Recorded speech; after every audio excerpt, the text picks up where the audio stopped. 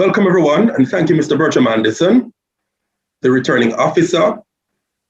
We also acknowledge Mr. Jovan Neal, who is the manager for the Office of the Guild of Students, to the Guild President and his team, to persons working along with Mr. Anderson from the technical side, to MITS, who is with us, our candidates, and of course, those of us who are watching. Welcome to Guild Debates 2021. It's going to be a long evening, but of course, it's going to be a fruitful one. Just to ensure that we understand each other, we're going to start off with the rules and regulations governing the evening and the debate. So we're looking at the rules governing the Guild debates first and foremost. Questions will be fielded to candidates and through the moderator, and candidates will be expected to respond in the time allocated. Time allocated for questions will be based on the positions being contested. Candidates are required to have their cameras on. Candidates are required to have their cameras on during their presentation while answering questions. Candidates should ensure that they are in an environment that facilitates a smooth presentation. No public outbursts will be tolerated from candidates or the electorate during the debates. I will read that again. No public outbursts will be tolerated from candidates or the electorate during the debates. And of course, no form of campaigning will be allowed during the debates, meaning any sort of online activity, of course. Now, some other housekeeping issues. Questions to candidates must be posted to the YouTube chat that would have been provided on the flyers, and the host of other information that would have been given. Please post your feedback, your comments, or your questions in the YouTube chat. Persons who are posting questions must first indicate their full name, example, Roger Bent, then post their questions. I will identify the person and ask the question. Okay, so that said, we have quite a lineup today. We are actually doing the faculties and executive positions, but first, we will go back for a brief stint to Chancellor Hall. We were unable due to technical issues to get the Hall Chairman candidate for Chancellor Hall. And so we're going to go there in quick fashion for him to be able to speak to his constituency. So please make welcome Mr. Alex White. Mr. Alex White, you have 2 minutes to make your presentation. You are the only candidate in the race. So thereafter, if there are questions to be asked, please make yourself available to do so. Alex White, welcome.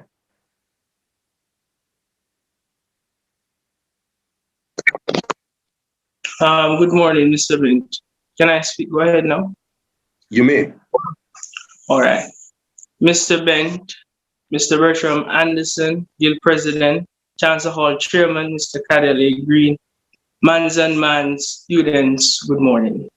My name is Alex White, and I'm vying for the position of Chancellor Hall Chairman. Fortunate enough, this year, there's not an election, so I'm the only candidate, hence I'll be your Hall Chairman for this year. This means that I'll need your support so that we can push the Hall in a better light.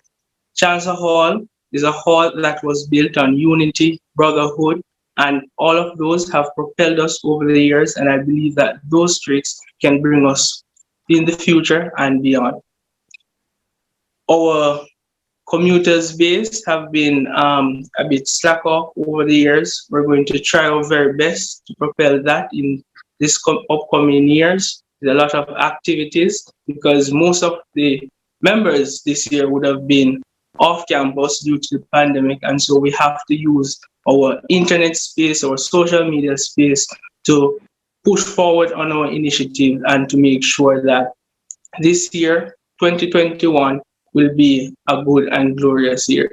For the members of the hall, we are going to continue with our activities for this year. Several of the sporting activities were halted because of technical difficulties or difficulties beyond our control. But for this year, we're going to make sure that we have our internal championship with the issuing of the Warden's Plate and the Leslie Robinson and the reclaimment and the initiative of our Leslie Robinson.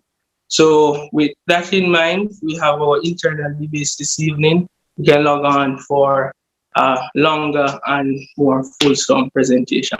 Thank you. Okay, Alex. Yes, sir. Just a brief question. You have found yourself in a position where there are no other contestants. What quality do you have that the man can trust that you're the man for the job? Definitely my integrity. That have what have pushed me from I was a child. I've served on several initiatives, being the Sergeant at Arms for the Rotary Club of Christiana, being the Department of Government representative, being the Undersecretary on the Jamaica Union of Tertiary Students, and I've used my integrity and my willingness to work to have pushed myself forward, and I believe that most persons sees that as a benefit and emulates that from me at times. Okay, thank you so very much. And a final question. What main activity, if based on the realities of COVID and things may change in terms of your manifesto, but what is a priority that you're going to give this for the academic year, just in case you may have other emergencies, other issues? What do you give at this time to the man to say, this is what you'll get done for next year? So for my year, and we'll definitely work on the Lions Week, that have always been an issue that have been lauded by the Manzan Hall, and they love the engagement and the processes of that week, and that have been one of the foundations of Chancellor Hall to bind our culture or cultural retention. That's where we express ourselves more. So definitely the Lions Week, I'm a member of this hall committee, and the current hall chairman are trying to make this year Lions Week a success, so we could use that to model for next year so that it could be a better one. Okay, thank you very much, Mr. White. All the very best for the year, sir, as you take on the responsibilities of leadership. We are now going to turn to the other part of the ceremony of the, my apologies, the other part of the debates, and focus now on what is on the running order for today. Our first set of candidates come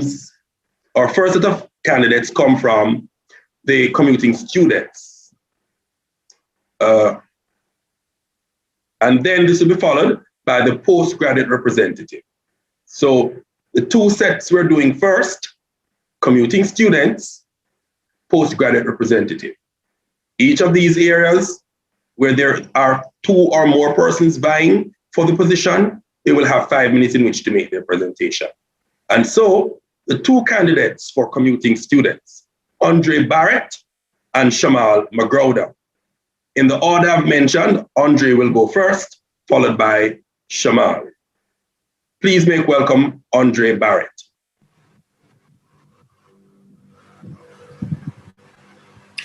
I cannot manage this pandemic.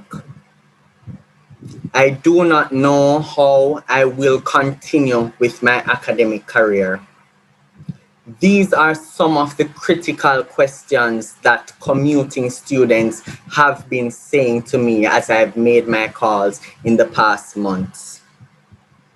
And as such, this is the new reality which we all have to face.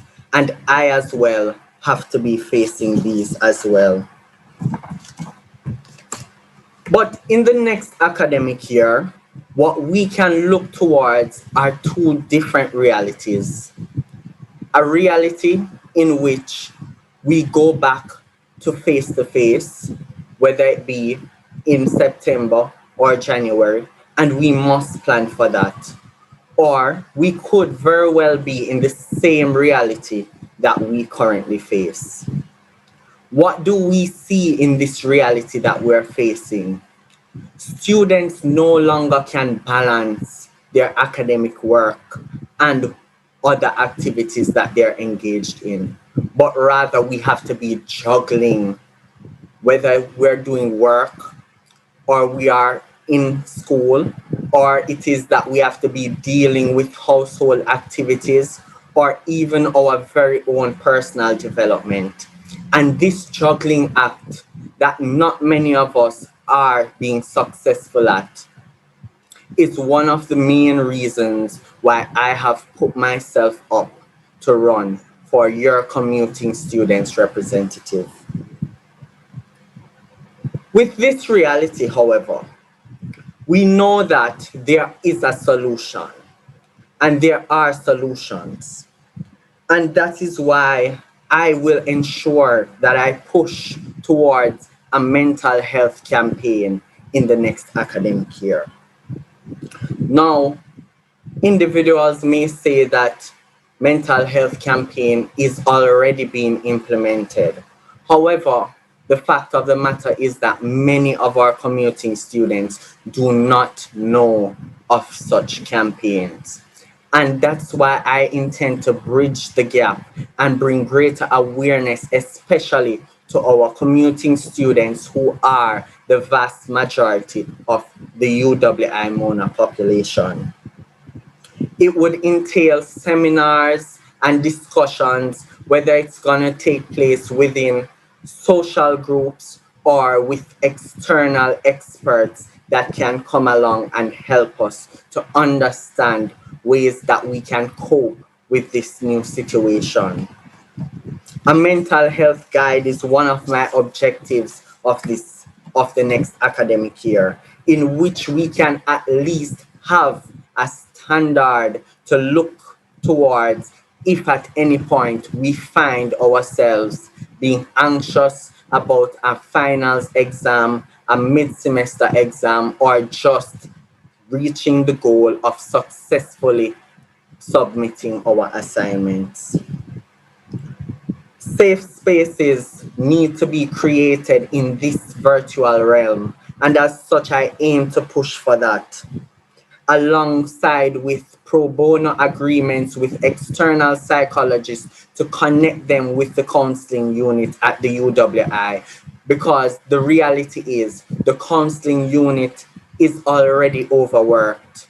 And what we need to do as a commuting body is to ensure that we provide, or at least attempt to provide, the means for our students to get that expert to come in and speak to us and hear what we are crying out for, which is really and truly mental health.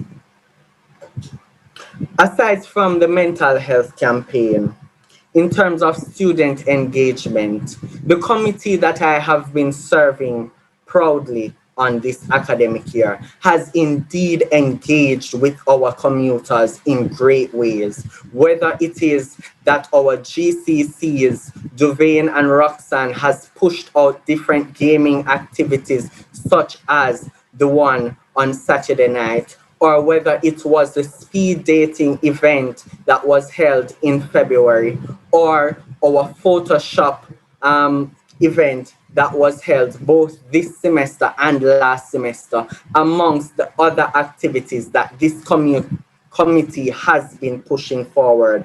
And with the reach that we have developed, I plan to continue on the journey in ensuring that we can develop greater networking skills within our cohort, and also as our CSAs have been providing these opportunities for us to know our resume writings, to develop these skills for the workforce, to develop mentoring skills, and also developing networking with external individuals. We must also identify the fact that we need to network with each other. And in networking with each other, I plan to implement Hall Fusion, as we need to ensure that our commuting students can adapt to what we deem as hall life, and also be a part of that camaraderie that each hall, whether it's going to be Chancellor Hall, Irving Hall, Rex Preston, 138 Halls, Mary C. Cole, or ABC, we must engage our commuters in a strategic way through this virtual hall fusion that I plan to implement. In terms of representation, our Commuting Students Committee has pushed forward with the issues that we have heard. We have ensured that we have kept you engaged, and as such, we don't want to just keep you engaged, but also in keeping you engaged, to facilitate your complaints, your issues through a virtual complaint box in an effort to strengthen the commuter's voice, whether it's going to be at the guild level or at administration at the UWI. This would work in collaboration with the guild executive to ensure success, and know that not only are commuting students' voice heard, but also our part-time students, because they matter too.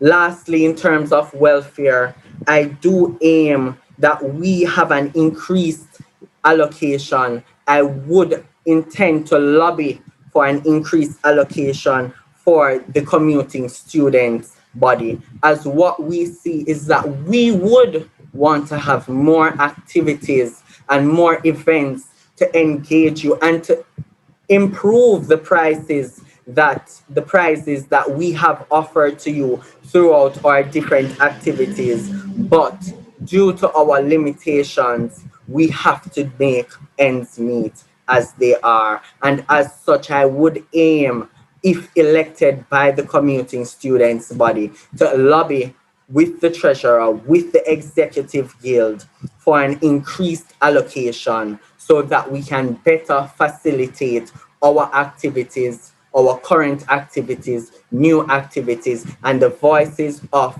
the students who are commuters and who are the vast majority of the UWI population. Another issue that I see plaguing students is the matter of internet connectivity. There are moments, critical moments during examination periods and mid-semester periods where students have to be struggling and wondering, will I be able to submit the assignment? Not because I have not done it, but because whether it is our flow connections or our digital connections, we are unable to connect to whichever server we must to submit our information. And as such, as the committee has been doing so far this academic year, with the help of the great leadership that we have had thus far, we have been pushing this internet connectivity grant drive to ensure that we can reach as many commuting students who are in dire need of internet connectivity issues. But whilst we have done that, what we want to do, we want to expand it so that we can reach all and reach everyone as best as possible. These are the solutions that we have in this reality, in this status quo, where we are facing a hardship of a juggling act that we have to bear in our segmented styles. We may not be together, but one thing for sure is that we are closer together, especially in this academic year, with our engagement that we have pushed. A question you may ask is, why should I be your representative for the commuting students body? I have heard the issues. I have heard the cries of the commuting students.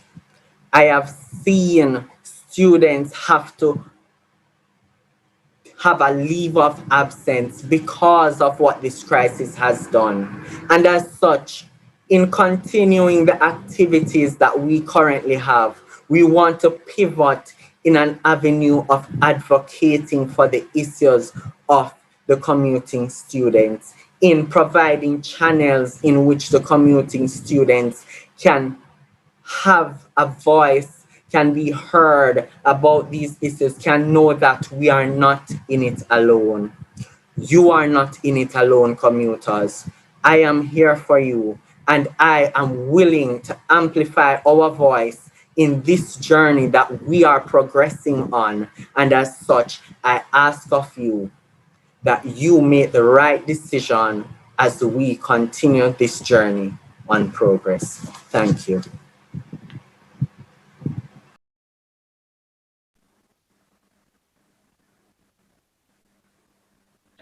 Thank you, Andre. And I'll make a correction at this time. I'd originally indicated that postgraduate representative will go next. This is not so.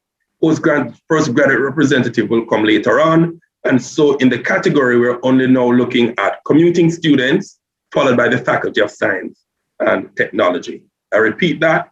After the commuting students presentation, this will be followed by the Faculty of Science and Technology. We now have our second presenter, our second candidate for vying for the post of commuting students representative, and that is going to be Shamal Magroda. Can you hear me? Yes, Shamar, I'm hearing you. The floor is yours, sir. All right, thank you very much, Mr. Roger Bent. Okay. Greetings, everyone. I'm Shamar Magroda, your choice for the Commuting Students Representative 2021 to 2022. I want to start by sharing a quote with you from Denzel Washington. At the end of the day, it's not about what you have or even what you have accomplished. It's about what you have done with those accomplishments. It's about who you have lifted up and who you have made better. It's about what you have given back. When I thought about vying for the position, I asked myself, what value can I add to the commuting students' body? What have been my accomplishments, experiences that I could use to help these commuting students become better versions of themselves and provide them with opportunities to build their network? With these in mind, I will now share my manifesto. The plan is to introduce the Commuters Mentorship Initiative. This is an opportunity for commuting students to expand their knowledge and skills, gain valuable advice from a more experienced person, and build their professional network. Initiatives of this nature must be introduced to teach the skills students need to be successful in their first few years of work. This mentorship initiative is aiming to bridge the gap by providing students with mentors who will coach them on these vital skills. This program is estimated to run for 10 weeks, focusing on communication strategy for working environments, creating a career plan, and setting measurable goals, creating a resume or CV that gets noticed using keywords, and templates, guides for conducting job search. One of the major things we have seen when students leave the university is the difficultness to find jobs, resulting from lack of networking connections.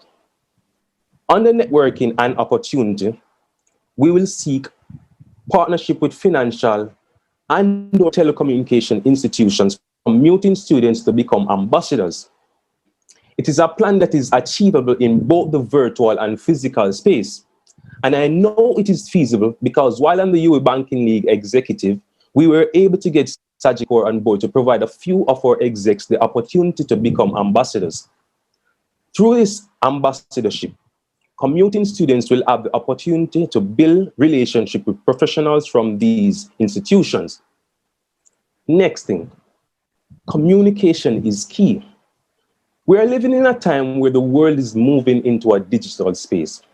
My plan is to work closely with the Commuting Students Office to to maximize the usage of the Commuter's website as a communication tool for students to voice concerns, stay informed with all things commuters, and have easy access to available scholarship.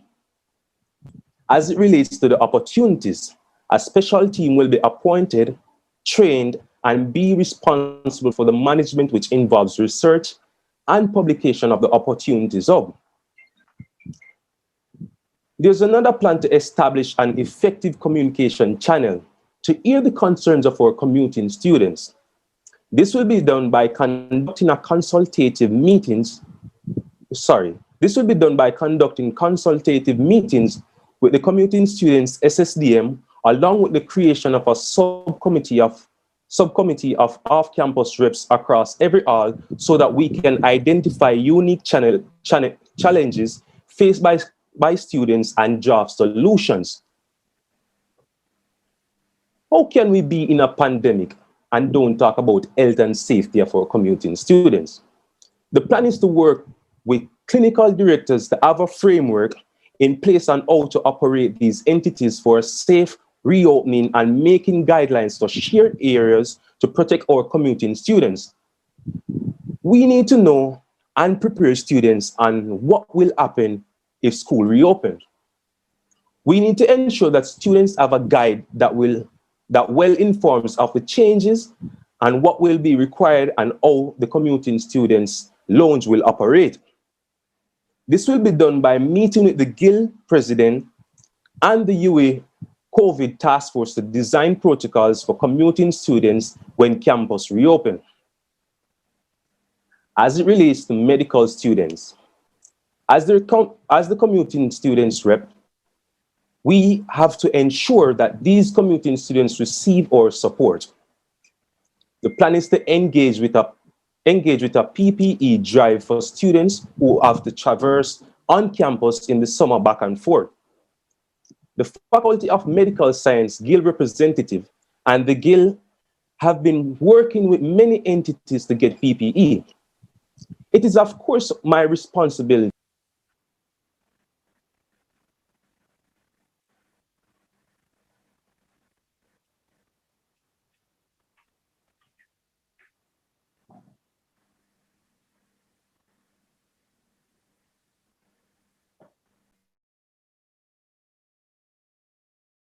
Shamar, we're not hearing you.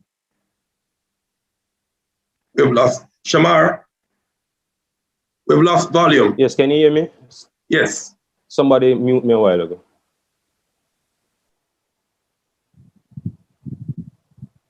Please continue. Hello? We're hearing you. Could you please continue? Okay, thank you. So yeah, it is of course the commuting students' representative responsibility to assist in this PPE drive for commuting students who have to transport daily by public transportation and do not have the supply of PPE outside of school. It is of great importance to provide this for the medical students who have to come to campus. There must be something in place for them to get a discount with a commercial entity for PPE equipment in exchange of us promoting their business, reaching to medical students specifically. So that was my final point. So I want to tell you why you should vote for Shamar. I'm a man of accountability. And with all the determination I have been able to hold myself accountable for work done. I have been able to do work at the best of my ability. And I say this to you commuting students, do not confuse movement with progress. We are going to progress on the path of excellence. Thank you very much.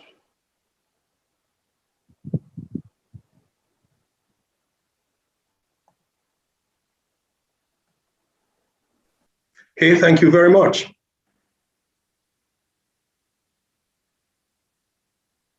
Gentlemen, could you tell me what unique qualities you possess at this time that would make you stand out as a candidate to be selected for commuting student representative?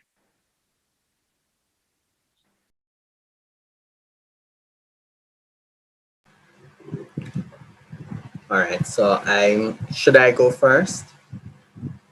Yes, you may. Okay. So the unique qualities that I have are not only the fact that I am hardworking and driven and passionate about these issues that I am campaigning on, but also the fact that I have the knowledge of what the commuting students body can do and what we have done before and what I know for a fact that we can push forward in doing.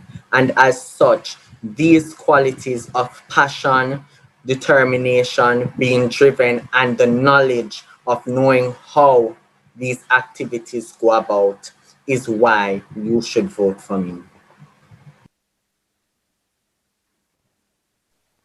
Okay. All right. So good day once again. As I stated before, I'm a man of accountability and integrity. And it has proven over the years in the different positions I hold. I've been proved as a leader and as a man who can make a change, a man who has the ability to make an impact. And I say this to you, commuting students. Let's get to the path of excellence. And this can only be done through innovative ideas, and we will move with progress. I thank you. Okay, gentlemen, you have a number of questions here. We'll try to see how much we can get through in the time allotted. Mikhail Larman, Mr. Barrett, campus security has always been a major issue. If we return to face-to-face for the year 2021-2022, what plans do you have to improve the security of students and staff? In the event that we do return face-to-face, one of my intentions, if elected as your commuting students representative, is to have a portfolio of a security manager on the committee so that we can ensure that we not only continue with our WhatsApp groups that we keep to communicate with students traveling on and off the campus, but to also ensure that students' best interests in terms of security and safety are being put to the right effort, and that we have a specific individual that would be in charge of doing those activities. Okay, thank you very much. Also, Trevon Fletcher is the Deputy Guild EAC for Outreach. Mr. Barrett, you spoke about commuters not being aware of these mental health initiatives. Why would you need to redo existing campaigns instead of supporting said campaigns? We do support these campaigns that the EAC has been pushing, but the fact of the matter is that commuters are not aware, because if commuting students were more aware of these issues, then they wouldn't have been crying out for help in terms of mental health issues. And as such, as the commuting body, we want to push, even if it means that we're going to collaborate with the EAC of the next academic year. We want to ensure that we push and we drive a great focus on our mental health of our commuting students. We have a question for both candidates. Trevon Fletcher asks, do you have any novel ideas or initiatives to offer to the commuters that directly solve the issues you raise? To both candidates. Who will go first? Yes, I'll go first. So in terms of novel ideas, most of my ideas and plans are intended on expansion of what we currently have, whether it is the commuting students or initiatives that the Guild executive has. And as such, what we want to do is push those initiatives further and ensure that students' issues, commuters' issues are greatly met and can find a solution at the end of the day, because what we realize is that the issues that the commuting students are bringing are matters of mental health and also matters of internet connectivity. Whilst it is that we would like to go back on campus, we have plans in place for that scenario, but we must focus stringently on what we can do and what we have pushed, as I mentioned earlier, in order to prepare ourselves for the next academic year in this virtual space. Mr. Magrona? I can hear you. Can you hear me? Yes, sir.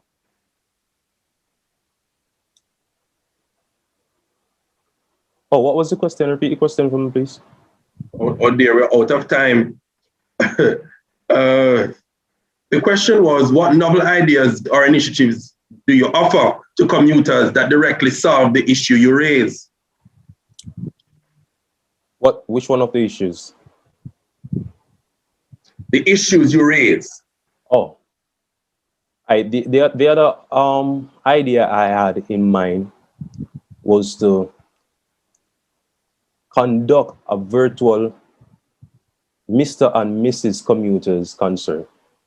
Over the years, it has been only a Miss Commuters. We want to engage both genders in the initiative so that both genders can have an opportunity to showcase their talents. And this is one that is achievable, but what I have in mind is to ensure that the budget of the commuting students fit within the guidelines. Okay, thank you so much, candidates, for your time. We're moving now to the next set of debates. That will be the category of Faculty of Science and Technology. There's only one candidate in this race, that is Tyreek McLean. Tyreek, please make your presentation.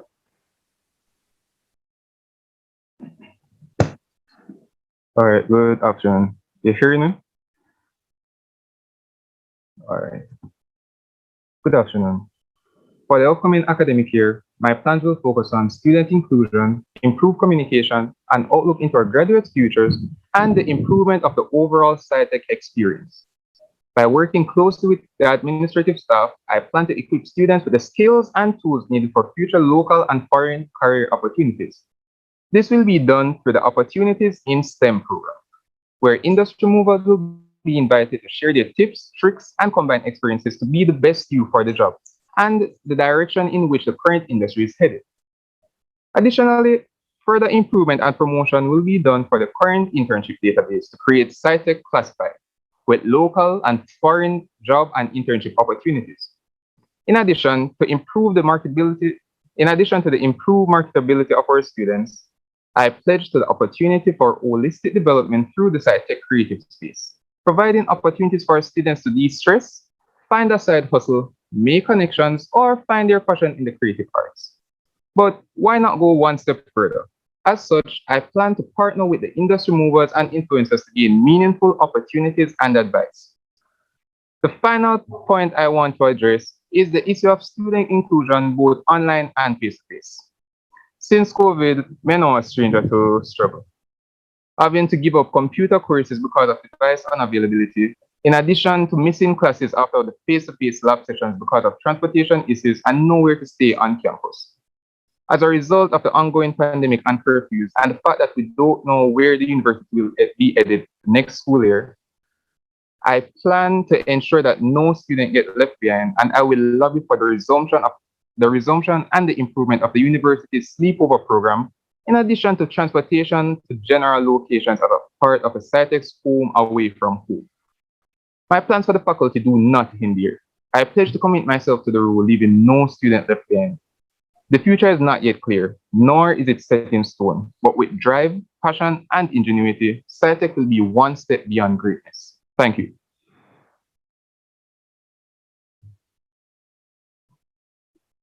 Okay. I'm not hearing you, Mr. Ben.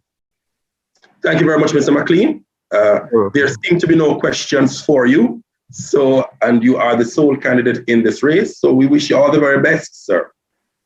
Thank you. We now move to the next category, that of medical sciences. Again, we have only one candidate in this race, and that is Zaria Strawn. Zaria Strawn. Please make welcome the medical sciences rep candidate, Zaria Strawn. Good afternoon, everyone. My name is Zaria Strawn, and I'm your next Faculty of Medical Sciences representative for the academic year 2021 to 2022. Many of you may know me as a CAC, but you may wonder, what else does she have in store for us? Well, here it is. As we traverse through this period of much uncertainty, the goals I hope to accomplish throughout my tenure can be categorized under 4 headings. 1, transportation for all. Clinical students, I hear you. I know how taxing it can be to travel from UWI or nearby locations to non-UHWI sites. You paid your tuition and you deserve your transportation, as was the case pre-COVID, and this incoming committee is going to put in the work to ensure you get this. 2, giving more PPE. PT, nursing, DDS, radiography, PharmD, you all matter too. This incoming committee will procure more PPE and ensure all departments receive PPE. All clinical students must receive a substantial amount of PPE at least once. 3, a better MedSci. Radiography, I hear you. You need a lab. PT, I hear you. You need more equipment for your exercise lab sessions. DDS, I hear you. The equipment is too expensive. This committee will work for you. Through sourcing sponsors, we will do our best to get subsidized equipment for DDS and PT, and for you, radiography, at the very least, begin plans for your lab. 4, no students left behind. Clinical students, you are risking exposure during this pandemic. I understand. It is absolutely terrifying. And when you feel you have been exposed, you are merely given instructions to quarantine and get tested. But what about the financial support? This committee will do our best to get COVID tests subsidized for our students. We simply want to finish our degrees. Do not punish us for this. Preclinical students, you need devices. I hear you. You are struggling in this online era. This committee will work with companies to provide devices for more students in this faculty. MedSci, this committee is going to work for you. No students will be left behind. We will be stronger with Strawn. Thank you.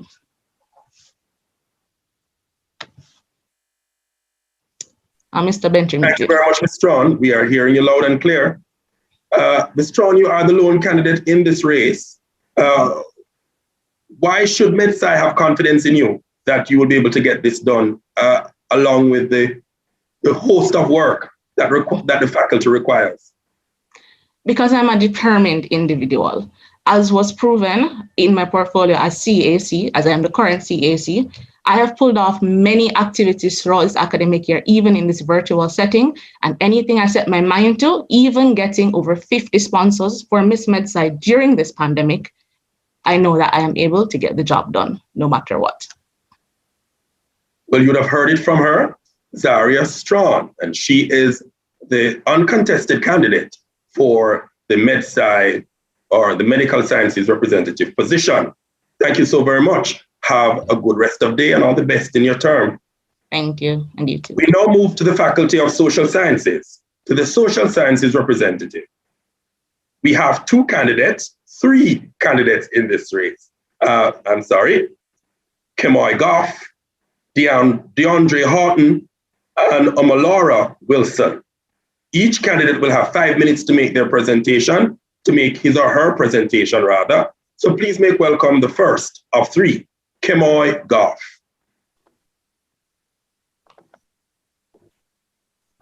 Good afternoon, you can hear me? I'm hearing you clearly, sir. All right. Good afternoon to everyone in attendance today. I'm of the belief that what you do has a much greater impact than what you say, and indeed, I would like my actions to speak louder than my words. My name is Kemoy Goff, and if elected as the faculty representative, I will not only be serving as an advocate for students, but also putting measures in place to further develop the lives of our students. A strong foundation is what builds and nurtures an individual's future. With that, I intend on championing innovative networks for our students while building financial literacy and creating generational wealth. The effects of the COVID-19 pandemic has cast a dark shadow over a lot of our students' futures. I am not here to promise you that I can deliver scholarships and grants in such a harsh economic period, but what I can bring to you as students are the tools for students to create opportunities for themselves. Over the years, there has been one major issue that has plagued the Faculty of Social Sciences, which is a breakdown in communication between administration and the students of the faculty. If elected as Social Sciences Rep, my plans fall under 3 major topics, which are communication, student development, and mental health. Now on to communication. In order to bridge the gap in communication between administration, I would like to propose the creation of a fortnightly newsletter, which would contain reports on activities that were held in the faculty, as well as activities scheduled to take place over the next 2 weeks. This newsletter will also contain updates on previous concerns voiced by students, as well as developments relating to these concerns. To make use of the social media platforms at our disposal, question and answer sessions will be held via Zoom meetings as well as Instagram Lives, where students will get the opportunity to speak directly to their representative. The main purpose of both the newsletter and the question and answer sessions is to keep students informed of all faculty activities, as well as providing them with a platform where their concerns can be heard in real time, so we can revitalize the culture and passion for the social sciences and reinvigorate the SOSI massive, as well as reduce the gaps between the first, second, and third year students of the faculty. For there to be solidarity and growth among students in the faculty, we must enable all our students to express their creative talents, as well as encourage strong student development. One major avenue of creating such a change in our students is to reconstruct the Miss Social Sciences pageant by including males into the pageant, which would then be known as Mr. and Miss Social Sciences. The revamp of our faculty pageant to include males will give both males and females the opportunity to showcase their talents for all to see. The introduction of monthly seminars focused on money management and financial literacy through partnerships with clubs, societies, and organizations to boost the levels of financial education among students. The promotion of innovation and entrepreneurship is also another way I believe our students could develop. During this pandemic, a lot of small businesses have been created and adapted to the various changes in our economy. I am proposing the hosting of panel discussions with small business owners and entrepreneurs to share their experiences and students, which may in turn encourage them to start their own businesses or further develop their small businesses through timely investments, which could also provide students with an opportunity to generate income and contribute to tuition, as well as other expenses they may incur. Throughout this pandemic, the issue of mental health among students has been a major issue. A lot of students are struggling with depression, anxiety, as well as other mental health related issues during these uncertain times. In order to deal with mental health issues among students, I would like to introduce an initiative called A Listening Ear. Through a partnership with the University Counseling Service, a recruitment drive would be done to train more students to become peer support providers, from which we could then create focus groups and also administer one-on-one sessions for students to discuss some of their issues with a peer counselor. To everyone here today, I take this moment to implore you to vote for Kemoy Goff come March 31st to April 1st to be your social sciences rep, so we may unite our faculty and watch you, the students, grow. I thank you.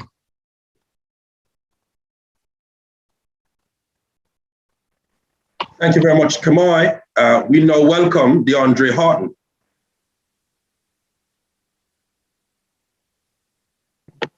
Seeing me, right? Hearing me? I'm hearing you clearly. Right. I believe that as social science students, we must understand the processes of change in society and its institutions, especially in unprecedented times like now. Pleasant morning to all. Greetings, Pelicans. I am DeAndre Horton, candidate for the Faculty of Social Sciences representative. I do not come to you without experience. I have the utmost capacity to fulfill the stipulated requirements if I was bestowed the opportunity to serve as your faculty rep. I've been a part of both national and local organizations, such as the National Secondary Students Council, the National Youth Council of Jamaica, the St. James Junior Council, and currently I am a youth stat ambassador. Being a part of these organizations, I have met a great number of individuals in government, business, and psychology, in local and international platforms. I will bring these networks to the faculty. I will bring these linkages to the faculty. That is why the first thing on my agenda is personal and intellectual development, paid. The first thing I will introduce under paid is the Cents to Dollars initiative. I have realized a great number of university students, SOSI in particular, has entrepreneurial ventures. They are very creative, whether they are YouTubers, bloggers, photographers, or even musicians, right? I will give these students opportunity to showcase their creativity or entrepreneurial ventures on our platforms. Currently, we have a Facebook page that is very dormant, and we also have our Instagram page. Also, I will provide workshops for these students or any other student with business etiquette, content creating, graphic designing to help develop their craft. Secondly, the unemployment rate has increased and increasing. A great number of students graduating from the university with a SOSI degree. Just last year, we enrolled 7,765 students. In this pandemic job market, how will you differentiate yourself from your other candidates? Horton has the solution.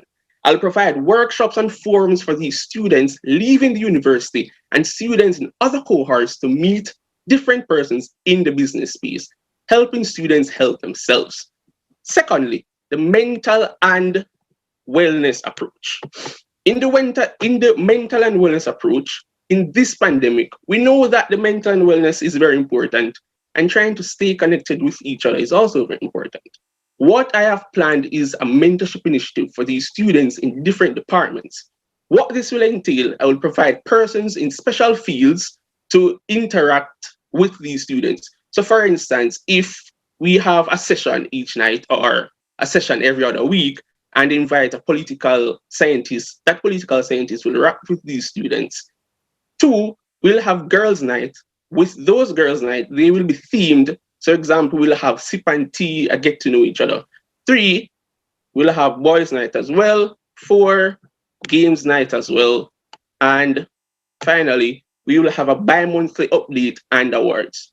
So the faculty will be updated every other month through newsletters of what we have done so far and also upcoming events.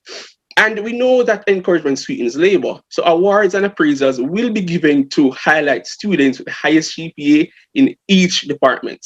Lastly is the special projects, interpersonal, interfaculty competitions and projects. Partnership with the administration to host the workshops for incoming students to help them navigate the online platform.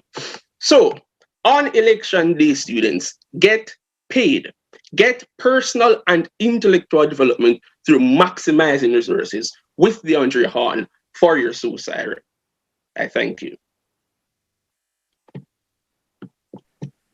Thank you very much. Moving to the final candidate from the social sciences, Omalora Wilson.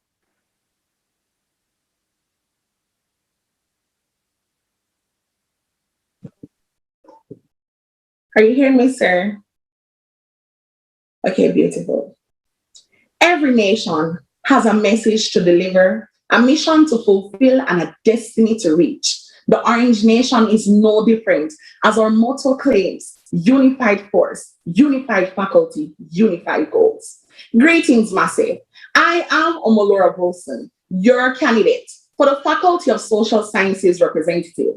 The Faculty of Social Sciences is currently the largest faculty on the University of the West Indies in terms of population. We are the Massive.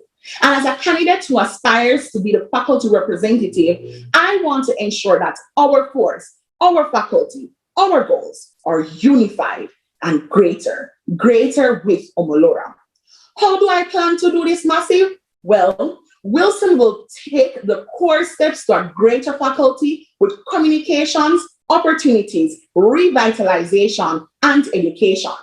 Communication is the key for the Orange Nation, and as such, Wilson will lobby for better communication from the administration to student concerns and queries. The aim of this is to better the response time from the faculty administration regarding course registration, grades, credit checks, and many other concerns.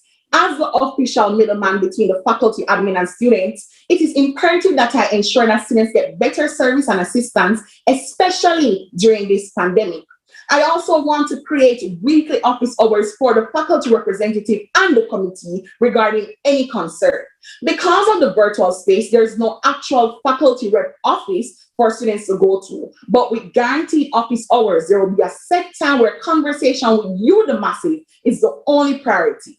We also want to do deliberate info check-ins by ensuring that you students are always up to date with information regarding the faculty and to work consistently with the committee on updating and improving the faculty's website. For a faculty this large, opportunities must be launched. And as faculty representative, I will work with the committee to ensure that students benefit from the opportunities this faculty can provide. Opportunities like the Orange Vault, which is an introduction of a newsletter that includes scholarship opportunities, internships, and job listing to assist both undergraduate and postgraduate students in this pandemic. We also want to continue the faculty representative grant and to include data plan distributions to students of the faculty, as well as through sponsorship entities, aim to assist with devices that will aid in the online space. This is already an ongoing conversation with entities that have been receiving positive feedbacks. In addition to that, Wilson wants to continue the Big Sister, Big Brother mentorship program that assists first years in managing the new learning environment, as well as holding these mentors accountable for the tasks which they signed up for. Revitalization is another step that I want to focus on, and I want to bring back to you our faculty's motto: unified force, unified faculty, unified goals. And as such, I want to assist with the promotion of clubs and society under the faculty by partnering with the VP SSP to do weekly highlights of the various clubs under the faculty. I also want to initiate the Orange Challenges, which are challenges that focus on fitness, mental health, integration, and faculty spirit. Last but not least, we want to focus on education for the massive. We want to improve the On Point initiative under the 18 program by partnering with Academic Support Unit to host review session on some of the core courses under the faculty. In addition to that, Wilson will be hosting webinars and workshops that focuses on student developments with successful professionals in the different fields under the faculty to truly drive passion and encouragement in the massive. Massive. You have heard the core steps. Are they feasible? Can they be done?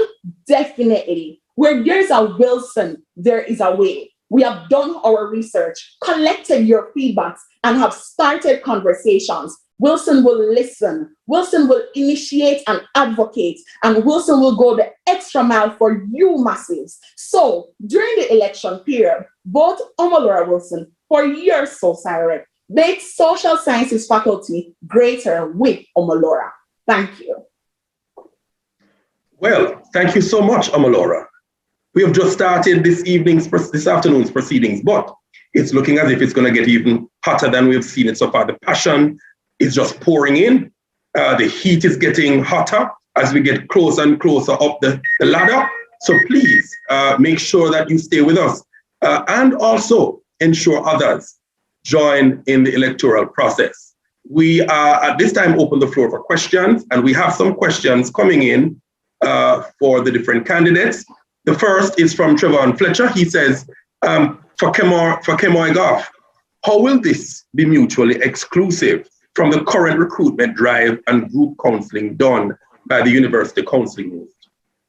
Okay, so the first thing that I would like to do is to incorporate the department responsible for psychology and sociology and get those students on board, as you know, they are the ones pursuing a degree in psychology. All right, so we incorporate the psychology students first. Yes, have them be at the forefront of this drive. Then we recruit more students regardless of the degrees that they would like to pursue and expand the reach of the program in itself. Okay. There's another question from Mikhail Larman to all candidates. How feasible, all three of you have plans, all three of you have feasible plans. How can you assure the constituents that all the plans will be achieved and you will be consistent right now throughout your tenure? Should I go first? Yes, you may. Okay. So in terms of accountability, this is one of the reasons why I would like to emphasize on communication. So I would have this constant dialogue with students, so the students can be holding me accountable for lobbying for things on their behalf. So in the question and answer session, say I propose something a week earlier or 2 weeks earlier, and they're not getting any updates on it, I would expect them to bring those issues forward once again, and I would deal with it with the necessary measures and follow up on the issues of the students as well. Next candidate. Well, Mr. Bent, feasibility is what I live for. So when it comes on to how feasible or my plan is, we're going to have suggestions from students. So Google Forms will be created and they'll be sent to each department so students can ask suggestions. As well, each executive in my cabinet, will have office hours. So students will know that, okay, between this and this hour, they can reach this student. So they know that they will get a response timely. So, yeah. Ms. Wilson. Yes, sir. Before I started my manifesto, I ensured to do my research as well as to converse with the students of the faculty and to have conversation with whatever persons are companies or entities that I wish to partner with. So I'm pushing forward the fact that I've been getting the results that they are feasible and can be executed. What I want to do when it comes down to holding me accountable, the reason that we have office hours is so that we can hear the voice of the masses. I want the masses to take advantage of the office hours to come to me and say, listen, Omalora, you did not do this. You promised us this and we need to see you working. As well as with a good committee working with Omalora for the upcoming academic year under the Faculty of Social Sciences. It is without a doubt that we will be going forward with these feasible plans, taking and making sure that we're pacing our plans so that they're aligned to be executed in the different given times. So without a doubt, we're going forward with the mindset that these things can be done because we are doing our research, we're having our conversation, and we are talking with the masses as it goes. And I will always be there in my office hours listening for your feedback and taking accountabilities for what I have promised you as a faculty. Thank you. How much time do we have left for this segment? There's another question to be posed. 1 minute. Okay, I'm going to ask you to see how much you can answer this in 1 minute. Let's go. It's from Carice Hendricks, and she's asking all candidates, if I'm not mistaken, none of you have ever been on the Faculty of Social Sciences Field Committee before. What makes you believe that you are best prepared to take up the mantle of representative?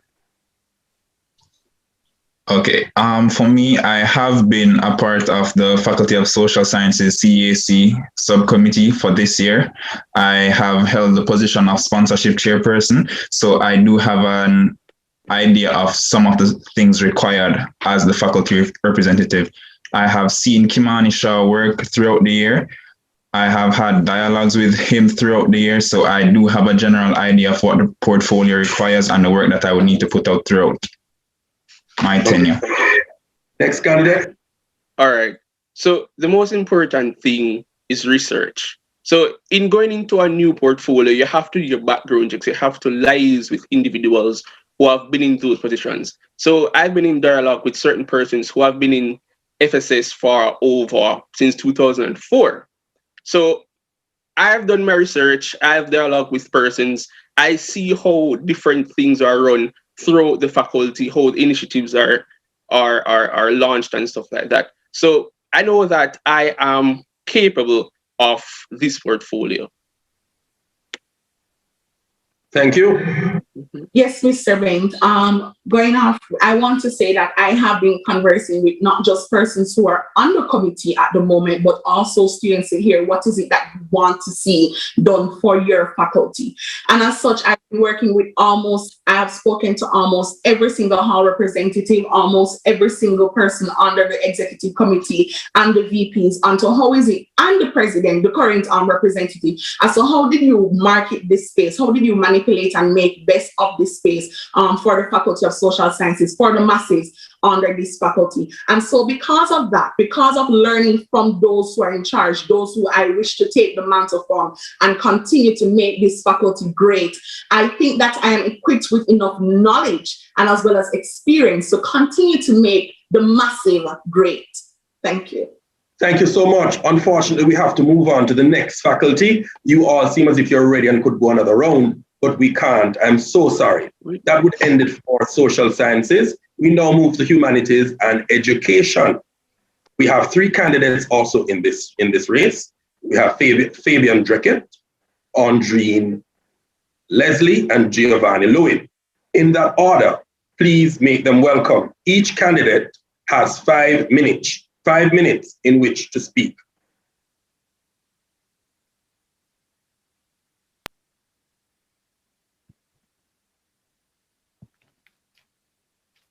Are you hearing me? I'm here very low. You're very low. Could you increase volume? Okay. Are you hearing me now? Yes, I am. Okay. If your actions inspires others to dream more, learn more, do more, and become more, you are a true leader. John Quincy Adams. Greetings to you, my fellow Olites and my Pelotons in general. My name is Fabian Dreckett, and I will be running for the faculty representative post at the Faculty of Humanities and Education in the upcoming academic year of 2021 to 2022. I have been involved in faculty events for a longer time back. During the 2019-2020 academic year, I served as a department representative for Literatures in English, where I contributed to the planning and execution of faculty events such as What Can I Do with My Humanities Degree and Levels, which culminated Humanities Week. What type of leader is Fabian? Well, Fabian is an experienced leader, effective decision maker, a diverse leader, and a leader who is always competent in realizing all the plans outlined. Speaking about plans, you must be wondering, what are my plans for this faculty? Well, my manifesto outlines 5 important components. These are as follows: regionalism, promotion, advocacy, opportunities, and creativity. Promotion. From my time at UWI, I have seen where some departments are not recognized and have been under the radar for a long time now.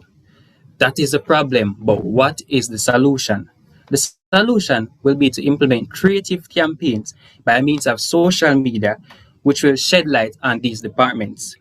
For example, we can simply have did you know this about our past series, which will be done on social media, like I stated before, which will be undertaken by the Department of History and Archaeology. And that is one of the departments that has been under the radar and one of the departments that some lights need to be shed on. Opportunities. Giving our vibrant Olets a chance is always something that I have wanted. And this is something that I am going to tackle if I'm elected as the next faculty representative.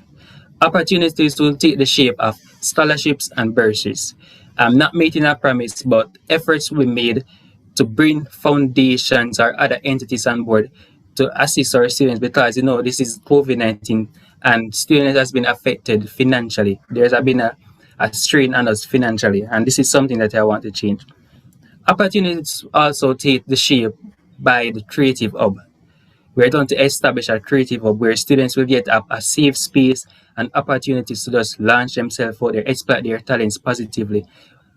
Humanities, we have a YouTube channel. We can simply get students to come video themselves, put out there, just whether it be dancing, you just promote them individually and collectively as a faculty. Regionalism. Expanding and branching out is always something that I've always wanted, right? And what are we going to do this? We're going to put regionalism into the faculty. This will be done by collaborating with the different UWI campuses, whether it be Kayville, St. Augustine, or the newest campus in Antigua and Barbuda. We can simply have creative campaigns, or we can have festival of arts with these different faculties, with these different campuses. And when we do this, we will build our personal band, and we can build networks, we can build partnerships, we can build cultural awareness, which is something I find very important. Next on my manifesto, I have advocacy. I think as a leader, it's always important to voice, put your voice out there for the benefits of the students that you're serving. You need to serve in the best interest of your students, and that's where advocacy comes in. As an advocate, we will create a HCC, Humanities Complaints Committee, where we will bring issues at and to the faculty office. These issues include credit check requests or different issues that might arise during the semester. So there will be a faculty email address where students can email, and we will bring those to the faculty where we will lobby on their behalf. So there will be a Humanities Complaints Committee email address.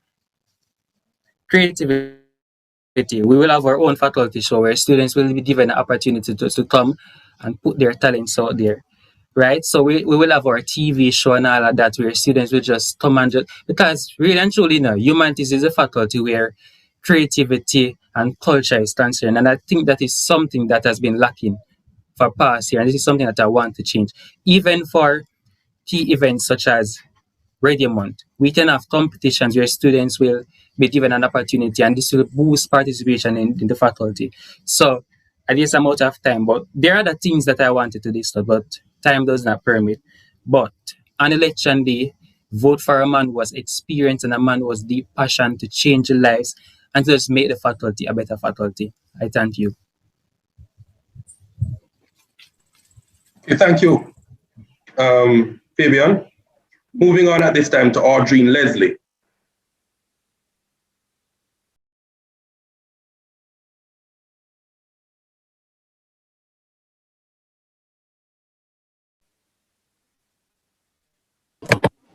Hello, Mr. Benz, are you hearing me? Yes, I'm hearing you. Okay, thank you. Good afternoon, everyone. This is a dark time, my fellow schoolmates. This year has plagued us with uncertainties, death, and the pandemic. The truth is, we were robbed of our transition to university as we spent our university life behind our computer screens on struggling Wi-Fi and very pricey data plans. Not to mention the anxiety of being in a room with your teacher and your name being called to answer questions you might not have an answer to. Additionally, the issues of digital divide and courses that were never made for the online experience. Yet, we were forced to adapt. Therefore, as a member who has dedicated her time and service to the faculty and community at large, I am ready to serve you as your next Humanities and Education representative. My name is Audrine Leslie. I will outline the framework of the plan that is efficient, transparent, and inclusive, spearheaded by a great and reliable leader. The pandemic has forced us to use and interact in the online space, which has changed the procedures of many careers and work environments, as many students ponder on the questions such as, how will I maneuver the online space to market and brand myself as a student for future purposes? These questions and more will be targeted through the production of Keeping Up with Humid, which will take the form of an Instagram Live using the faculty page. It would also provide a platform for student entrepreneurs to showcase their businesses and crafts, as well as features from the 8 department heads and, of course, our external department, the United Theological College of the West Indies, to highlight and update us on their department, their school life, and the activities they have planned. Secondly, a leader should always strive to ensure that the students they represent, the issues, the comments, and the voices should be heard and not left behind. Consequently, I will create a space and make myself available to the student population by creating the Humid Hotline. This will foster a relationship between myself and the student population and will also allow our students to be encouraged to speak up about the issues faced. As we all know, life hard online. Another plan, if elected as your representative, is to focus on the creation of the Each One Help One program. This would be geared to assisting our student cohorts via items that will aid and try to combat issues that our students face in the virtual streets of Zoom and Blackboard Collaborate, so that they can complete their studies and try to ease their frustration in the virtual space. Every student should have access to their materials and should be allowed to have access to their classes to which their tuition covers. This will not be limited to accredited assistance, but I will work tirelessly to advocate and garner other materials that would be needed to champion the cause for a better learning experience in a world where the pandemic was not of our own cause. The pandemic has changed the corporate world, not to mention the social and education atmosphere drastically. As such, it has created room for many uncertainties and have even students questioning, am I doing a marketable degree? Therefore, a part of the dream is to continue the online forum of what can I do with my humanities degree. It will target the questions our students have and the profitability of human degrees and how to use your degree and market yourselves around the online space, the tips and tricks as to what jobs are looking for currently. However, this leader does not believe in leaving no man behind, as no man is an island, no man stands alone. On that note, it is a known fact that human buzzy. Thus, I will continue to promote and build the old pride. This will be facilitated through the creation of paraphernalia such as armbands and shirts, the infamous faculty song competition that puts our creatives to the test while creating a fun experience. I would love to promote the GEMS, which we title as clubs of the faculty, that strives to promote student development and to be a stress reliever, which will mold the young leaders of this great faculty. Thus, let us come together to play and work as success strives in unity. I believe as your representative, I am equipped to represent and serve you. So come this election, vote for a plan that is inclusive, transparent, and one that promotes and provides a holistic experience beneficial to the entire student cohort. Vote Andreen Leslie as your next Humanities and Education representative. Remember, we are one faculty, one team, one dream. Come along on the dream team. Hashtag dream with Dreen.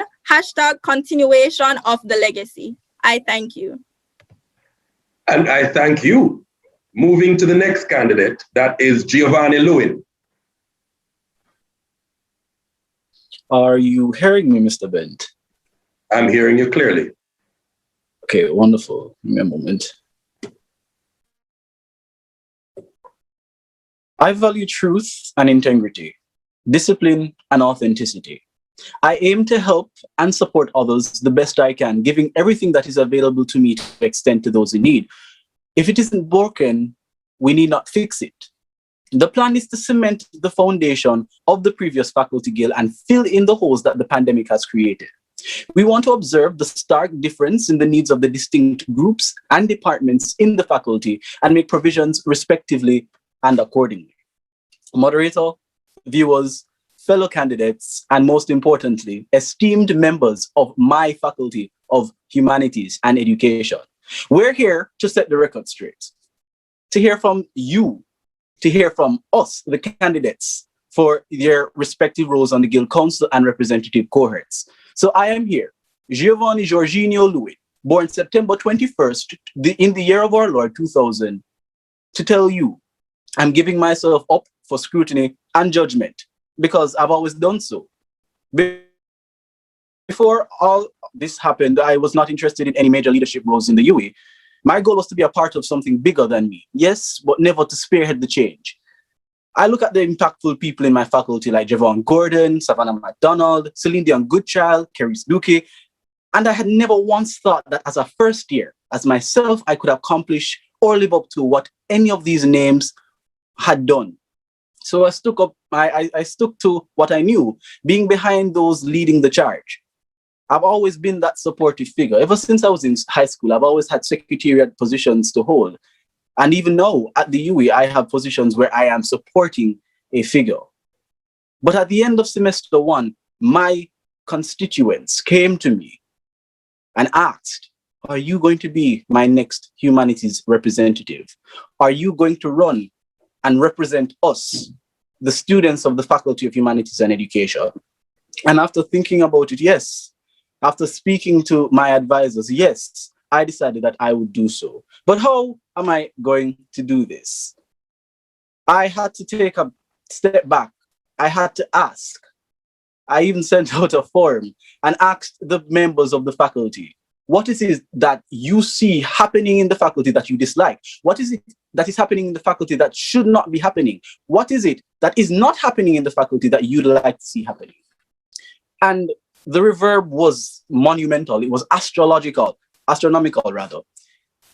There's this divide and segregation amongst the departments and distinct groups in our faculty. And I had recognized it on my own, but having it said to me by the constituents, I realized that it was a serious issue that we needed to tackle. And so through my 3-point approach to this faculty guild, I will bridge that gap using motivation, integration, and collaboration. And these things will come together to create MIC, the mic that we will use to elevate ourselves as one faculty guild, as one nest. Because, you know, we're the owls. Our mascot is the owl. And we have exemplified that wisdom, that creativity, that poise in our faculty. But how am I going to do this? We'll begin with motivation. Motivation has to speak to the individual. It speaks to the members of our faculty and the members of the different departments. And so we're going to begin with a bi-weekly pit stop. Every 2 weeks, students will spare some of their times to schedule, unwind and relax with each other, with the faculty guild, and with mental health professionals and advocates so that we can unwind. Because we've all been exposed to the dire and disdain environments of the pandemic and corona, and we all need that sort of support, right? And so I would facilitate this. Moving on to the All Mentorship New Wings program. As I said before, there are many programs that have already been set in place, and they're doing wonderful works for our constituents. And all I need to do is to build on that to make it better, because we are looking for elevation and not destruction or excavation. So the All Mentorship New Wings program would build on Savannah McDonald, the current ESC's All Mentorship program, and start to use a meritocratic approach to keeping people engaged, informed, and, you know, excited to be a part of something that will help them to better themselves as owls and owlets. Let's move on to integration. Integration speaks to having everybody come together after the individualism has been achieved, and we'll do so by the be informed, be involved. And it seems that my time is up. Mr. Bent? Unfortunately, your time is up. Do you wish to wrap that statement, sir? Yes, please. So the 3 points on the integration, be involved, be informed, be involved, where there's an update of the link tree, there is a get to know you for the faculty guild, and then we will have the town hall meetings that are already in place, but will be looked at more diligently. The departmental academic advisors, a new post that I would introduce into the constitution that also needs to be updated. And lastly, the Humanities Roundup podcast, which is a weekly program for all 8 departments to get together and update and vibe with each other. The last point would have been collaboration, but my time is up, so I apologize for those who were not able to hear. Thank you so very much. We are now moving into Q&A segment. Please keep your cameras on. We have 3 questions. We're going to see how much we can get through. We have a question, Danae Hyatt, for Fabian. Who will monitor this email for concerns and complaints, and how effective will it be? Are you hearing me? Are you hearing me? Are you hearing me? I'm hearing you now. Okay, sure. Okay, so I think that's quite a simple question. As the elected representative, I will be the one who will monitor that.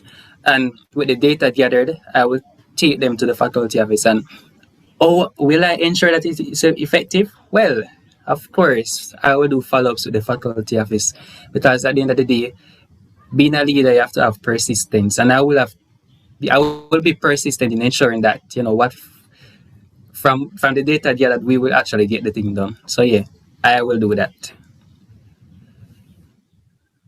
Next question. Kareem Medley is speaking to Andreen Leslie.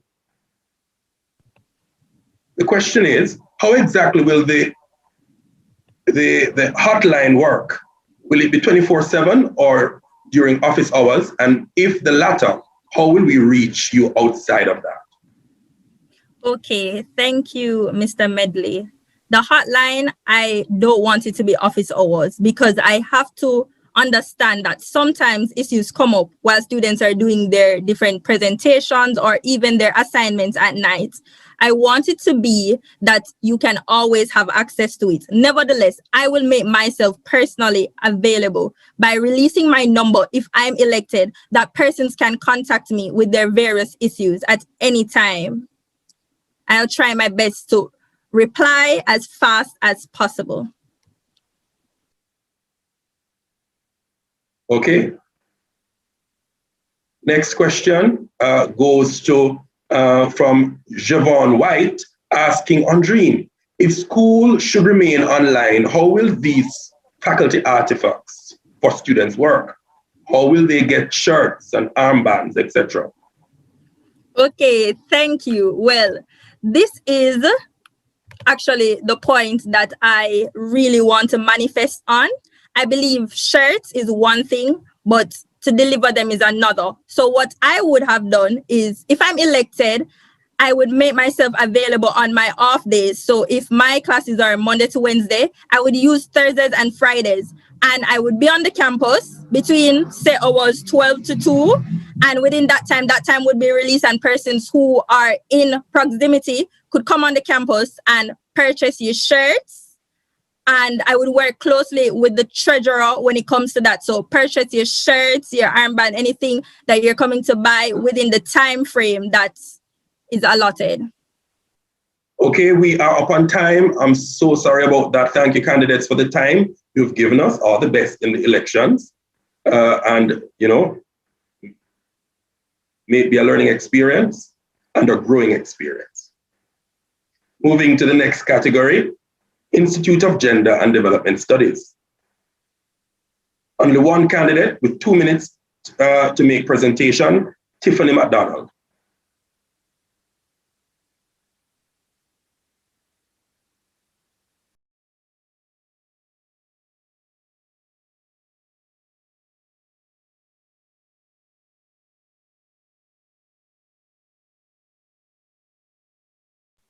Tiffany McDonald.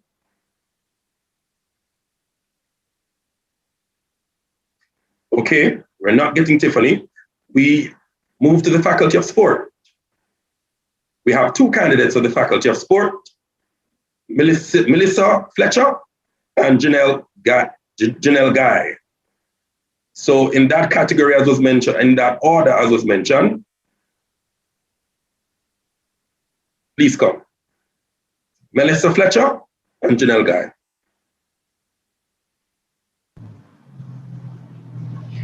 Good afternoon, everyone. Are you hearing me?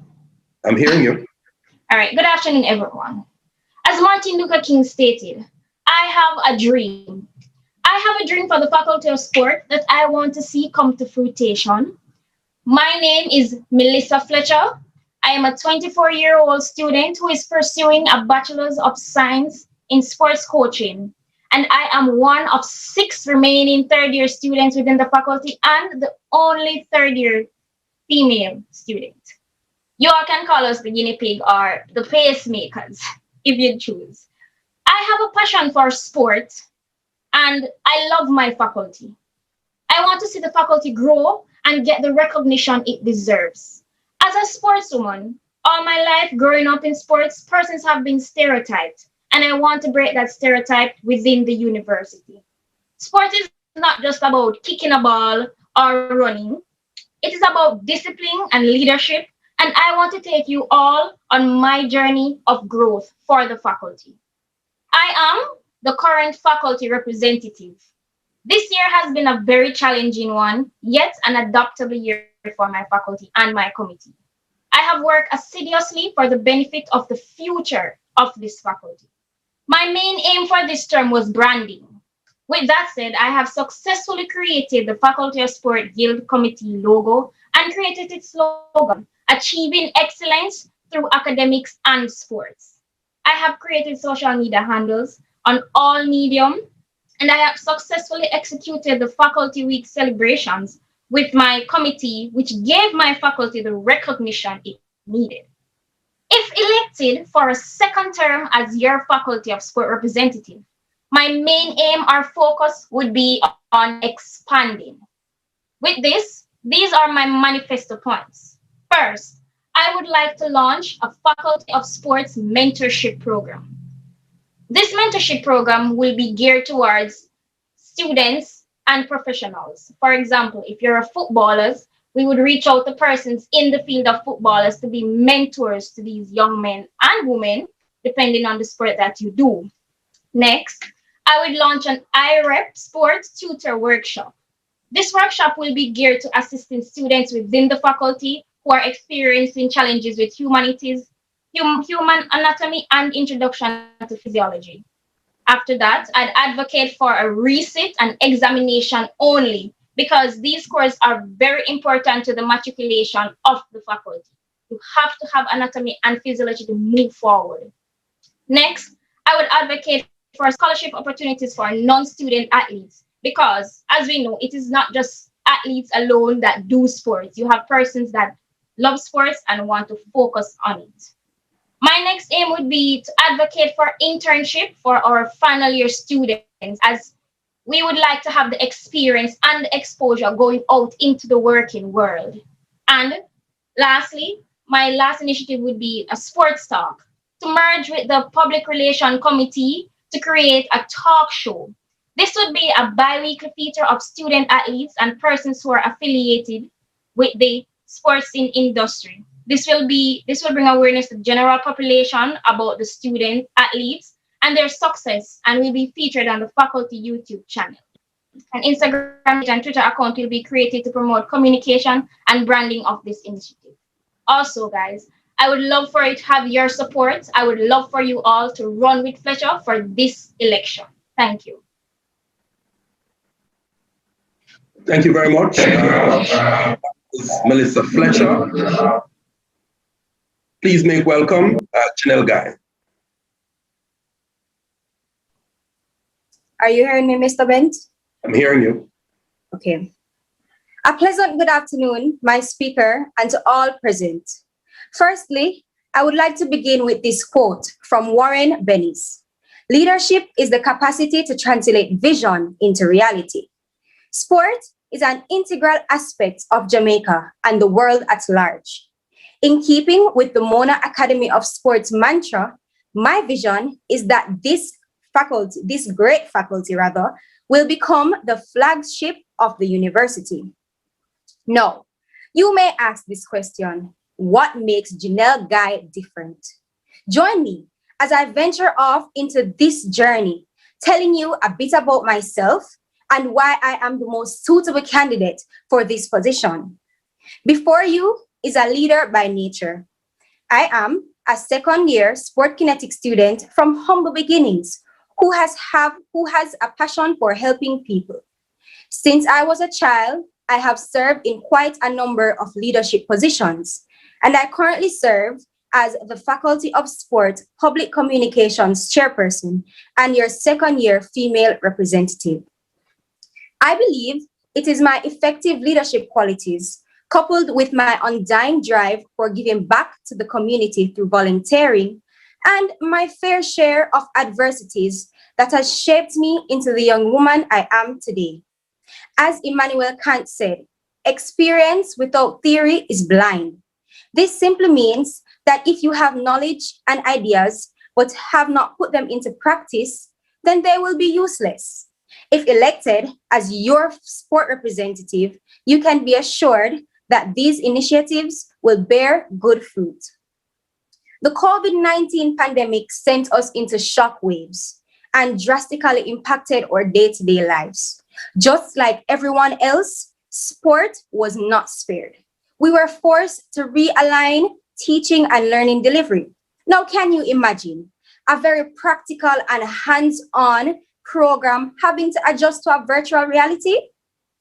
After listening to the cries of my peers, I have developed a few points following my plan of action. Firstly, I will lobby for more internship and scholarship opportunities for students within the faculty, not just athletes. This will be done through collaborations with various sporting organizations to provide opportunities for students to gain field experience. I will launch the Big Brother, Big Sister program, which is geared towards helping students better navigate through the faculty and university life.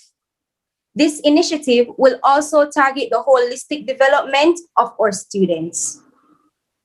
Hosting special events throughout the school year that will promote external exposure as well as integrate the students within the faculty is also a major point. Special events such as sports invasion, concern corner, where sports meets talent, and outreach programs. In closing, many things remain uncertain at this time. However, two things will continue to stand firm. God remains our great source of strength. And secondly, as your next representative, I will ensure we develop a faculty that will serve the current and incoming cohorts at the highest degree. Pelicans, you need someone who has your best interest at heart, someone who will not misrepresent you, someone who will incorporate you and your voices on the decisions made on behalf of you, and someone who will show you better than they can tell you. I urge you to give it a try with Guy on election day. Let us evoke change. Let us be a part of the movers and shakers within the walls of this institution. You are the players and I am the instrument. And as such, I am ready to serve you. I thank you. And I thank both of you for sharing with us and for putting yourselves up in the way that you have. We have no queries for you at this time, so we wish you all the very best come election day and all the best thereafter. Thank you. Thank you. Moving to the next category, that of law rep, the Faculty of Law, and we're looking at candidates for the law representative position. We have only one candidate here, Tamoy Campbell. Tamoy, please make your presentation. You have 2 minutes.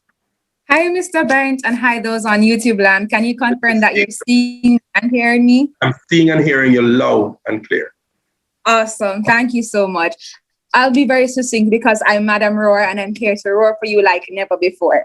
Ladies and gentlemen, hi, my name is Tamoy Campbell. And as Mr. Ben said, I'm your Faculty of Law representative. But the beauty about this position is that I'll also go on to be your MLS president. And guess what? I roared for you as your second year representative, but I'm here to roar like never before. The beauty about roaring, ladies and gentlemen, is that it embodies resilience and excellence, which is really what this year's theme is all about. So when you look at roar, which is all about representation, that's me throwing myself up in the rings to amplify your voices. I already think you have a voice. You just need a speakerphone, and I think I'm quite good at that and amplifying your voices for you. That also means not being silent on our tuition that's quoted in US dollars, because as we know, that is already a frenzy and it really crippled us last year.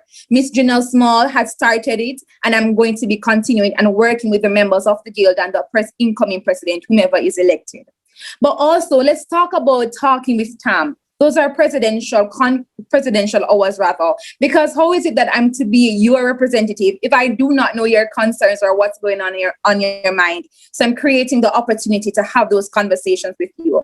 Let's jump into opportunities. Your law school experience should be an experience, holistically, academically, socially, to be your best selves. And what better way to do that with MLS Fireside Talk? We had that last year and we're bringing it back this year like never before. Then A is for academic excellence. And I want to stress this one, what to expect, reality check at NMLS.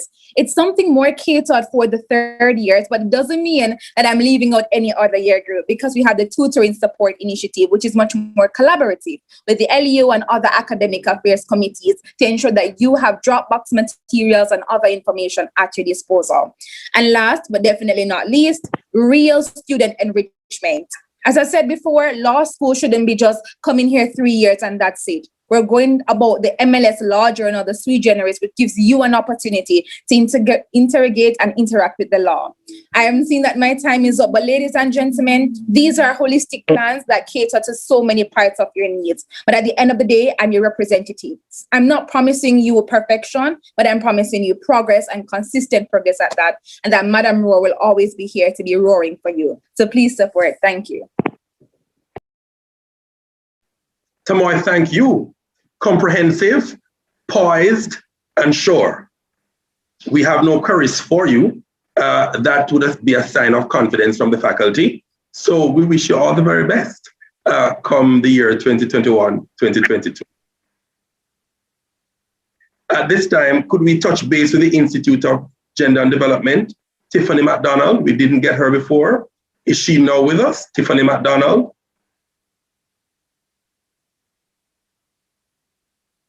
Okay, she's not with us. So we're moving now to the Faculty of Engineering. We have two candidates vying for the post of Faculty of Engineering representative.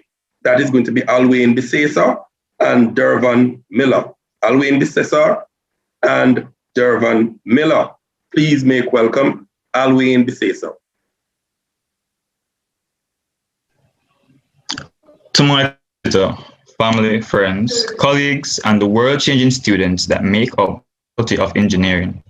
Good evening. My name is Alwayne Bisesa, your next of Engineer representative. My plans are to build on the legacy left before me by the past two FOE reps. Scientists investigate that which already is. Engineers create that which has never been, as Einstein have said. And of course, he is right. For we are at the forefront of this technological era. It is us as engineers whose impact in this world affects a large number of individuals. So it is only fitting that such vital individuals to society are at least given the environment to flourish and maximize on their potential. That is why I am here. I am here for you, my fellow aspiring engineers, to ensure that you get the best that you deserve. For you to get the best that you deserve, I, as your next engineering rep, have found ways and means to make your life at the Faculty of Engineering a lot better, which I will share through a series of points from my manifesto. But before I get to those points from my manifesto, I'd like to acknowledge my first years. Now, to my first years, who have had little to no experience so far on the campus life and the issues that we normally face on the campus, due to the coronavirus, of course, I understand that it has been a difficult transition, and for the most, to leave the high school environment with hopes of having an authentic first-year experience only to be online for the past 2 semesters. I understand. I have heard a number of issues that you all have been facing, from the civil students to the electronic students. There has especially been a lack of communication, for the most part, between the faculty and the students in getting certain information across timely. Your issues and complaints have been heard, and I will ensure to have your issues heard and for you to know your faculty a lot better. Now, for my first point, creating a designated space for the faculty rep. So, as with a few other faculties, there is a space designated for the faculty rep. The engineering faculty is a very small faculty, and a lot of us are off campus. Our timetable is very hectic, as a lot of people already know. And because of that, the times that we have in between our classes to relax, there's really no space to really sit down and have that and relax. So if a space is to be, there is a space that is confirmed already by the faculty to be designated for the faculty rep. But what I want to do is to integrate that space into almost a lounge space for the students to relax in between classes and act as a study room also, which will be open 24/7, seeing that we always are at the labs for 8 hours of the night. Sorry. My second point is allowing for the selection of the engineering committee this year by a way of elections. Now, I have heard a few complaints from a number of students who think it is always biased. Now, by selecting the committee via election, I'll be able to hear the points and the reasons for why certain individuals would want to be a part of that committee and to make the best choice afterwards. This would also include appointing a returning officer, which will be, I'm seeing that my time is almost up. But let me get to one of the last and most important points. There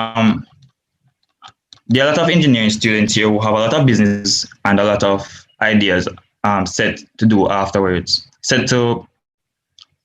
There are different things that they want to get going on after engineering, and whether that be to continue the engineering business or to continue to do something else. I want to endorse those engineers, small business especially, through a business catalog in this coming year. There are a lot of points that I would like to get across to you, but due to time, you know how it is.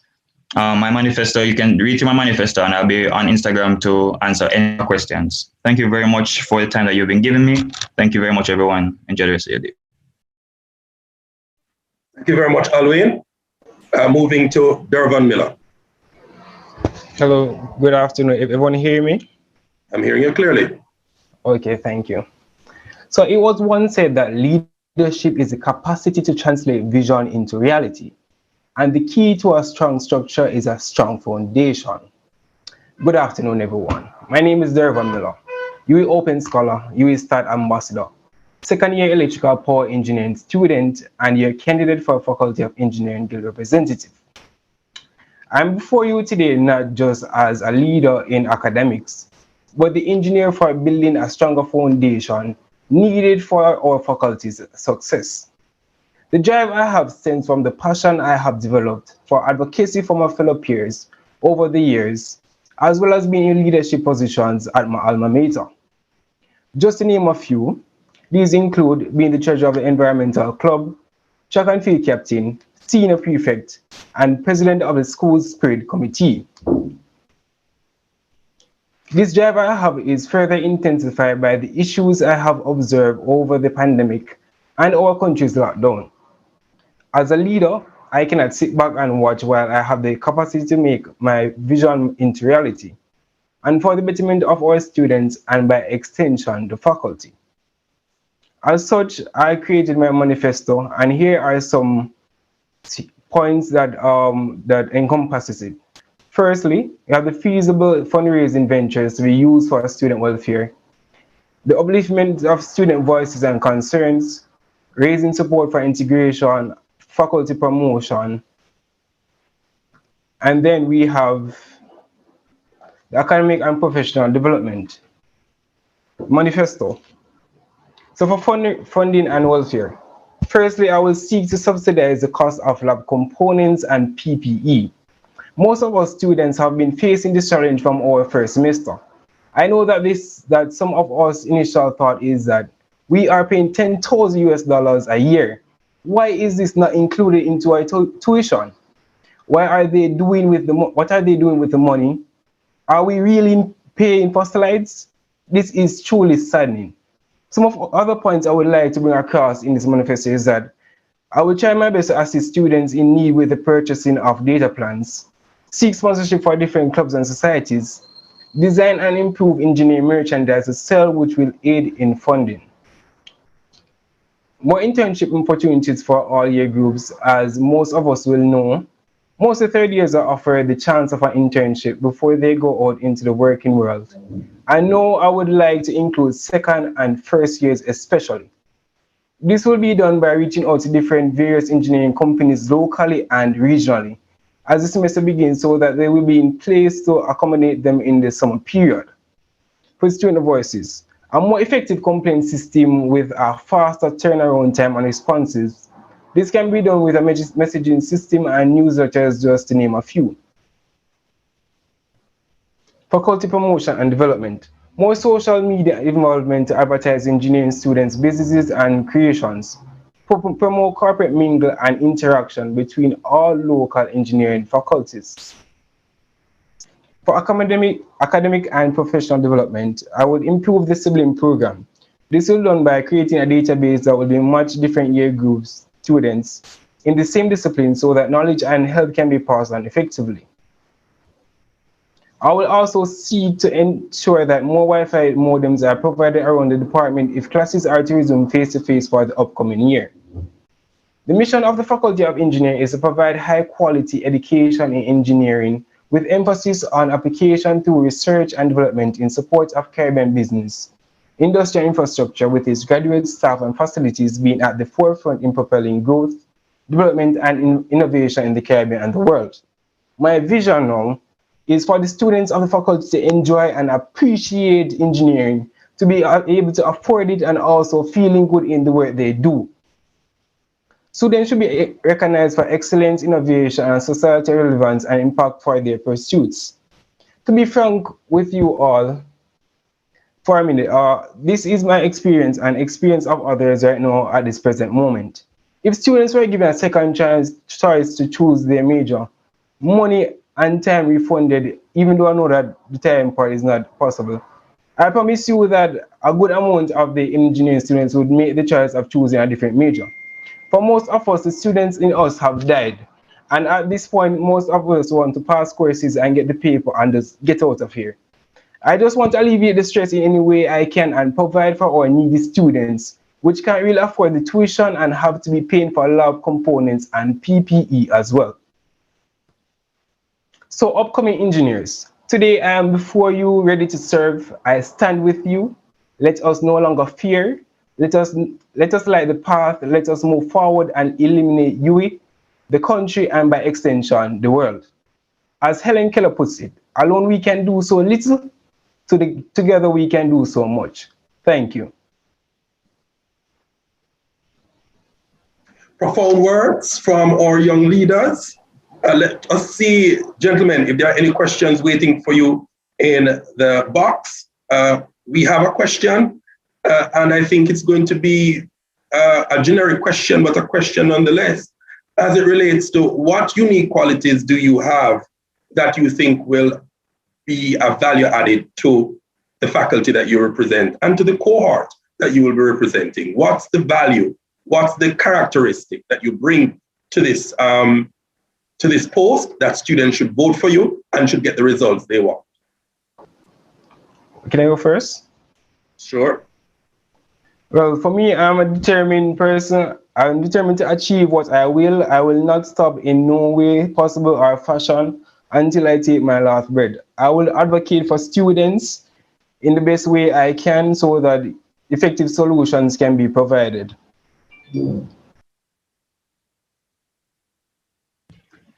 Yes, as for me, advocating has always been a strong suit for me. I've always been advocating for students. I am dedicated to helping at all, always. It's something that I've always been doing, no matter what it is, whether I'm volunteering at a school or a hospital, whatever it is, I'm always out there for the people. And I'm carrying that back into the Faculty of Engineering, continue to see better for our engineering students.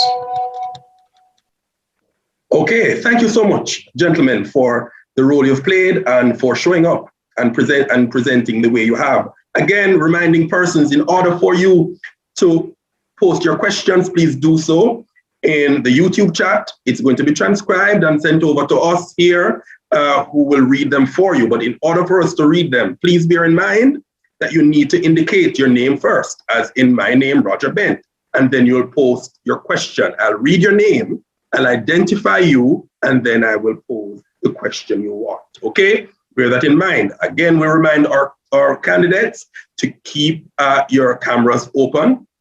When it is that we've reached the Q&A segment, all candidates are expected to do that, so bear that in mind as well. Also, you've been doing fantastic so far. Keep the spirit going, keep the passion flowing, and just keep the behavior appropriate and way above board, the UWI quality way. Excellent. Now, if you think the debate was good, it's getting better. We're moving away from faculty. And we're getting into the keenly contested and the executive part of the guild, where, you know, the guns, wrong use of the word, the sparring, the intellectual sparring will be even more intense. If you understand the Guild Council and the executive, that is really the governing body that will handle the affairs of the Guild. Faculty will handle faculty concerns, bringing it into the council, but the executive is in charge really of the portfolios of the Guild. And so it is really a keenly contested post or a keenly contested segment. Many of these persons are not necessarily first entrance to the Guild. They would have had some experience coming in, and they're really coming in with some punches, some plans, and some attitude. So we're moving into that category. The first is the postgraduate rep position, followed by the public relations officer position. So if you need to take a break, do it while I'm talking. You can't afford to take a break when these candidates get on the floor. The temperature is about to go up some. This time, please make welcome the postgraduate representative candidates. We have Kijana Johnson. We also have Janoy Lees. So both decorated advocates need no special introduction. Please make welcome the first in the list I've called.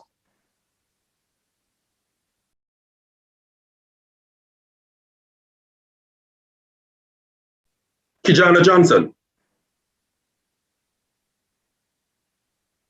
Janoy Lee. I'm here. Take the floor, sir. All right, thanks. So to do my presentation, I will be doing a screen share because I have a PowerPoint presentation to do as well. Do you have permission? Have they given you permission to do that? Yes, I have. Perfect.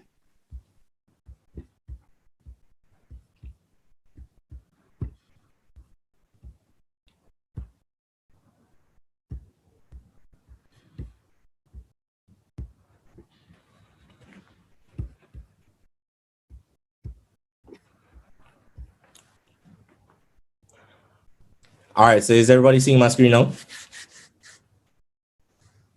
I'm seeing it from my end, yes. All right, so I'll begin. Now, I'll begin by just using a quote from JF Kennedy. Ask not what your country can do for you, but what you can do for your country.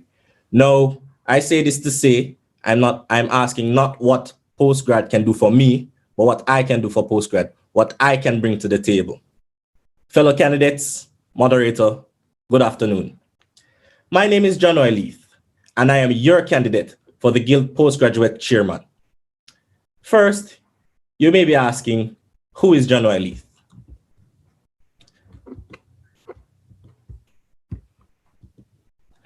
Now, Janoy Leith, who is me?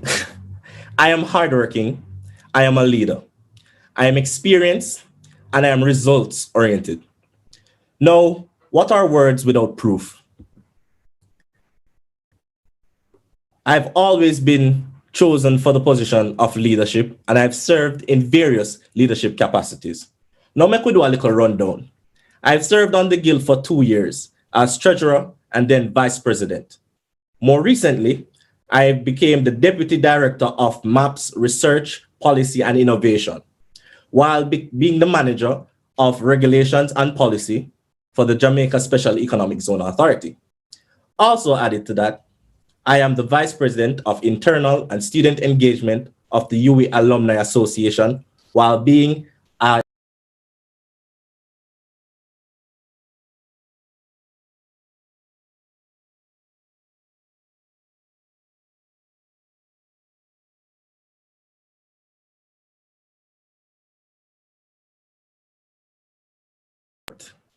My slogan has always been, do it with lead. So naturally, I go in and I do it. Now, my results span across various areas from financial, advocacy, mental health, and corporate connections.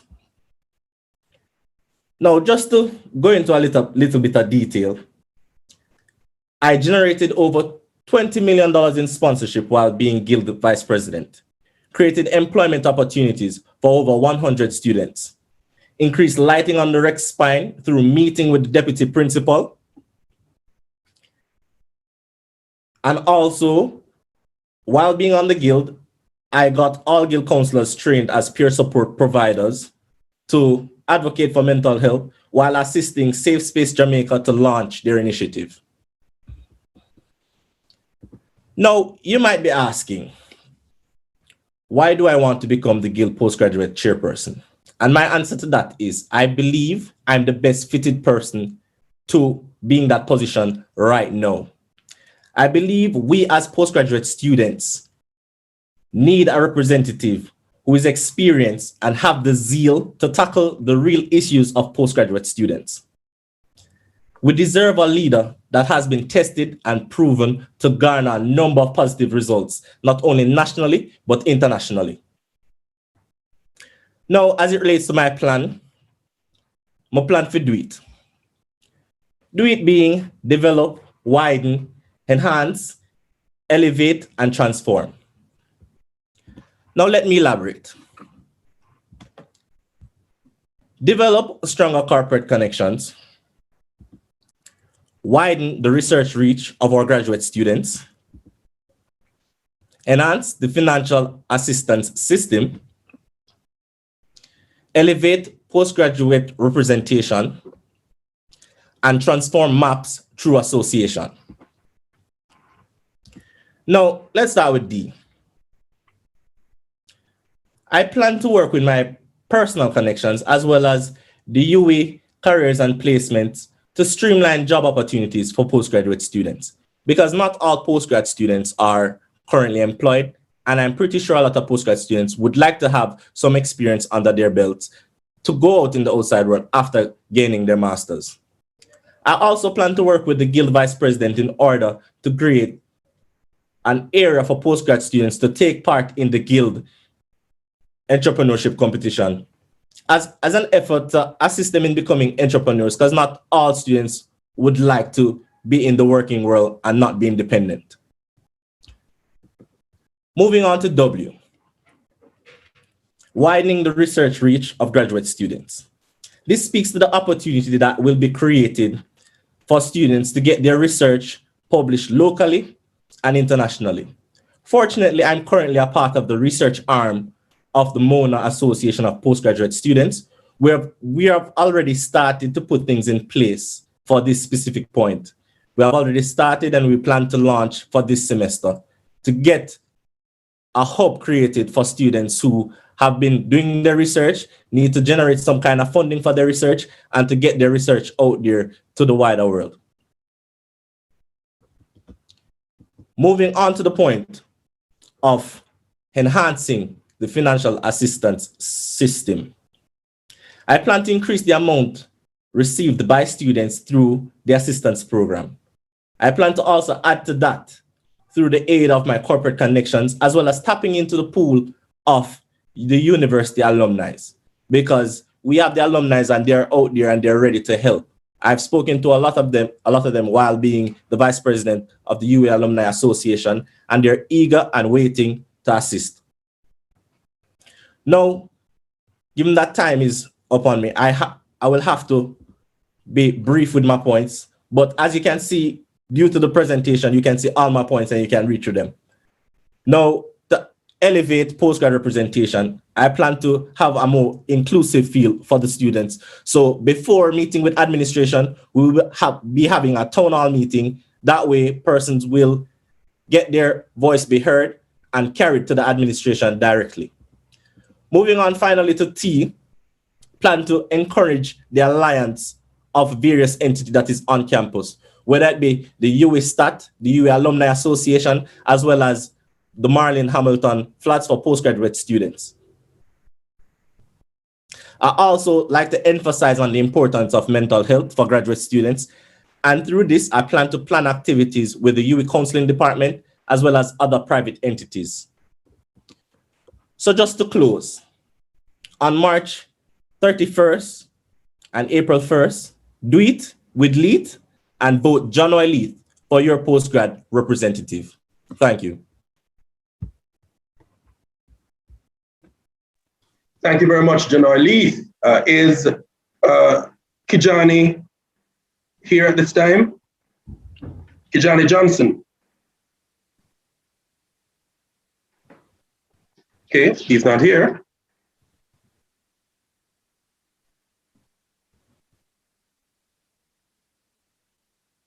Let me check to see if there are any questions imposed for the postgraduate representative. There are no questions posed. So, Janoy, all the best, sir. And also to Mr. Johnson, both candidates are in that race. All the very best. And, looking forward to the better candidate taking home the position and doing what they have to do with it. All right. Thank you, sir. Thank you so very much. We're moving off to the other position, that is a position of public relations officer. We have in this post two candidates, Harrian Brissett,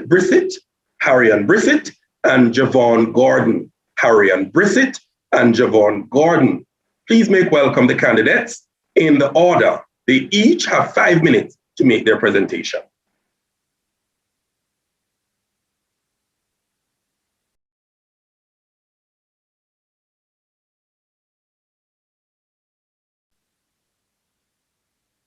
Harrian Brissett.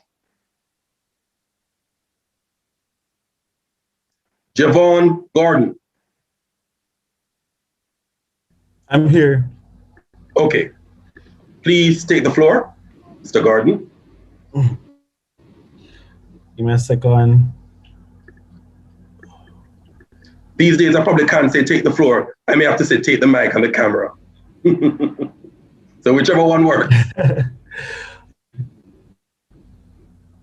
All right, just to be clear, everybody on the Zoom and on YouTube are hearing me properly? All right, so I'm going to, all right, thank you. All right, so I'm good, all right, good day. We're losing you, Javon. You've gone, there's some issues with your sound or your internet, one of them. You're on mute. I see the host is muting the mic. All right, great.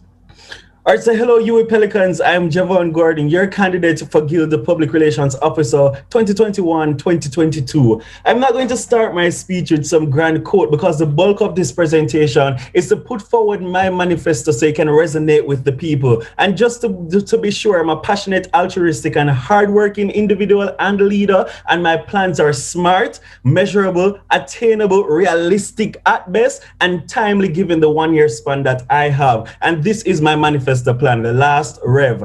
The social marketing campaigns. This is to take an integrated marketing approach to enhance the not asking for it campaign. And this is the thing about leadership, you have to be flexible given the times that we're in. So this is a plan to expand this campaign to take into account what is happening right now about violence against women, just to bring maximum awareness to that issue. And also the Level the Liquor campaign. Know your sex status. That is very important to myself. And as an environmental fanatic, the Planet Zero Waste campaign that I started with my team in Humanities, carrying over to the public relations portfolio just to bring a maximum awareness to environmental issues. Then I go into the Pelican Pride. Use the Guild YouTube channel to push videos about the history of the university. Go over the university museum and do a little documentary so persons can know about the university. Also faculty tours. We're in a pandemic and persons don't even know the grounds of UWI. So doing these virtual tours will give people that feeling that they are part of the campus through these faculty tours. And the UWI Mona Guild TV with vibrant campus activities and promote student entrepreneurs and lead topical discussions and lead national debates, because that is what we're here for.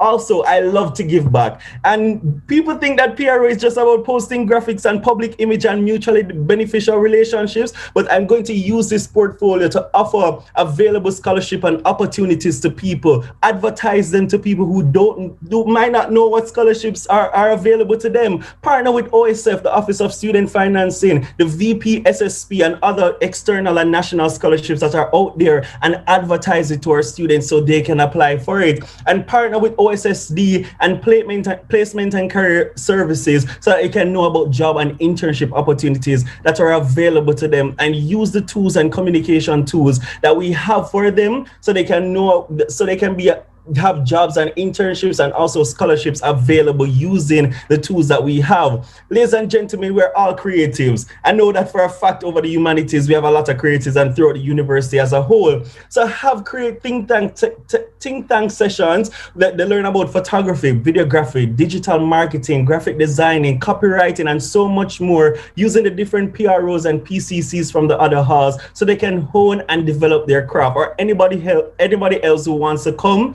and learn about these creativity and enhance themselves and better themselves in the digital space that we're in. Also, interaction and engagement. Ladies and gentlemen, it's a sad reality that most persons don't feel connected to the guild. Some persons call them the red shirt people, and that's it. But people want to know that the guild is working for them, and not just a hashtag on Twitter, but we're leading an interaction space, and let guild counselors be real with the people, interact with them through guild councils takeovers, and advance to know your guild initiative with graphics and video profiles of guild representatives, and have different things on our social media page so that we can enhance interaction and engagement amongst the cohort of the guild. And I want to add this, that a manifesto is never completed, and as a leader you're supposed to be innovative and flexible with whatever situation that you're going through. So while I'm in the position, I will take on other opportunities and other ways I can advance the portfolio so that I can be effective and efficient at best. And if you have more questions after this debate, you can reach out to me and I'll answer. And ladies and gentlemen, without a doubt, it is very crucial for you to rev with Jeff so these initiatives that we want to see in the university campus be carried out at best. Thank you.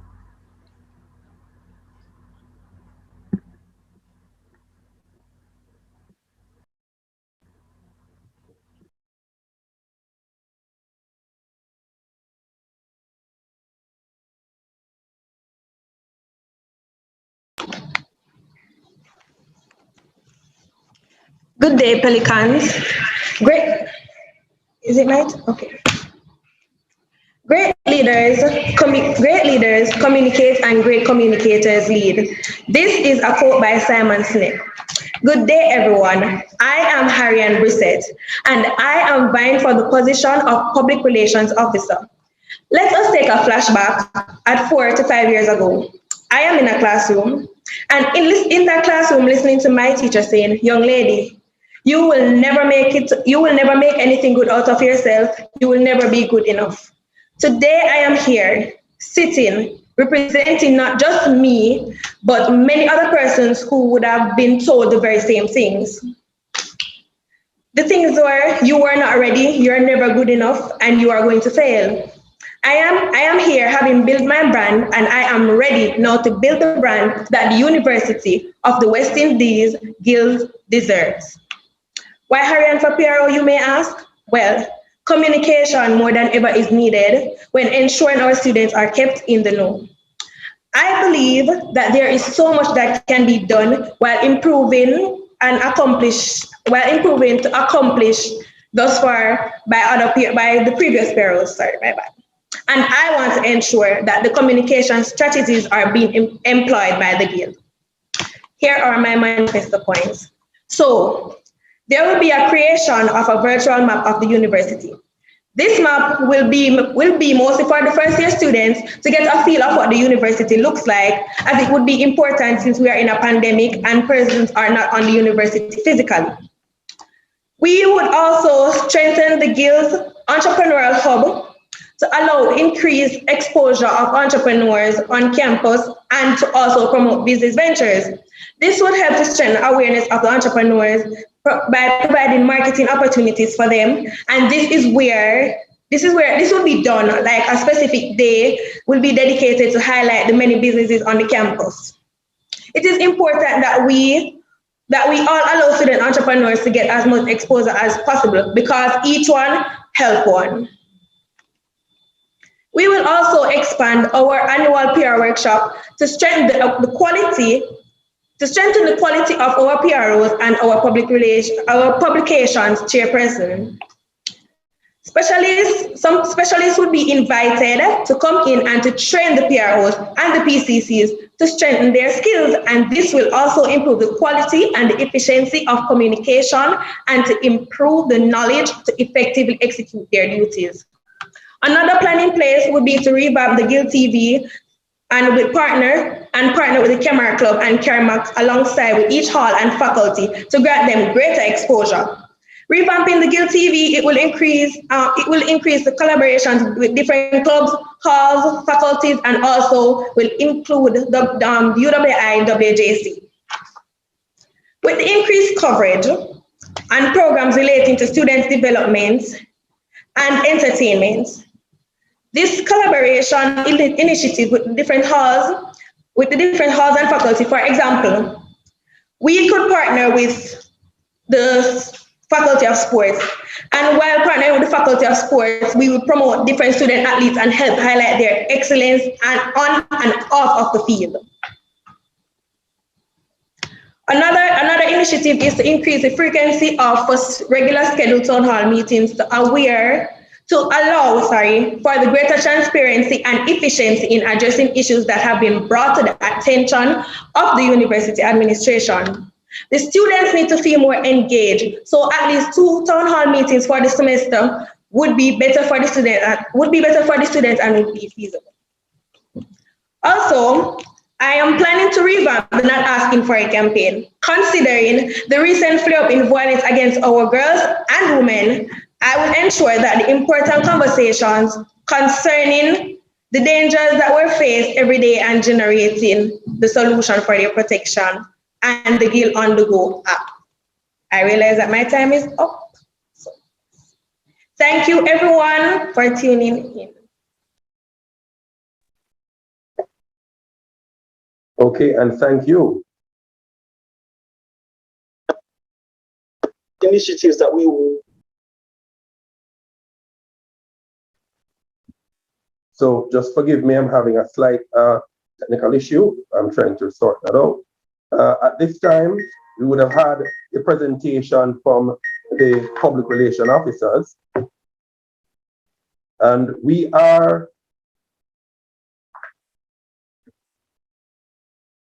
will seek, I understand that we now have Kijana who is available. I will touch base with the returning officer and see at which time I'll be able to fit him in, given the concerns that we will be having in terms of best fitting in into the debate at this time. So we're now opening the floor for questions for the post of public relations officer. And that is both for Harry and Brissett and Javon Gordon. Gentlemen, lady, the first question I would like to throw to you would be what unique quality, given just the changing nature of information and what COVID has done to students now, what qualities do you think you bring to the position that will make you distinctive in serving students? Could both of you answer that for me? All right, thank you for that question, Mr. Bent. However, you broke up in the first part, so I'm asking for you to repeat, please. Okay, you weren't hearing me too clearly. Yeah, I'm hearing you now.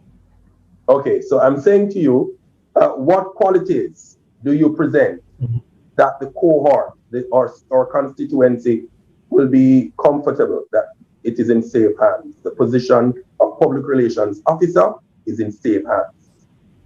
All right, I'll go first. The thing about being a guild PRO, it's different from other PRO positions that, you have to learn communication skills. You have to learn how to have interpersonal skills and all of that. Being a guild PRO, you have to have a set leadership capabilities and leadership skills so that you can lead your team in order to communicate properly, to build social awareness properly, And having those skills, having over the years developed those skills, learning about communication at school and being a social media manager and digital creator, and also having a wide array of leadership skills, being the youth mayor, youth parliamentarian, and what I learned from those and the plans that I get to execute, all of those skills amalgamated will make me an excellent guild PRO in bringing about all the manifesto plans and hearing what the people need and being flexible enough to present those in the university space to have a mutually beneficial relationship with the guild itself and the students of the university. Okay, thank you. Question from Cheryl Lampart to all candidates. Clubs and societies find it difficult to gain support from the PRO committee. How will you change that? Very important question. Okay, so we will actually partner with the clubs and the societies to actually feature them on our Guild TV. This is from the revamping of the Guild TV, because I know that the clubs and societies, they don't feel included, and even the regional students, they don't feel included. So this program on the Guild TV and also our IG series, we could use this to bring awareness to the clubs and the societies and other persons on the university that does not feel included.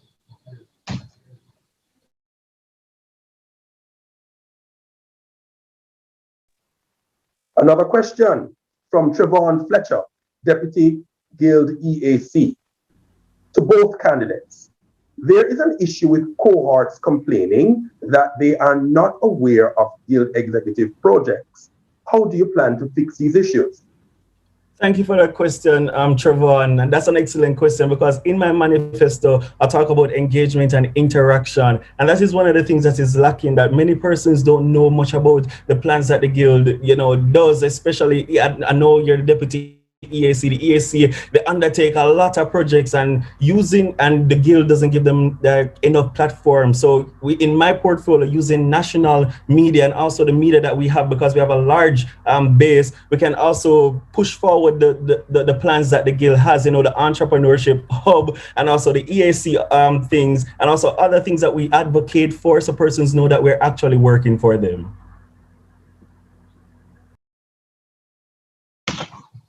Okay, so before I was cut off, in my manifesto point, I was talking about the Guild on the Go app. This would be the best decision. This would be the best decision because of the Guild on the Go app. This would be a one-stop app where everybody has access to it and all information would be brought across. I've observed that our Instagram page is only at 18.2K followers, while our university population is over at least 20,000 students. I believe that there is not enough engagements, and I being selected as the PRO, I would ensure that engagements would be one of our top priorities. So persons would not feel as if they are left out, but they would actually still be in the know and still will be engaging with us. And yes, this is, and especially the app. Once the app is done, the app will be like the perfect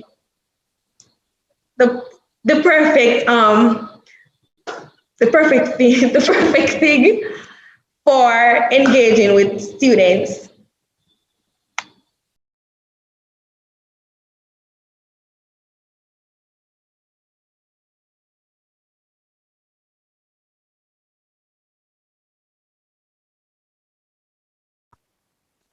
It's a question to the next candidate.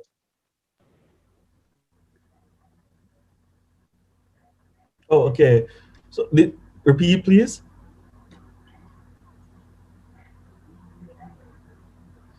You would like me to repeat?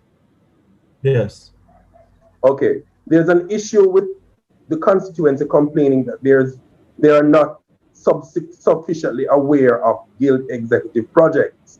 How do you plan to address this or to fix this?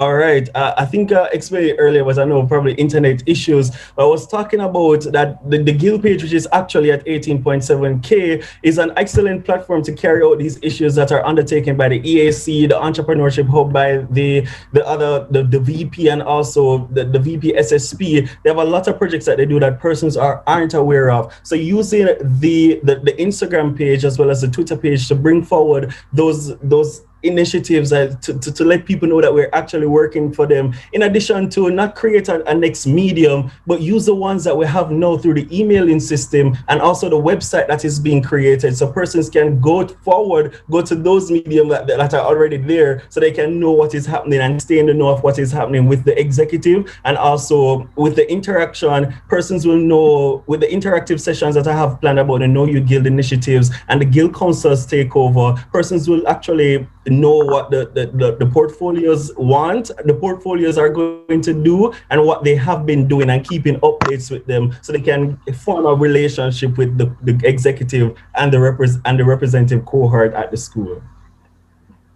Okay, gentlemen, thank you. We have to move on at this time. Moving to the next category, External Affairs Chairperson. And we have 3 candidates. Sorry, we're not yet ready for the External Affairs Chairperson. Has arrived. He was one of the candidates of 2 in the postgraduate race. There was John Lee and Kijana Johnson. Kijana is now with us. Please take the floor, sir. Please confirm if you're able to hear me clearly and see me. I am hearing you. You are a little muddled, but I'm going to turn off my microphone and see if it can affect your clarity. All right, confirm if you're able to hear and see me clearly.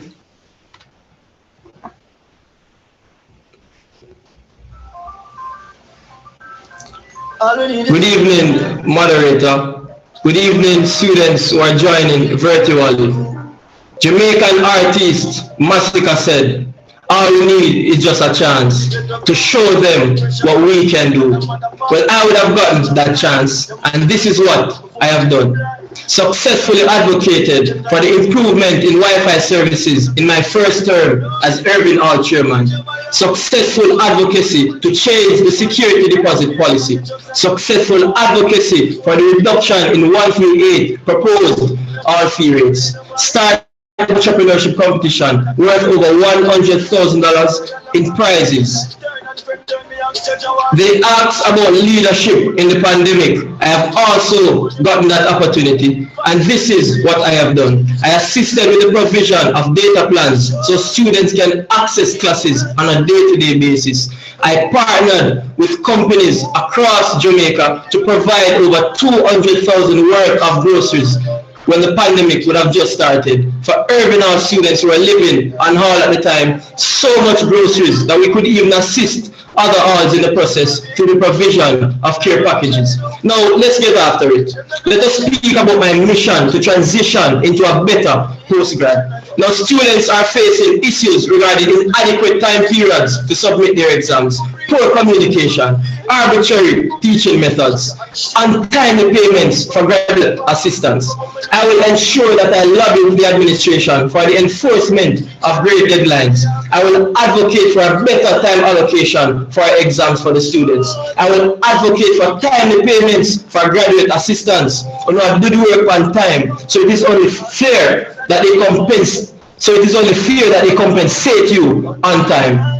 Now, my graduate students, we're in the middle of a crisis. We're in the middle of a pandemic, and though there is a financial assistance program, it is not enough. Now, answer this question. Are you at home and you're wondering, how will I pay for the rest of balance that is on my record to complete my tuition fees? Are you at home and worrying, how will you get data plans to access classes on a day-to-day basis? Now, my students, you may be looking at the platform, you may be looking at the SAS website and seeing a 300,000 balance for your tuition fee, and wondering, say, you know, this is actually the tuition that I must pay. But students, the 300,000 balance that you're seeing on your account is not the actual tuition, because you have to assume the cost to provide data plans for yourself to attend classes on a day-to-day basis. You have to assume the cost to set up Wi-Fi services at home and pay that bill every single month. It is imperative that the University of the West Indies provide adequate support to our students. I will advocate for that. I will also advocate for more money to be pumped into the Guild Financial Assistance Program and improve the level of marketing so that more students can be assisted. Now, I had the pleasure of assisting a graduate student who wanted to access a library, to access a book from the library. And the thought came to me, right? Why not bring holistic education to their home? Now, are you in St. Elizabeth, Westmoreland, or even in Tobago Island, right? And wondering, how will you get these books from the library? Because you just can't make it on campus. Do not worry, because the transitioner is here, and I will advocate for the digitization of books so that students can access these books online.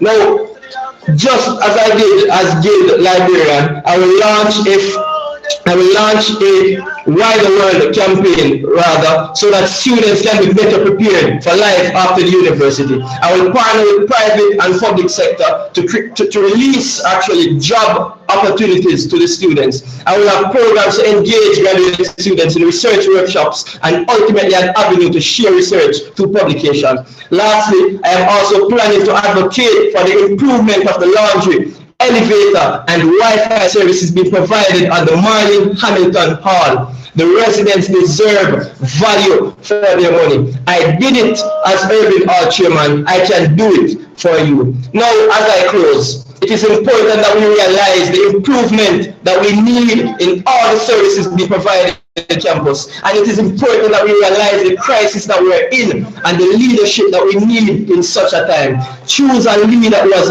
always been committed to the task at hand. I am the transitioner, and I am on a mission to transition into a better postgrad. I thank you.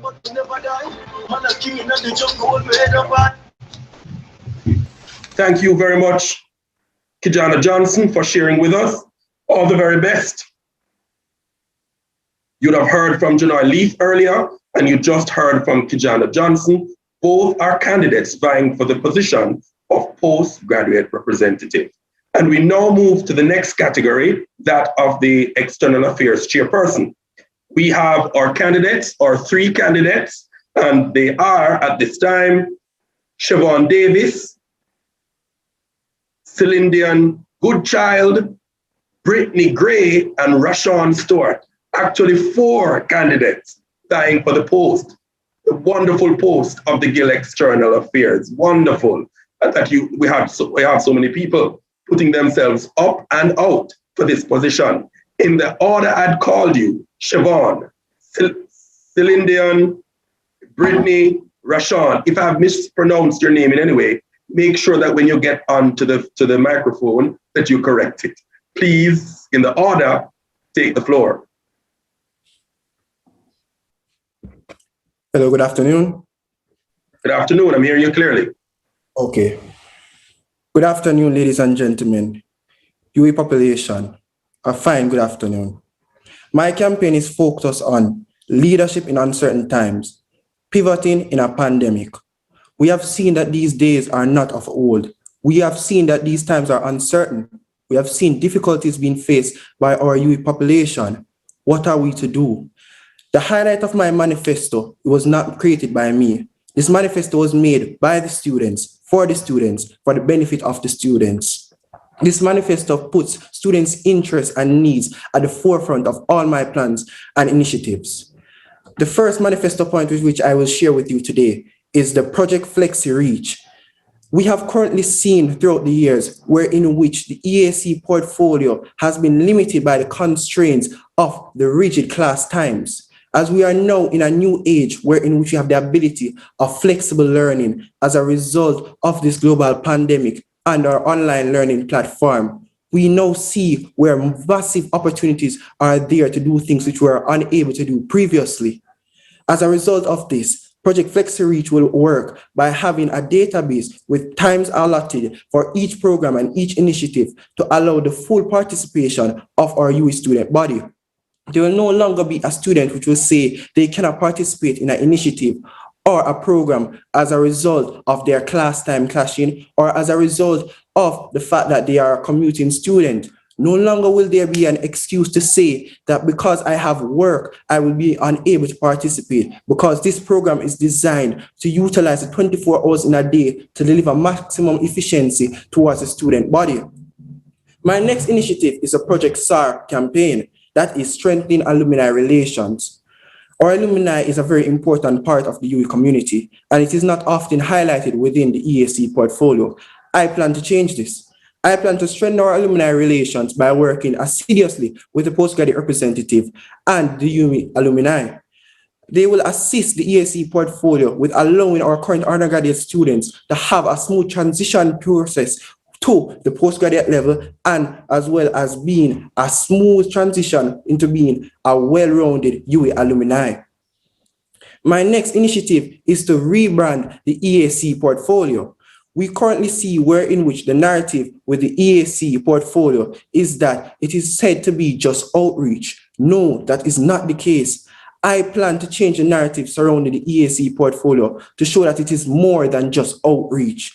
I plan to bring at the forefront of the EAC portfolio the fact that you are supposed to connect on international initiatives and programs. We are supposed to highlight the regional activities which are so very much important to us as becoming a holistic university students. Another initiative is to expand the Each One Help One program. This is an initiative which I held very dear to my heart because I saw the impact which it had on our student body. The Each One Help One program is a program designed to help the less fortunate with those of us who have our times, our skills, and our ability, our financial resources, which are able to extend a helping hand to those which need it. And I believe that through the expansion of this program, a lot more university students will be able to benefit from this. My final point, which I will share with you today, is the Project CAST, Corporate Assistance Skills Training Program. We have clearly seen where in which there's a lot of difficulty where in which we transition out of the university space into the business world, where in which a lot of our theoretical knowledge is not being translated into practical, on-demand, on-job skills. I plan to use the various HR personnel, the various managers to implement training sessions to boost and to allow our skills to be translatable, to have immediate impact into the workplace when in which we arrive. I urge you, my UWI population, to vote for Siobhan Davis for your next EAC. Vote for a candidate who has listened, who will listen, and will continue to listen to your concerns and put it at the forefront of all my plans and initiatives, as I hope to serve you as your next EAC. Thank you. Okay, thank you. Siobhan has thrown down the gauntlet. We now welcome Celindian Goodchild. Hi, good afternoon. Are you hearing me and seeing me? Seeing you and hearing you loud and clear. Thank you. All right. I care and I dare to make a difference.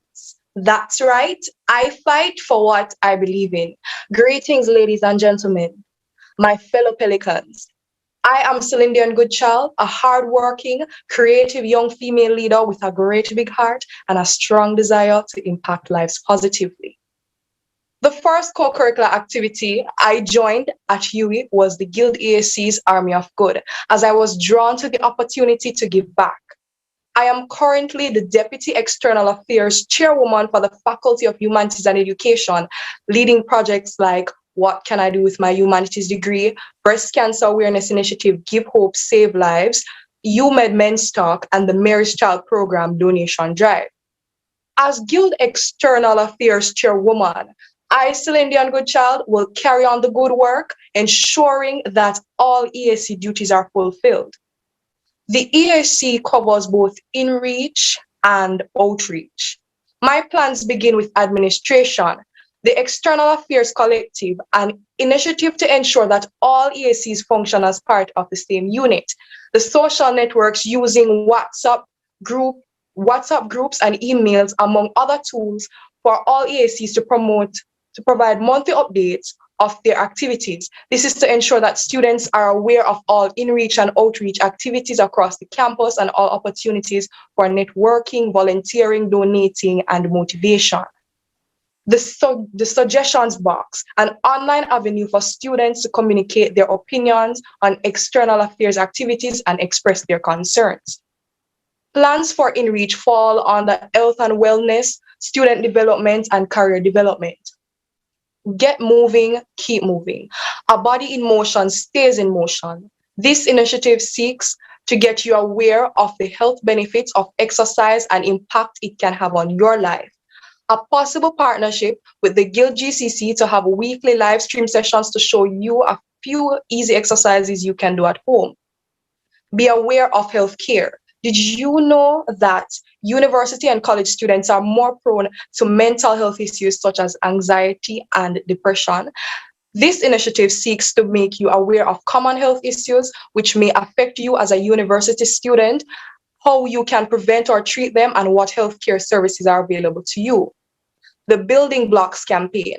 With assistance of the counselors at the UWI Office of Careers and Placements and partnerships with faculty committees, we will contact employers in as many industries as possible to provide work experience for students through paid and unpaid internships.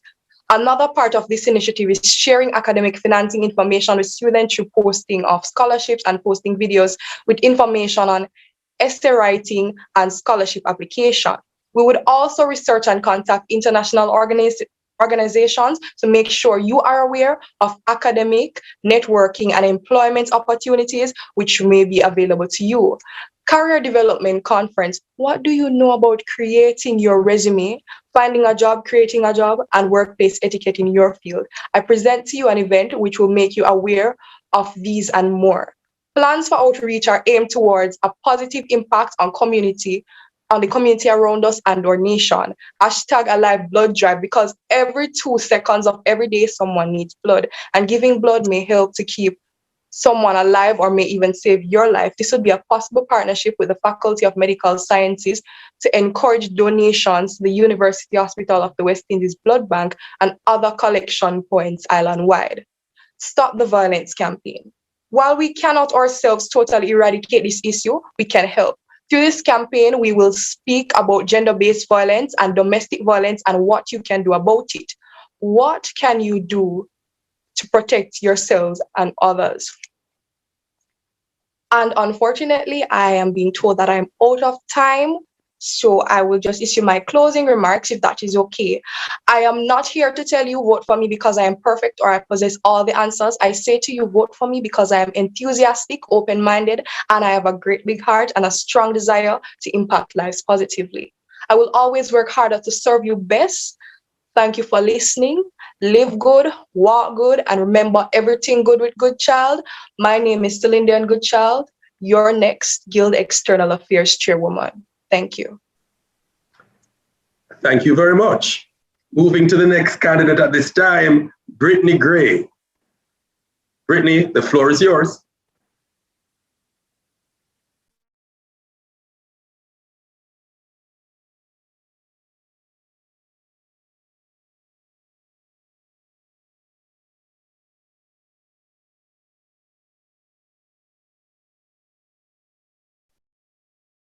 Are you seeing and hearing me? Yes, I'm hearing you loud and clear. Moderator, candidates, my fellow Pelicans, ladies and gentlemen, good afternoon. Projecting on your various devices this afternoon is a change maker. A change maker who not only has ideas, but one who will act on those ideas. My name is Brittany Gray, vying for the post of Guild External Affairs Chairperson. This afternoon, I am not just here to stress my leadership experience nor academic achievement, but rather to highlight the impact and plans that I have when I am elected as your next EAC.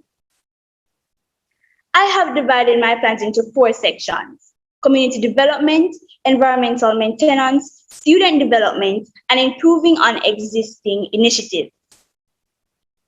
Since the pandemic, I have realized that most of our first years have been negatively impacted. It is my observation that during the registration period, most of these students have registered for the wrong courses, which has resulted in them having to do an extra semester or extra courses. Because of this, I plan to establish the Registration Officers Program. Through partnership with the youth administration, faculty representatives, the Hall EACs, ROs will be selected and tasked with the duty to help students register. Their contact information will be provided via all the UWI's and Hall's social media platforms and websites. Other initiatives that will cater to student development include examination marathons for courses with high failure rates, an entrepreneurial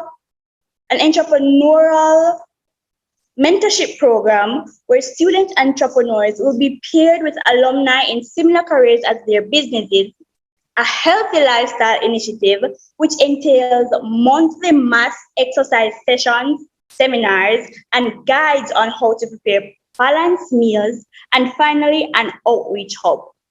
Now, this hub will serve as a medium where student volunteers can access information on outreach activities from the different entities within the university and external entities.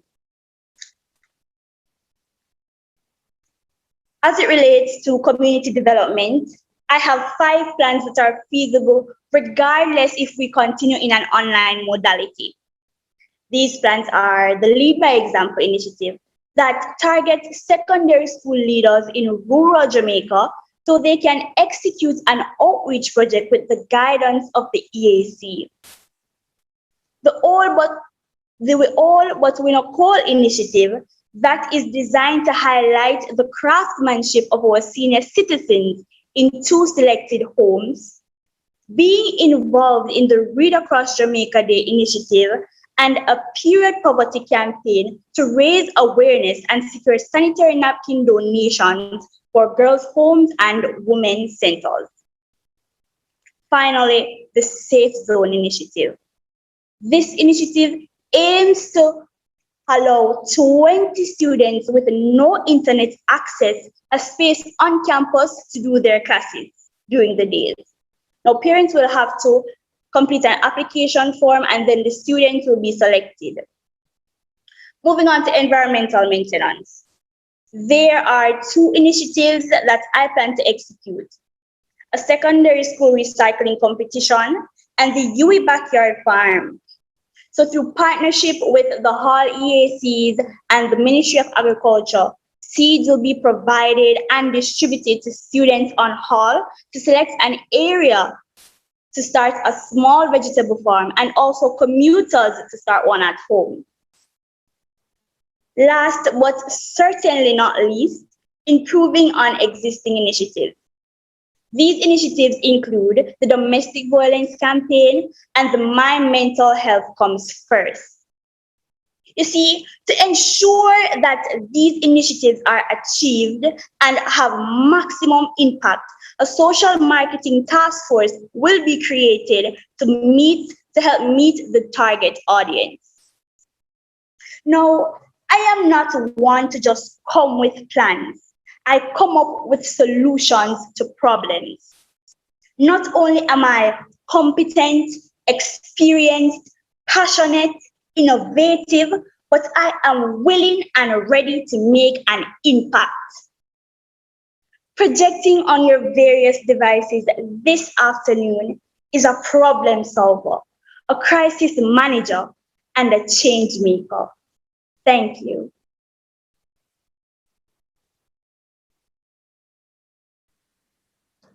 And thank you very much, Brittany Gray, for your presentation. We now turn to Rashawn Stewart. Is it Rashawn or Rashawn? I'm not sure. Is Rashawn? Well, good afternoon. It's Rashawn, actually. Okay. Hey, Rashawn. Your time. All right. I trust that you're hearing and seeing me clearly. I am loud and clear. All right. Excellent. Let's get right into the meat of the matter then. To effectively keep the army running, we must rise from the darkness. To ensure that we keep the army safe, we must promote Lieutenant General Stewart to General and make it a new dawn with Rashawn. Students, I am here to represent you. Let's focus on the issues that are affecting the university at this present moment. The COVID pandemic has had negative impacts across various sectors and threatens the very security of our education as tertiary students. The mental health of students has declined dramatically and been battered by the pandemic. Online learning is oftentimes an exercise in frustration, and scholarships and grants have been slashed. There are many problems, but I present a unique and innovative set of student-oriented solutions. I will be your voice during these unprecedented times. I will provide impactful representation through the execution of every one of my points from my 6-point action plan. As your EAC, I will implement a series of social welfare programs that are designed to benefit students and communities alike. Students who are having face-to-face classes on campus will receive personal protective equipment under the auspices of this program in an effort to minimize the risk of COVID transmission. Additionally, cash drives, can drives, clothing donations, charitable donations, adoption of schools, and so much more will be characteristic programs implemented under the auspices of this initiative. Finally, a COVID relief hub will be established to pool resources from the corporate entities and philanthropic organizations to provide bailouts to students as necessary as the semesters progress. I will also establish a burnout and wellness clinic in partnership with the University of the West Indies Health Center.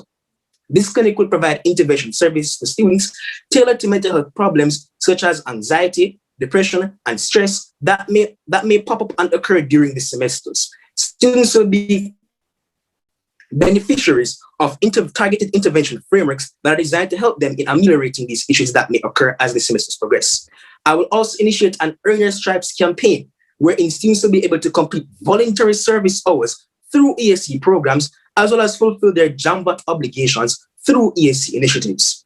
The HOPE project, which is a staple of the outreach portfolio, will be revamped and expanded to be certified as a charitable program with the Companies Office of Jamaica. This will enable us to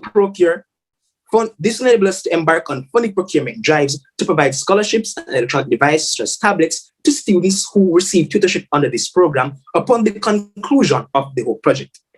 Cancer awareness drives will also be expanded to include prostate cancer, wherein we will embark on sensitization campaigns to inform individuals about the scope of these causes of death within the Jamaican context. Finally, I will initiate a career advancement and placement enterprise to provide students job shadowing, resume creation, and interview coaching through the placement and career services of the University of the West Indies via teleconferencing and web conferencing platforms. I have your best interests at heart. I have served as Deputy ESC for Outreach and Community Development during this pandemic.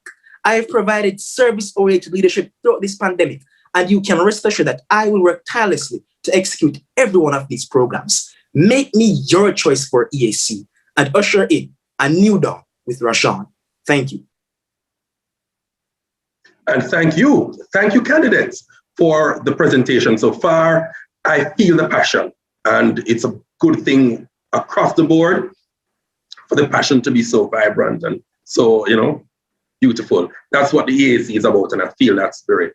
So I'm hoping that the candidates and the electorate will also be feeling the vibe and the spirit coming from this particular area. We have some questions for you. Please keep your cameras open as we now ask you to respond to those queries. The first one we have is Trevon Fletcher. Ask Ms. Goodchild, how is this health awareness project mutually exclusive from the existing My Health Comes First? Okay, so the actually existing project is called My Mental Health Comes First, and that's one aspect of health. So be aware of healthcare would actually include the hashtag My Mental Health Comes First, and also look at physical health with mental health as well.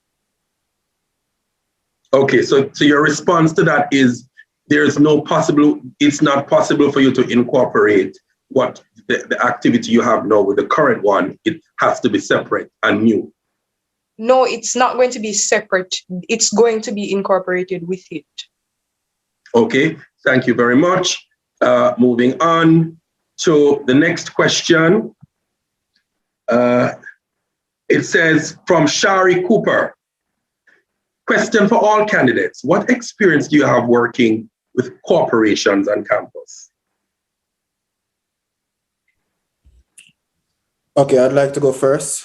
So what experience do I have with working with corporations on campus? So a lot of persons would have known that I've worked as a campus lead ambassador, which is a campus marketing agency which deals with outsourcing and providing opportunities towards the students on campus for development as well as the ability to earn an income. I would have also worked with Sagicor without their fairs campaigns. I was a part of the Grace Kennedy interview dealing with the issue of food scarcity and school poverty on campus, wherein which they address the issues wherein which our current population faces regarding the insecurity of foods as a result of the high cost. I also have experience in working with NCB through their internship programs, and I aim to bring my corporate connections with me to the EAC portfolio in order to allow other students to have the ability to develop through these various opportunities and more.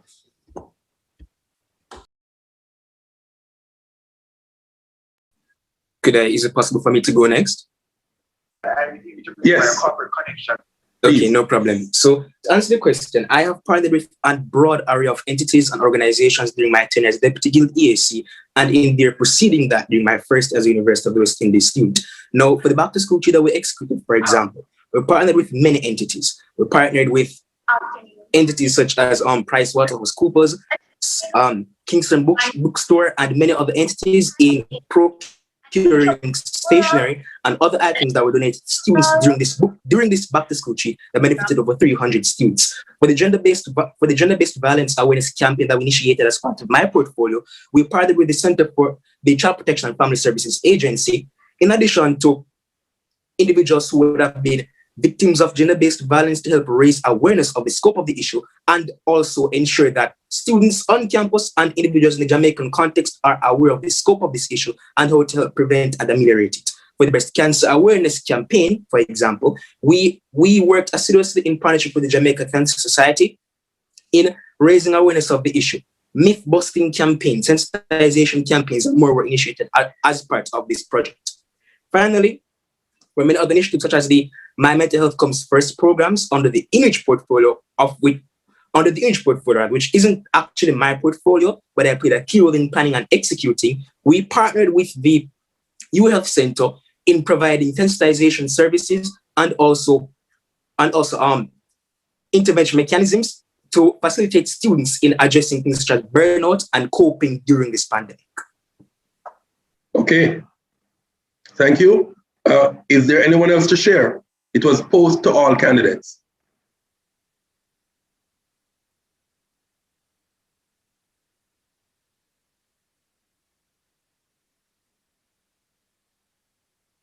Okay, all right. So we are based on time up against that time. So we'll take our leave from the External Affairs section, moving over to the WJC. We will take at this time the WJC Chairperson, Shanna K. Brown. Please make her welcome. Hi, Shanna K. Hello, thank you so much. You're welcome. The sky is big, the sky is broad. Spread your wings and let us trot. Through the rocky and through the rough, Shanna K. Brown will help lift you up. I am a student from the UWI Western Jamaica campus enrolled in the Faculty of Humanities and Education, and I am no stranger to leadership. I believe a great leader is one driven by inspiration, one who is dedicated to making positive change, and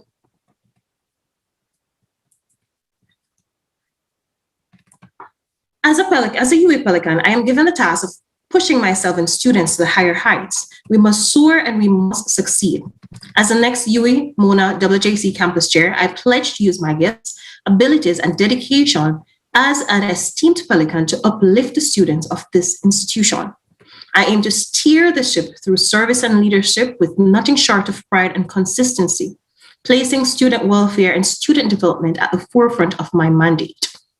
In closing, I look forward to curating further relationship with the school's administration and with the main guild of students to instigate and create meaningful change. I thank you.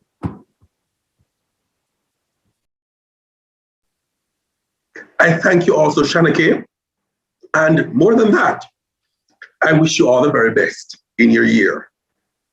Thank you. Moving to the Games Committee Chairperson, right? Now, COVID has really affected this particular portfolio, but let's hear the ingenuity. Let's hear the rebounding of this vibrant part of campus culture and university culture. It is the Games Committee Chairman. We have one candidate, Roger Blackwood. Roger, where are the other candidates? Boy, sir, I don't know now. Please make welcome Mr. Blackwood, who is going to share with us in the position of Games Committee Chairperson. All right, thank you, sir. Good afternoon, everybody. My name is Roger Blackwood, and I'm your Games Committee Chairperson for the academic year 2021-2022. I've always had a passion for leadership and sports, from my 10 years block representative of Block Runcie, Chancellor Hall, and being the Deputy Games Committee Chairperson the 2019-20 academic year. I plan to serve you all with the same dedication and commitment that I did in those posts. For now, I'll touch on a couple of plans of my manifesto.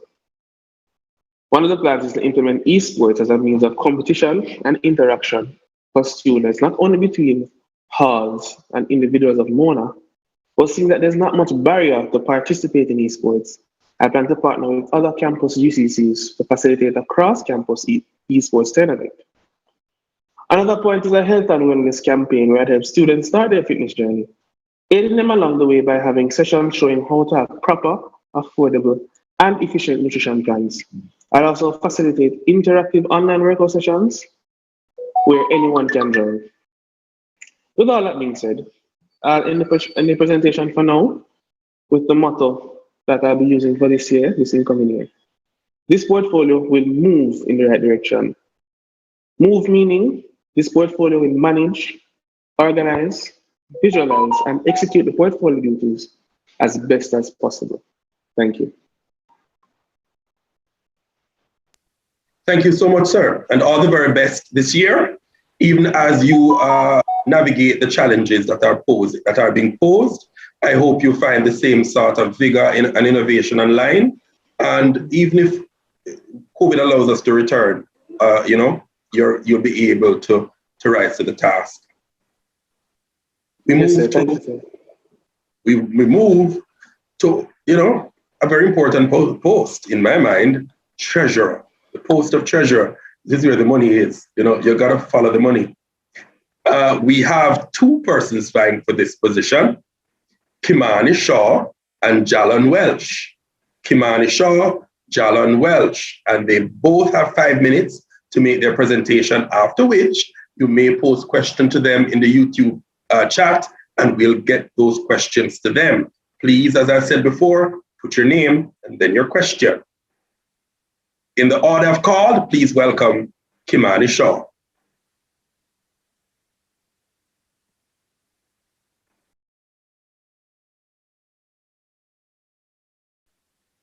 Jalon Welch.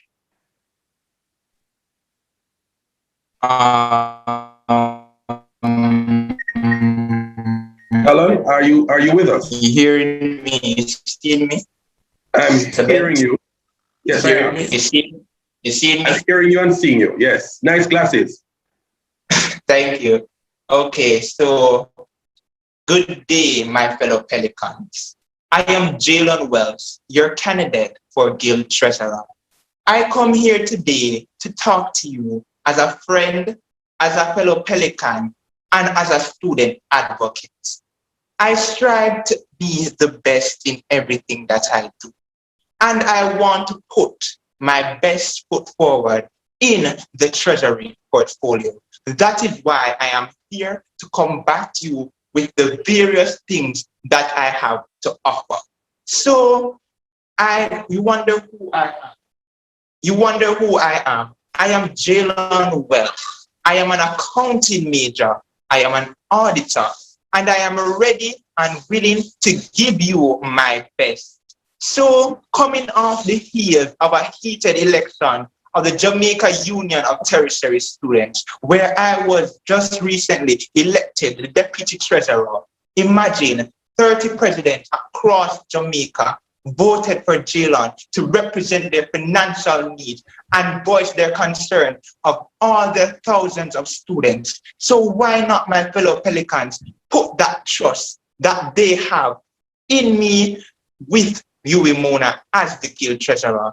I don't come here with the fanciness, but I want to express what I have done. I do things and I do them with an impact. Whether it be as the UNESCO's treasurer, the External Affairs Committee deputy treasurer, the Fresh Cash project manager or financial assistance program here at UWI, or being the director of entrepreneurship, hosting our first virtual online competition that we have never done before. But I will always overcome any challenges that have been brought before me. My first point that I want to bring is the League of Treasurers. Vanessa Swaby promised unison and she did deliver, and I want to expand on that. This will be an extension of the Guild Treasurers Treasury League. It is its objective is to provide growth, training, and development to all student treasurers at the UWI Mona, which will include treasurers for the different clubs and societies, as we are not the guild councillors, but we are the guild of students. The Treasurer Awareness Week. Continuity is essential to all portfolios. This will be a revival of a week dedicated to our financial controllers to highlight the work put in by what is considered the backbone of any committee. This week will provide sessions and rewards to our Pelicans, and we will have sessions that will cater to our postgraduates in a session called School to My New Home, Financing My Tertiary Life Seminar, Startup Capital Talk, or just a Treasurer Red Table Talk, Past and Looking to the Future. We will increase our fundraising initiative.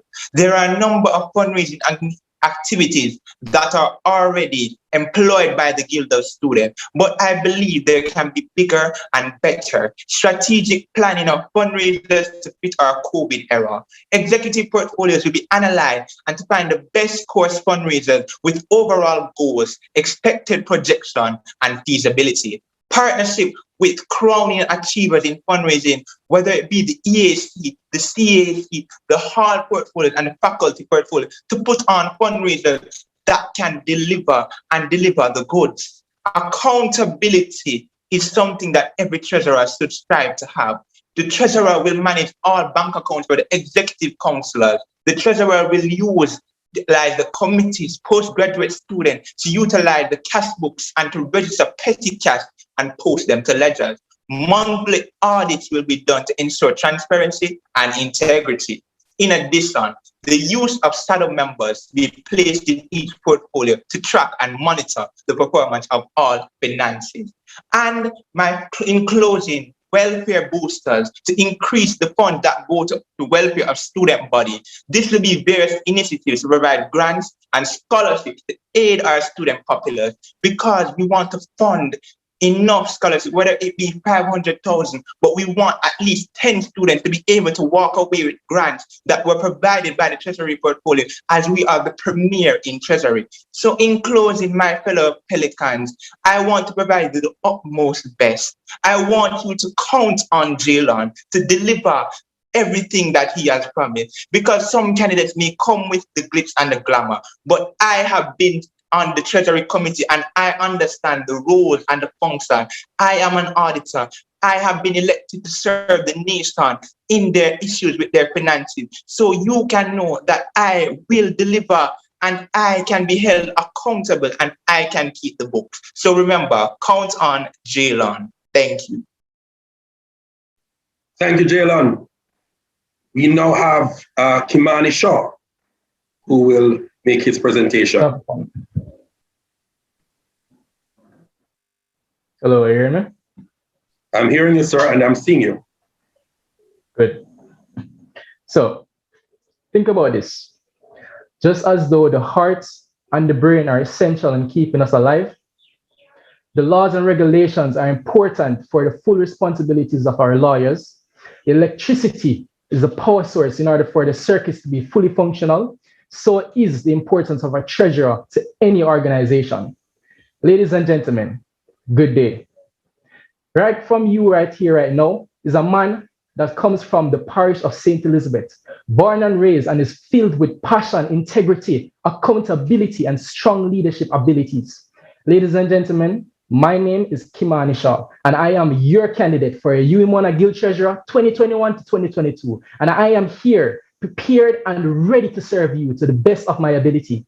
Because Pelicans, we're currently operating in a very sensitive time period where innovation and adaptation are important for our continued success. Because the roles and responsibilities of the treasurer are much more than knowing how to publish our financial records or reports, or even to sign checks. It is more about effective and efficient financial management, financial innovation to build our financial structure, maintaining and developing healthy relationships with our financial institutions, and properly analyzing our risk to reward ratios. Pelicans, let me share my vision with you. And this right here is my financial plan towards our great and substantial financial empire. 1, Treasurer Ambassador Program. And this is where we have our Pelicans that are not particularly a part of a treasurer committee, but on a committee that's related to treasurer positions or the treasurer portfolio in perspective, where you have the opportunity to know more about the treasurer position, to have a greater insight of the roles and responsibilities of the treasurer, and also for opportunities such as learning and diversifying into investing in stocks, in real estate, in terms of financial exchange, or even to know how to do your taxes. Moving on, financial and effective financial transparency and book reports and book report as well. And this is where we have our full perspective, where we have our P12 that are fully online. We currently have our P12 online, but we have students, we have our faculty reps, we have students of different organizations that have to come to the university to get their checks. And we're in a very sensitive time period where that is not safe. That is not safe, Pelicans. And we want to limit it, we want to minimize this. We have fully online process of financial reports that are requested, or financial allocations that are requested to you and are easily accessible to your fingertips. And we also want to push forward towards having a bank account for not just the faculty, but we want to involve our clubs and societies so that we have an easier transition and a more smoother transition when requesting our allocation for our financial activities or our initiatives. But not just new initiatives, Pelicans. You have to think about the old initiatives as well, or the current initiatives. You have to recognize the good work that's currently being done by the treasurer portfolio and the treasurer positions that were held before, such as the EOHO, the Each One Help One initiative, and the essay competition and the network for network. But we not just want to continue those initiatives as well, Pelicans. We want to improve them. We want to build on them so that we have a greater impact going forward towards our Pelicans and to the student activities and the student development that are a part of the university experience. We also want to focus on something I believe that my previous competitor mentioned, and this is a treasure awareness week, and it is very important. It is extremely important because I don't believe a lot of students understand the main function and the importance of a treasurer, an effective treasurer to their organization, because you're like the backbone of the organization. You have to ensure that the finances are held in contact. And with this initiative, we want to partner with JUTS so that we make it an island-wide initiative where we have persons across from UTEC, CMU, Church Teachers College, as well as other university institutions to be a part of these initiatives and to make it even more impactful and to have our students know more about the real function and the importance of good treasury position in your organization.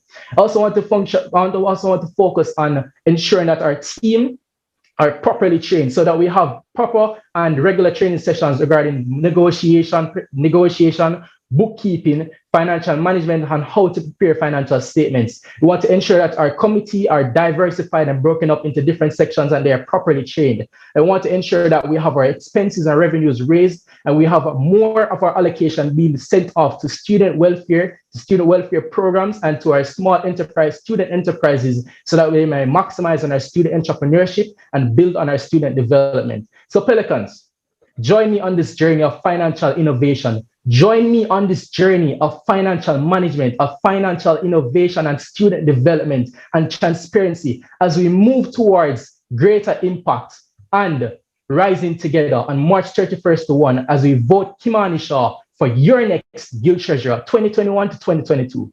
Thank you. You heard it, you heard them, and certainly they are ready for the task ahead. Gentlemen, we have some questions for you. Are you ready? Ready and waiting. Oh, goodness. I tell you. All right, okay. So, David Salmon to Jalon Welsh. You were recently elected Deputy Director of Finances for the JUTS, that's the Jamaica Union of Tertiary Schools. How do you plan to balance this role and the position of Guild Treasurer if elected? So thank you for that question, David. I this year have taken on a lot of roles, and I can tell you the leaders that I have served can tell you that I give my 100% in everything I do. I have great time management skill. I schedule myself. So it is never a task that I cannot manage, and I would never put up myself to any task that I can never duly deliver. So it is my utmost best that I put forward that I can manage both roles simultaneously. Okay, gentlemen, there's a question from Andre Barrett. He is Commuter's treasurer. Both candidates, will the commuting students be made priority as a body that is a large majority? Gentlemen, listen to the question before you answer, because as you know, this thing is being taped. So let's go again.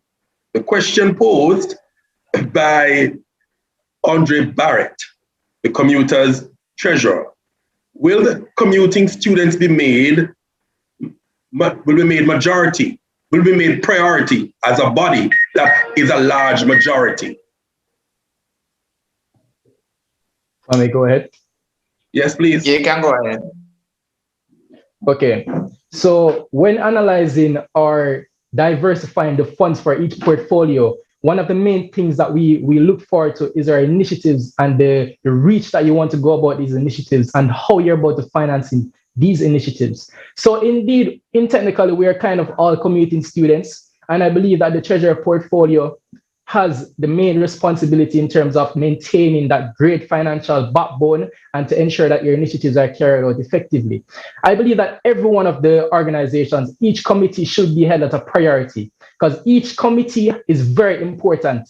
Just as the communities committee is very important towards the functioning of our students in terms of representation and initiatives. So I believe that there should be an equal and efficient and fair type of level of fairity.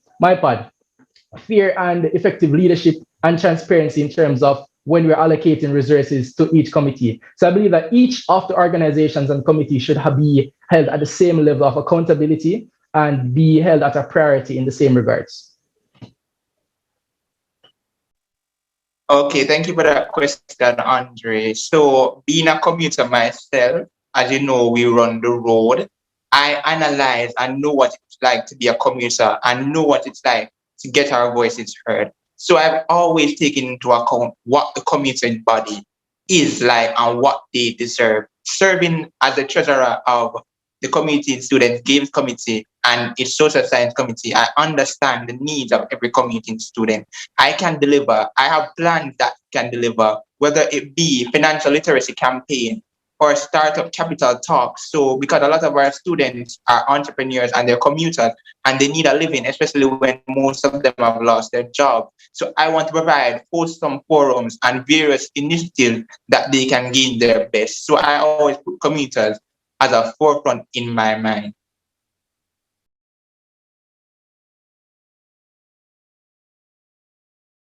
Apologies.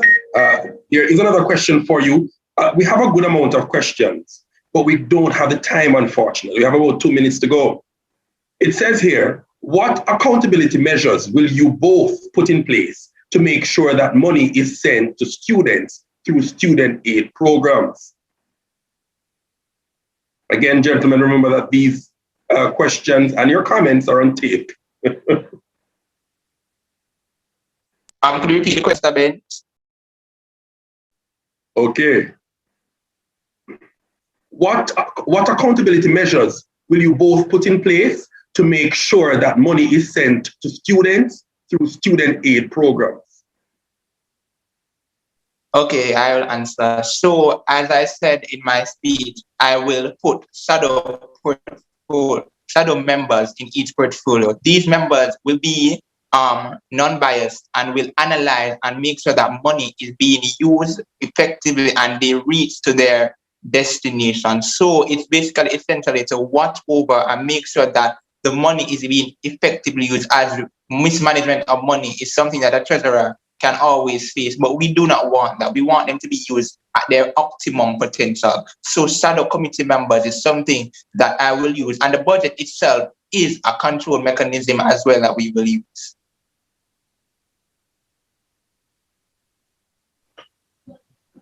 To answer that question, I believe that one of the most important things in each organization is to diversify and divide and conquer.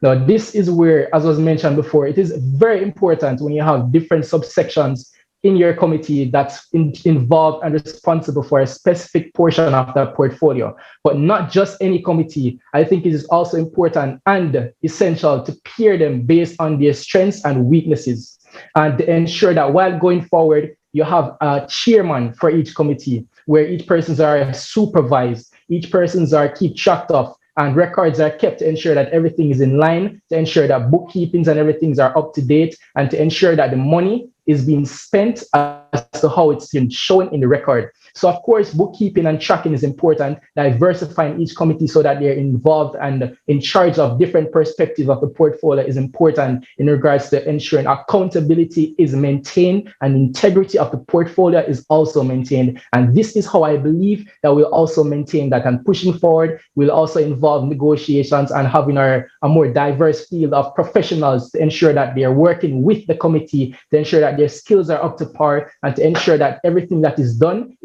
accurately, with integrity, and with accountability. Gentlemen, the constituents want to hear more, but we have to work with time. So you may have to find the time to get to them before the elections. So all the very best come Wednesday. We're moving categories at this time. We're moving to secretary. And the persons vying for this post is Sandy Miller and Alicia West. Please make welcome Sandy Miller.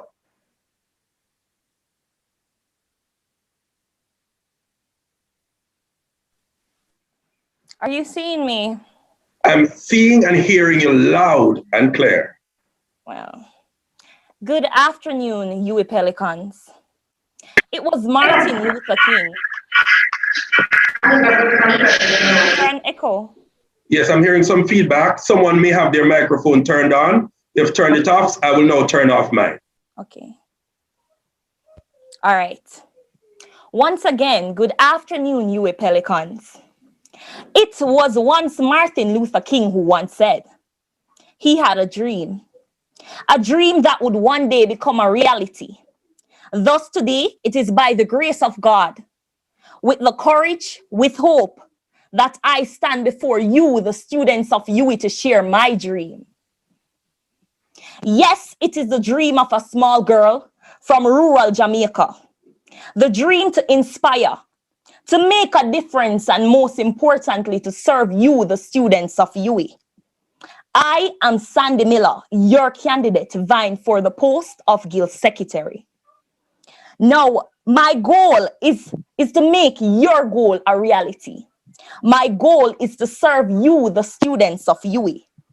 And thus, I have dedicated myself in service to the students of UWI, whether it was, one, the Resume Fixing Initiative, or the Caribbean Civilization session, where I was actually able to help over 400 US students in first semester and over 100 US students in the second semester.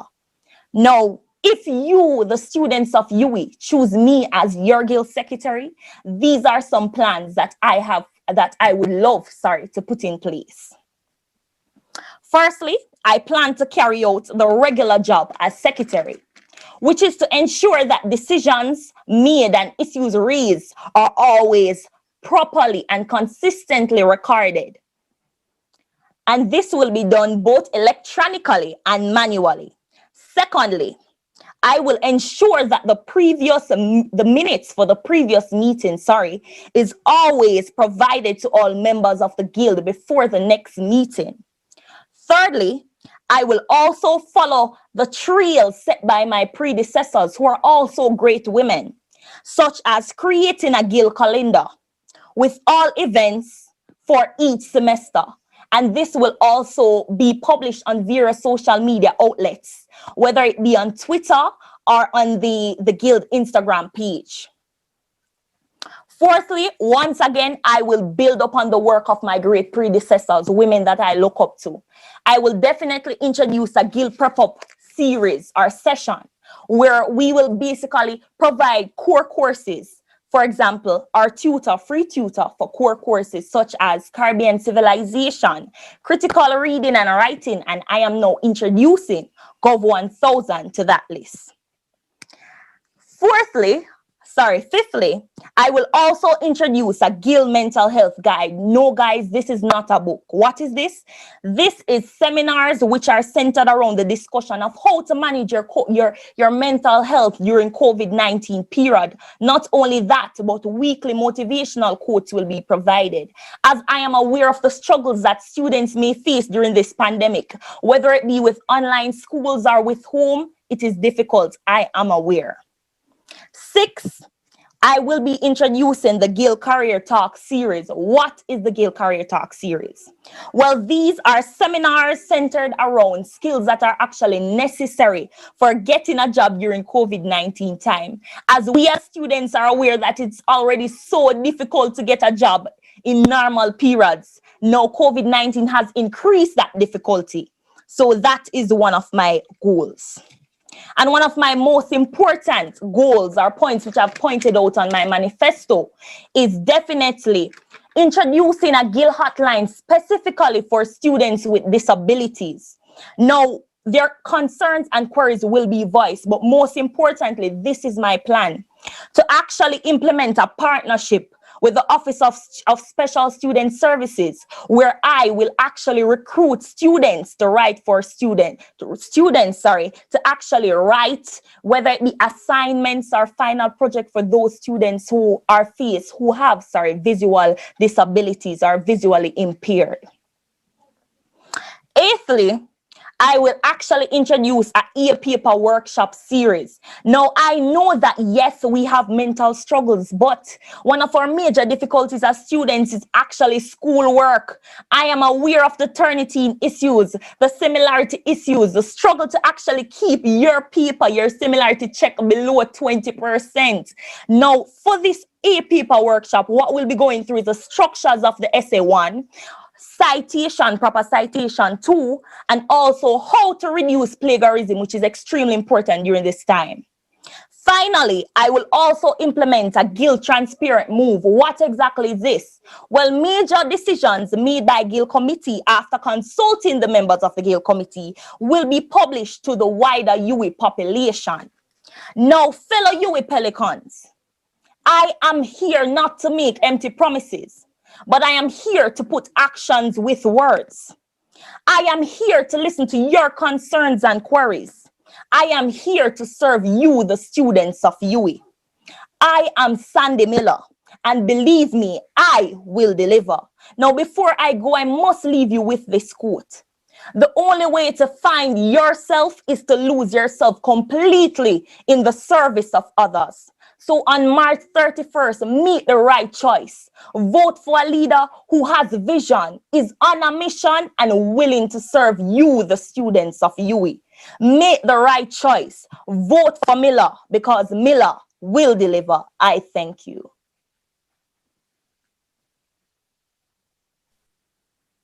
Thank you so very much, Ms. Miller. At this time, I'm asking Alicia West to come forward. Ms. West, take the floor.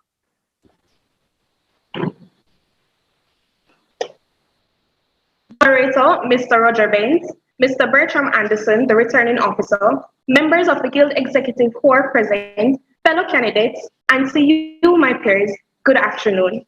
Sitting before you is Alicia West, vying for the post of Secretary for the Guild of Students. Throughout this campaign, many may have asked the question, who is Alicia West? And whilst I'm not here to read out my resume or give you a biography, it is important that I speak a little about myself, the best candidate for Guild Secretary. I am currently the Secretary of the VPSSP Committee, a position I have served in for the last 2 years. It is no secret that I was instrumental in the establishment of the President Society here on campus. I've also assisted with the distribution of care packages from the Guild Council in an effort to help students in the ongoing pandemic. What are my plans for you, my fellow Pelicans? Well, join me on this journey as we will be manifesting the best. B, better access to your Guild on demand. This is to ensure that your concerns, issues, questions, and suggestions are able to reach a Guild in a timely manner. This will be done by creating a WhatsApp line like the one used at SAS and Guild Counseling Unit. Students will also be able to set direct appointments with their counselors via this medium. While the medium will be built for direct issues relating to the Guild, students will also be using it to voice general concerns. With WEST, you'll see communication with your counselors at its best. Empowerment through skills development, the Student Empowerment Program. This secretariat will offer more than just resume workshops, but will also ensure that students are trained and certified in skilled areas not generally offered in the university space. This is to ensure that our students are equipped for life after university. So you won't leave with just a degree, but a skill in hand that will give them a plus in the working world. How, you may ask? I have already made contact with the Hartress NTA and the American Hotel Lodging and Education Institute. Under this same initiative, a job listing will be sent out monthly to you, my fellow students, so you will have easy access to job opportunities. S, Students Helping Students. This is an initiative that will connect students with students to provide support to their learning and development. Essentially, this is an academic program led by student volunteers who are equipped in different courses across the university space. In addition to that, a select number of tutors will be specially designated to our students with special needs. Academic workshops will be more than just Caribbean civilization and critical reading and writing. It will be all the foundation courses across the curriculum. This will be powered by student volunteers and the resources available to us from the Academic Support Unit. C, the people. This is the strengthening of the Secretariat with greater involvement of secretaries at every level, providing resources and training to all secretaries so that they're able to execute their duties more efficiently. The Secretariat will be expanded to include block, cluster, tower, clubs, and society secretaries to facilitate their development in their role and to further equip them to execute their duties to the best of their abilities. My fellow students, I invite you to join me on this journey of manifesting the best. Elect me as your next Guild Secretary. Why? Because the people deserve the best and West will give nothing less. I thank you.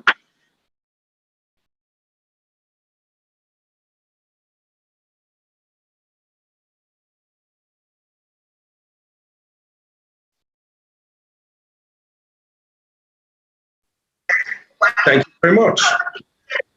And this time we shift to our question and answer.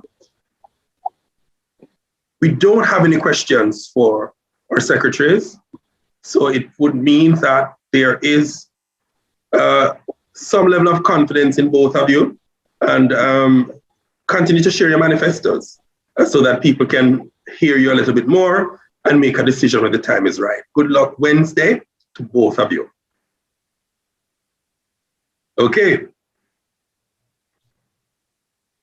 All right, so we're moving from that category to another set of categories. Oh, just in case it gets hot. My eyes are sensitive. This category is where the big ones come, the bold ones come, the brave ones come. It's the vice presidential position and the presidential positions. So you can imagine that this is what most people been sitting down and waiting for.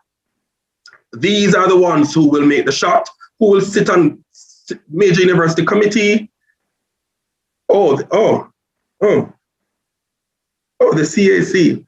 Oh Lord, where are the glass? I put on the glasses too early.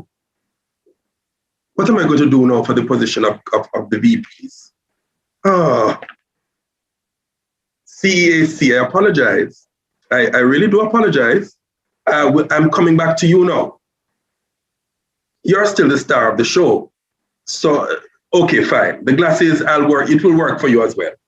The Cultural and Entertainment Affairs position, the Cultural and Entertainment Affairs Chairperson. We have 3 candidates vying for this post: Kyle Chin, Carlos Spalding, Javonte Webster.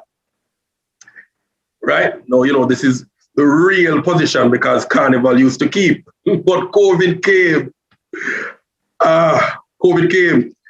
And I don't know if the CAC position is as hot as it used to be, but maybe after you hear these candidates, we'll make a determination. So, in the order of call, Kyle Chin, Carlos Spalding, Javonte Webster. Gentlemen, please make your presentation in that order. I'll have to find another prop to do the other segment.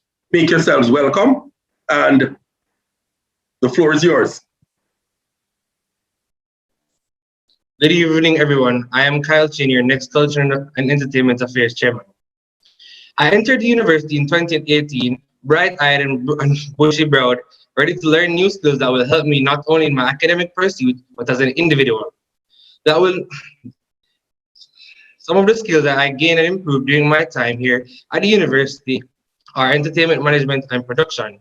The skill set that I need to ensure that if and when our university returns to normalcy, students are given the highest representation in ensuring that regional cultures and international cultures are properly integrated within the University of the West Indies. This can be done through my 3-step WIN process. W means what this campus needs. This campus needs a group of creatives and thinkers to revamp the cultural space in the university. I is for innovation, where all the integration will take place. N is for navigation, as everyone needs someone to direct them through times of uncertainty. These core values are what our CAC body will live under my leadership. When appointed to the position of UCAC, the I's in the WIN process will take form through my tenure, helping to bring out regional integration.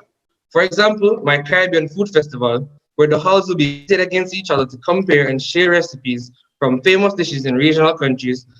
I will use the help of CACs from each island association to help in the decision process to pick their respective meals per hall. Before I go any further, for those who are asking how, like the famous Gordon Ramsay's program that functions as a TV program, we can have that same effect using our very own UWI. Should we not have the ability to go back to face-to-face interactions? Should we return to face-to-face, this is an event which can be held at the Students' Union, where we can invite dignitaries as guests. Secondly, I would like to speak on my Integration Reloaded. This is where I will use Integration Thursdays as a means to highlight the various things which make UWI, the cultural center of the Caribbean region, to display different forms of art practiced across the Caribbean, for example, dub poetry and stand-up comedy. Thirdly, a UWI Carnival platform, online platform to reach local, international, and regional students to help the University of the West Indies, MONA, in these trying times to be regarded as more than the intellectual hub in the Caribbean, but as the ideal place for regional integration or cultural mixing. Least but not last, as I am limited to time constraints, an Entertainment Management Expo. This is where an entertainment skills development seminar will be held to help the students with talents and passions for entering the entertainment sector hone their various skills. This will also be aided by enlisting the help of the private sector entities to secure potential internships for students. The fact of the matter is, my plan A is that the science is going to allow us to be together, but at the same time, my plan B is that we will use the technological expertise of our comrades at MITS sci-tech, and engineering to pull together a program that allows the university, student government to effectively cater for the needs of our students and offer to them the most holistic experience possible during this time. So on March 31st to April 1st, join me in the revamping of the Guild Culture and Entertainment Affairs Committee. Vote Chin for culture, vote Chin for entertainment, vote Chin for the win. I thank you. Okay. Thank you very much, Mr. Chin. Moving to the next candidate, Carlos Spalding. Okay. Good evening, Pelicans. If your actions create a legacy that inspires others to dream more, learn more, do more, become more, then you're an excellent leader. I am Carlos Spalding, a man who is seeking to continue legacy of excellence within the CAC portfolio and within the wider UE Mona space. Having dedicated over 3 years of my life to this portfolio, I've finally put myself forward to taking the reins and having the CAC make a larger impact on the students. I tend to do this by the implementation of the Legacy Project, which is aimed at positively impacting the students by providing them with a first-class culture and entertainment experience. The Legacy Project consists of 3 volumes that embody each core tenet of my vision for the portfolio, if elected. The first volume of my Legacy Project is inclusion. The goal of this volume is to bring UE students from all walks of life and cultural background together by implementing tactics to ensure that these students are appropriately represented within the portfolio. This will be done by establishing 3 task forces. The first 2 are the Culture and Spiritual Task Force, whose function is to ensure that the various cultures and religious groups have an input in the CAC portfolio. The third task force is the Carnival Task Force, which is comprised of the heads of all island associations to aid in curating an authentic carnival experience. Within this portfolio, we tend outside for our assistance with projects. However, based on my previous conversation with Michael Ogill, Director of Philip Sherlock Center and Creative Arts, I realized that we have all the tools and resources readily available right here at UE. One function of the CAC is to liaise with the Philip Sherlock to coordinate activities for all recognized clubs or societies of the Guild of Students. I tend to take full advantage of this by implementing a showcase of series of arts that will take place once per month, where either cultural dance, music, dramatic piece is performed, illustrating the melting pot of the cultures that exist right here on UE. Likewise, I tend to utilize our own resources by hopefully partnering with Christian religious organization on campus to stage 2 team gospel inti. My second volume for this project is integration. At its core, the CAC portfolio is meant to provide a space for students of varying backgrounds to network, socialize, learn about various cultures. The goal of this volume is to emphasize the core and truly integrated students by better into UE life as well as each other. I plan to do this by implementing an online orientation experience. Not only is the CAC portfolio responsible for the freshers events, but is also responsible for sharing the overall culture of the university.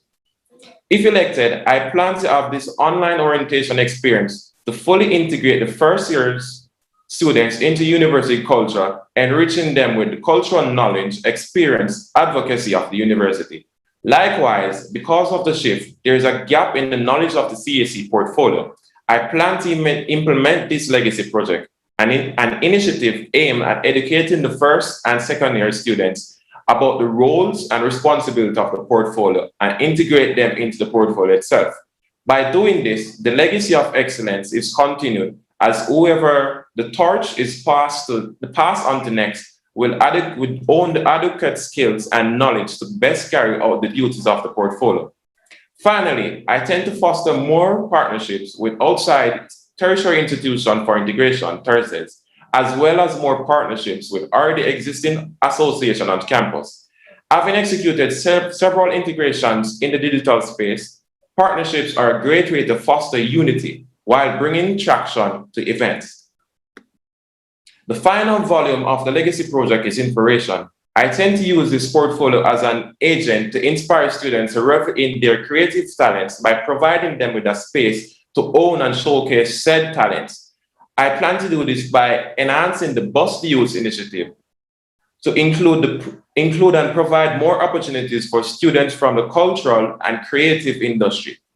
We have a lot of talents right here at the university: DJs, photographers, videographers, graphic designer, fashion design, and so much more. The CSE portfolio as a means not just to provide these students with a platform, but to share these talents, but with opportunity to utilize the talents for the CAC and the Guild projects rather than external entities. Also, a part of my inspiration volume is to host workshops and panel discussion with upcoming and established leaders within the cultural and entertainment industry in order to promote and own the skills of the students. For instance, I have contacted Imani Duncan Price, former Miss Jamaica World, who is on board to give workshop to the Miss UWI contestants on confidence with the pageantry world, as well as Claire Sound to give a workshop on stage production. These initiatives aim to build the most creative, cultural responsibility and aware UWI students who will make UWI a true light for Jamaica and the region.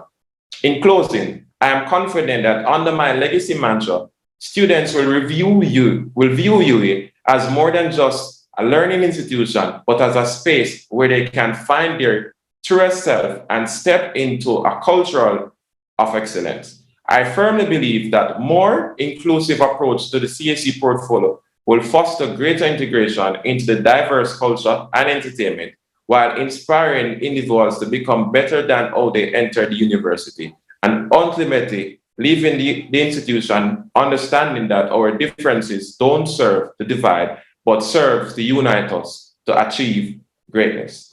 As Rex Nettiford said, let's get cultured in our own culture. Students, I urge, include, integrate, and inspire a legacy to contend with. I thank you.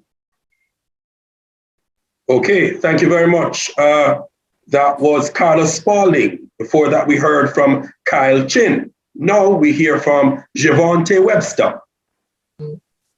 Pleasant evening, afternoon, as you say. Yes, sir. I'm hearing you loud and clear. All right, so, my name is Jem, the web that is here to amplify your voice.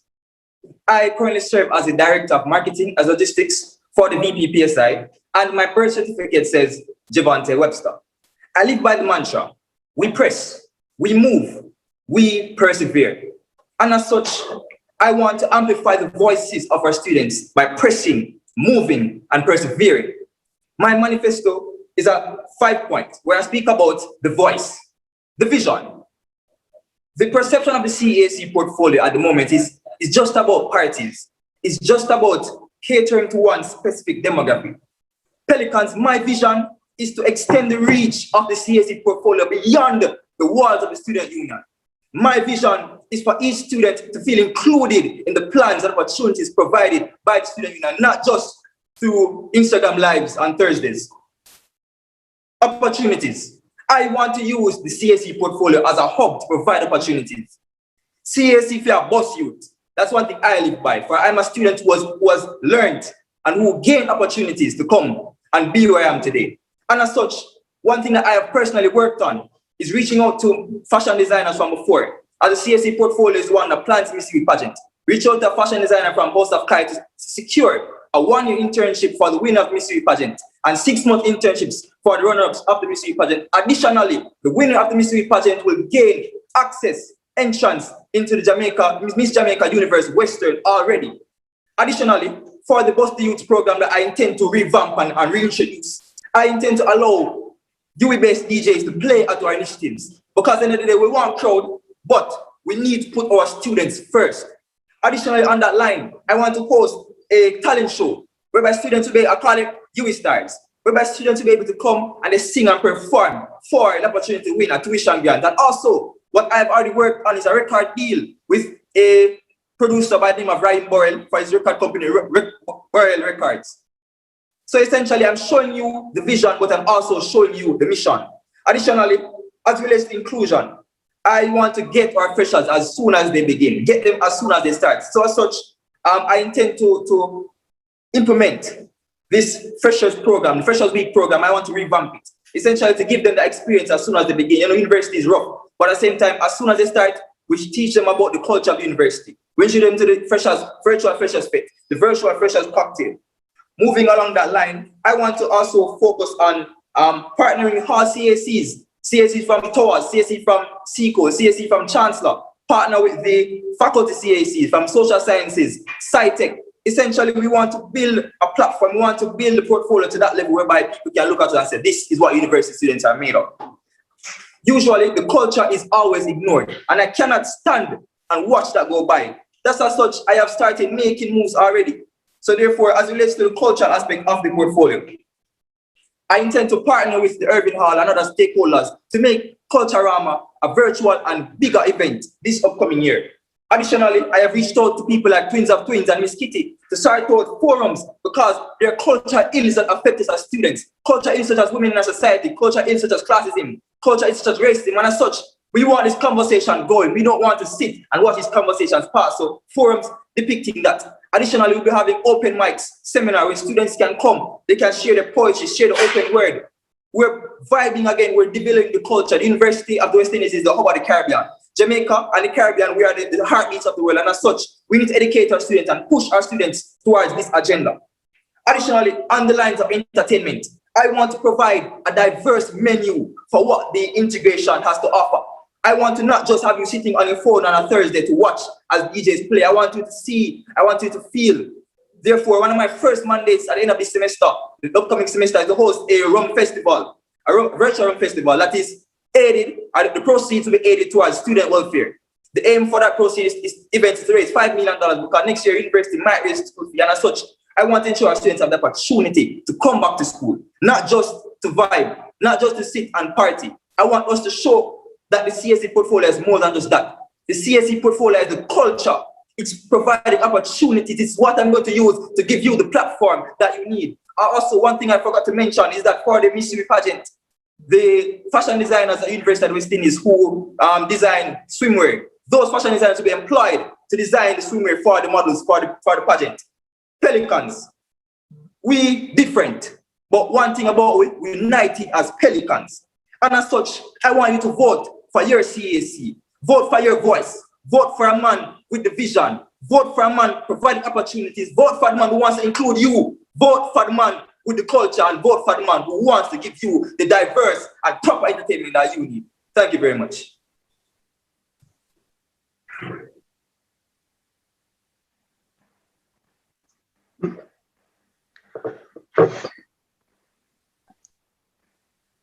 Gentlemen, thank you. Whoa, it was a blazing. I think the blazing is really getting there. The fire is there. The plans are there. Wow, and the questions are coming in left, right, and center. From the chat, there is a barrage of fire coming in for the CAC. They are coming in live, they are coming in direct. We have luckily some persons who are online helping to buffer some of the heat and some of the grenades that may come, but we still have some grenades coming in. Now we have a question from Cariel Applewaite to Kyle Chin. Irving Hall has a food show for regionals, which is under Culturama in addition to Caribbean Day. What sets your food initiative apart from that? Okay, sir. I understand that they have a culture, which is about all forms of culture. But my own is actually really mostly about food. I'm trying to make it more diverse and make it more specific to the topic itself, so that people who are interested in the actual food experience. But also, I'm trying to make it more of a walk-in kind of buffet. So I'm trying to revamp it and come up with like different ideas to like bring it. Approach it differently for other people. Okay, thank you so much, sir. I need to watch the time as well. I'm going to see if I can get something that is going to be for all candidates. Question to all candidates. from Jotham. I would prefer if Jotham had a last name, given the instructions we had asked for. Jotham says, to all candidates, to carry out an event in a virtual space can be more difficult than if it were face-to-face. What strategies, methods would you all put in place to ensure their success? Hello, good day. All right, so strategies and methods. So what did I do? I'll partner with pioneers in the events industry. So for ClearSound to do the setup and streaming. So the quality of the event is there's not just a regular live where just come and the audio is distorted. We have the technology, we're reaching out to the right set of persons in the industry. So to give the students a full experience online as we would have been in person.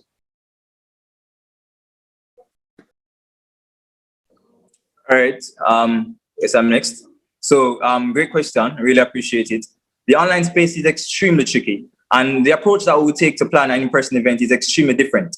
I am a digital marketer, so essentially I know how to traverse the online space. And one thing that I realized is that people like interacting. People like seeing things. It's hard for them to take up the phone and sit and listen to DJs play. We need things that are interactive. A major event that was held this year was, for instance, the Commuters speed dating thing.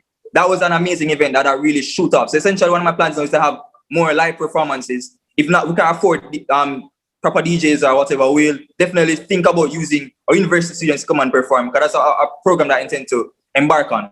Additionally, as my counterpart would have stated, the CSE portfolio has some agreements with ClearSound and other entertainment industry people. So essentially we're planning to create an environment, create an experience through the digital space, but we can't do the same thing because only a madman would try the same thing twice and expect a different result. Okay, so first of all, I'd like to have more theme-based events, which would cater to more specific groups of people. And I would also like to reach out to more pioneers in the business, such as Jamaica and Exodus, other carnival bands, which would help to bring across the themes better, because in that way, we'd have more people interested in specific themes and to learn about those specific themes as well.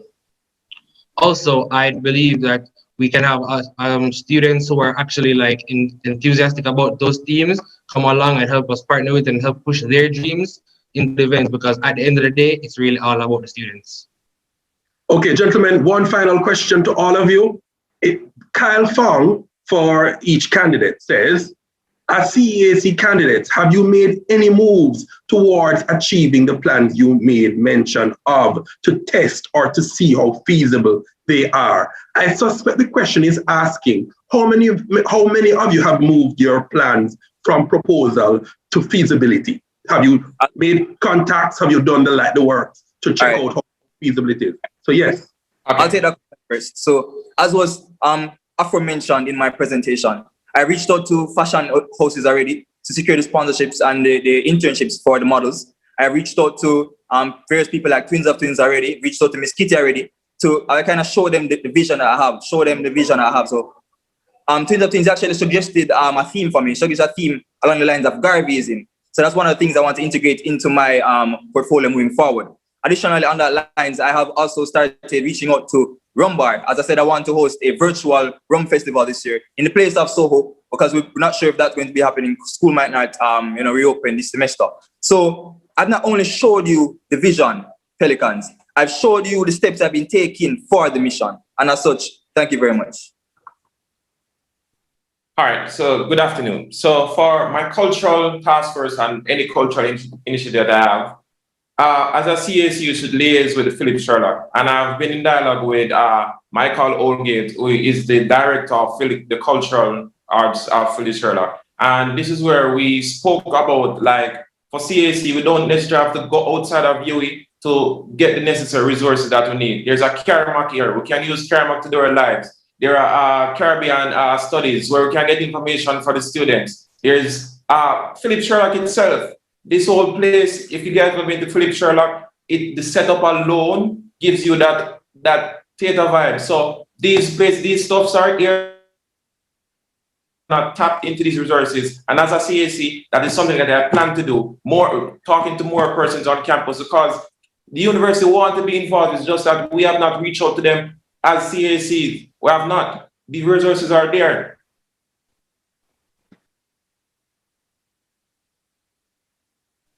Okay, thank you for that question. So based on what I was mentioning a while ago, in terms of like reaching out to brands and stuff that are already known in Jamaica, I have actually already spoken to a lot of the management members for a lot of these companies, and based on the feasibility and the actual cost of the events, and I believe that based on my experience in the CAC, I believe that the CAC budget can afford to actually pay or cover most of the costs for these events. And additionally, before I go, what I did, I reached out to Imani Duncan Price, who is also a former Miss World Jamaica. I, as a CAC, know that there's not much can be done within this time based on the budget that would be spent. So I reached out to her to get like workshops, just like give students a confident boosters, give women this booster, allow them to have this space to talk. That is what the workshop will be about, to give them this whole beauty talk and all this. So, you know, it's not all about money. Okay, gentlemen, thanks for your time. I suspect we are out. There are more. Trust me, the chat is busy with you for you guys. You have to take some time out to talk to the people that want to talk to you. So you need to do some more work on the ground. We can't, however, because we have a time frame of 5 minutes, but we do wish all candidates the very best of luck. It seemed to be a keenly contested match, something to enjoy. And of course, you know, have a good race, and you know, may the better candidate win. Right. So, okay. So I already had planned to wear my glasses. So even if the thing had spoiled, I'm sorry. I'm wearing it. Oh boy! And while you're at it, you know, you may want to get yourself something to drink. Right? To cool the temperature down, or if you have anything to raise the temperature up, it's up to you.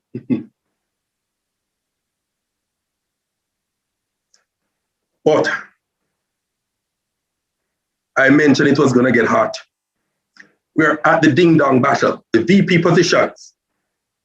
Now, we have the Vice President, Properties and Special Initiatives, and we also have the Vice President, Services and Special Projects.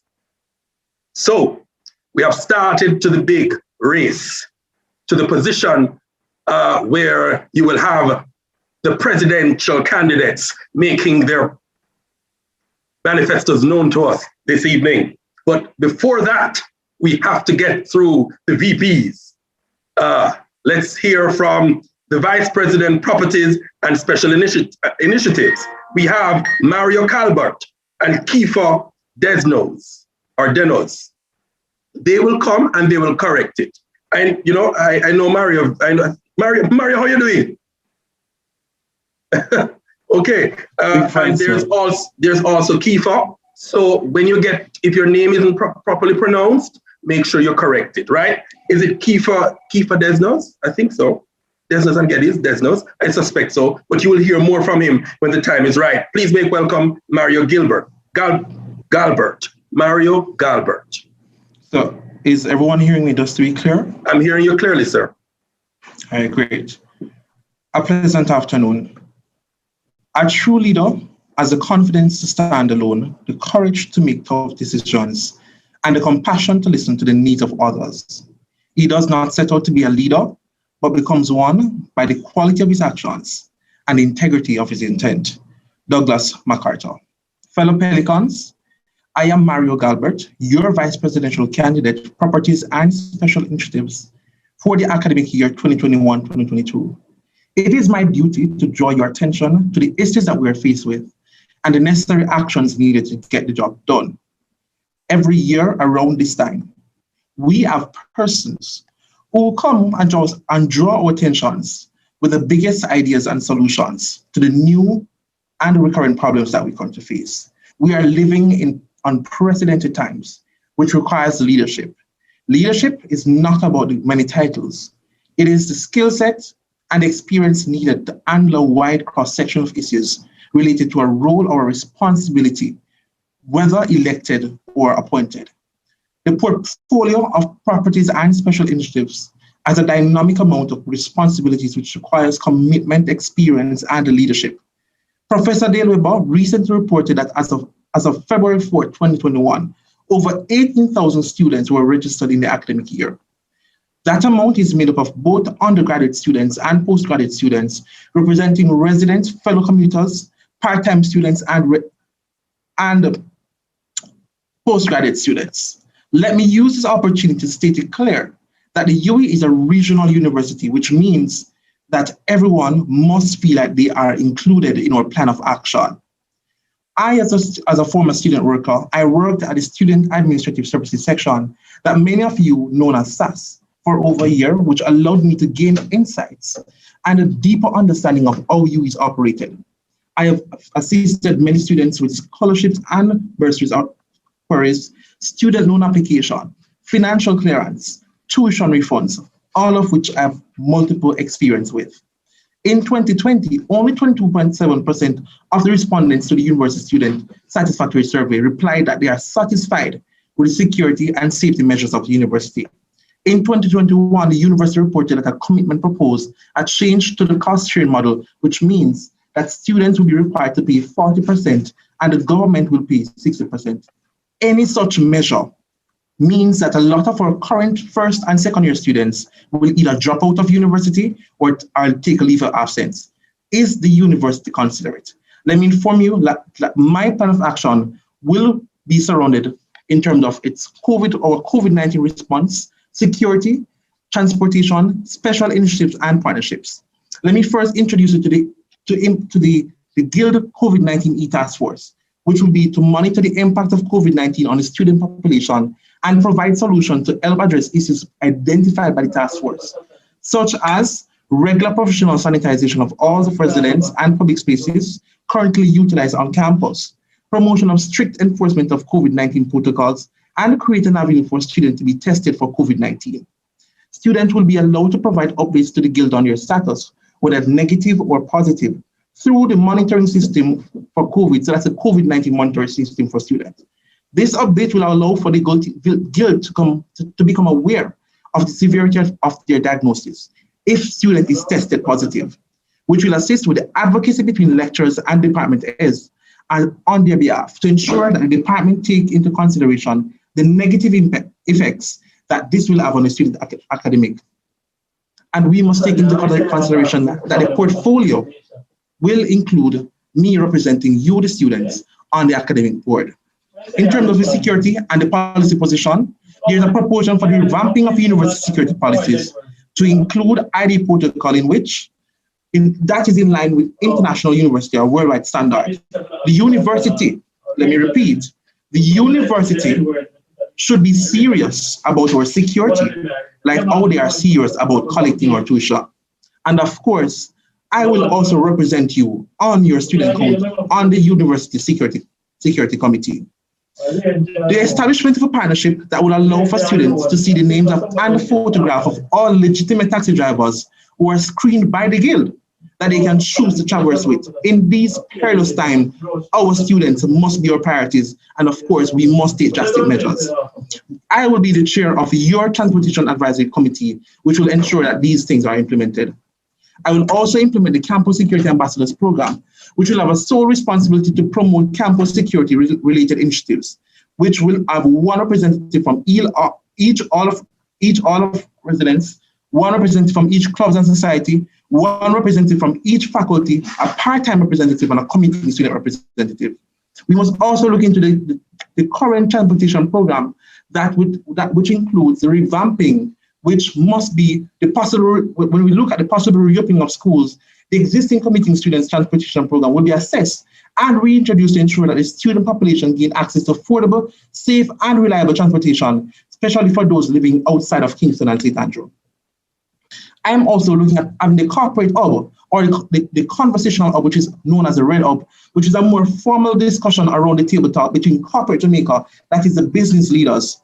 This would allow for the students to share business ideas and gain insights into the position taken by leaders on national issues such as crime, tertiary financing, environment, and the digital transformation. The second thing I want to look into is the woman empowerment. I will be establishing the first female president of UA, that's the Angela King Development Fund. The Guild will be able to have access to finance for projects and other initiatives that will guide how we operate. How will this be financed? Through grants, sponsorships, and international donors, tapping into our resources. The Big Impact Project will be in partnership with the SSP. The Big Impact Project will mainly focus on the renovation of maintenance and of our university gazebos. You must look into the fact that with online schools in progress, many students do visit the campus to daily gain access to the university Wi-Fi. So we will be looking at the maintenance of these gazebos. So the maintenance will include the renovation, which also include charging ports, repairing our seating, and roofing work. We'll also be looking at an international exchange program that will have university students going overseas into other universities, that which we have existing partnership with, that the university, OSSD, and admissions office as current existing partnership with, so we can actually tap into that as well. We will be building on an existing relationship with the government to allow for the effective execution of projects. We will seek additional support from the Ministry of National Security to ensure that students feel safe to traverse to and from campus after participating in extracurricular activities related to the UE experience, such as the carnival, the integration, that is INTI, and the other night events held during normal times.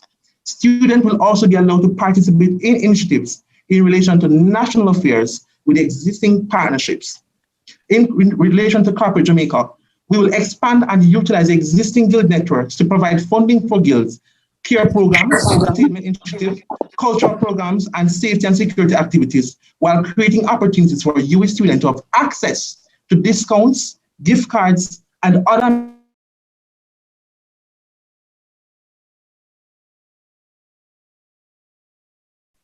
Mario, you are muted. The host just muted me a while ago. So I was getting to my final point.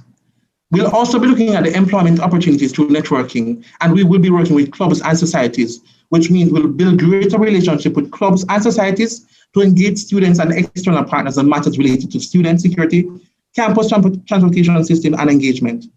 I am not perfect, but to it's simple, my experience and skills will allow me to execute the duties of Office of Vice President on March 31st to April 1st.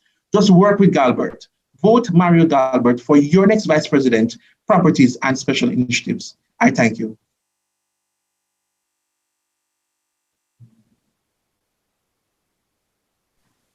Thank you, Mr. Galbert. Kiefer, how you feeling? Good evening, Sir Bent. I am feeling great. How are you feeling? I'm not bad enough. I'm looking cool. So, Kiefer, a little quick question. Did you rent that lectern or you buy it? Because you know how the funds go for the guild. You have to watch the spending. Did I rent what? Did you rent or buy the lectern? I don't know what you're speaking of, sir. Okay, everyone, it's now Kiefer Denzon's time. Sir, the floor is yours. Take it. Thank you very much, sir. All right. Always work with the present moment, not against it. Make it your friend and ally, not your enemy. This will miraculously transform your life. Eckhart Tolle. They say it is just for the hype. They say it is just to put on an next red shirt. They say, youth, you're not ready for this. Well, I say your ally, Kiefer, has left in his trail a residue that proves excellence in service. From before the red shirt, assisting in any way possible from my first day at this noble university, and even before. But we're not here to talk about what they say. My name is Kiefer Denzon, your current Guild Public Relations Officer, and your candidate vying for the post of Vice President, Properties and Special Initiatives. And let me tell you, I am here to educate you about the responsibilities of the post. So today, we are here to talk about the movement. My fellow Pelicans, let me introduce to you the foundation of the Ally with Keep Up a PSI movement, ESTOPS. What is ESTOPS? It is inclusion for everyone, encompassing the responsibilities of the Vice President of Properties and Special Initiatives.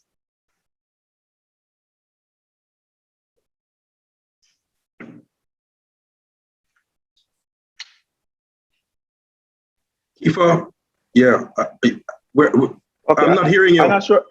You hear me now? Yes, I'm hearing you. I'm hearing you. Yes, I don't know. I'm not sure what happened a while ago. Let me continue, sir.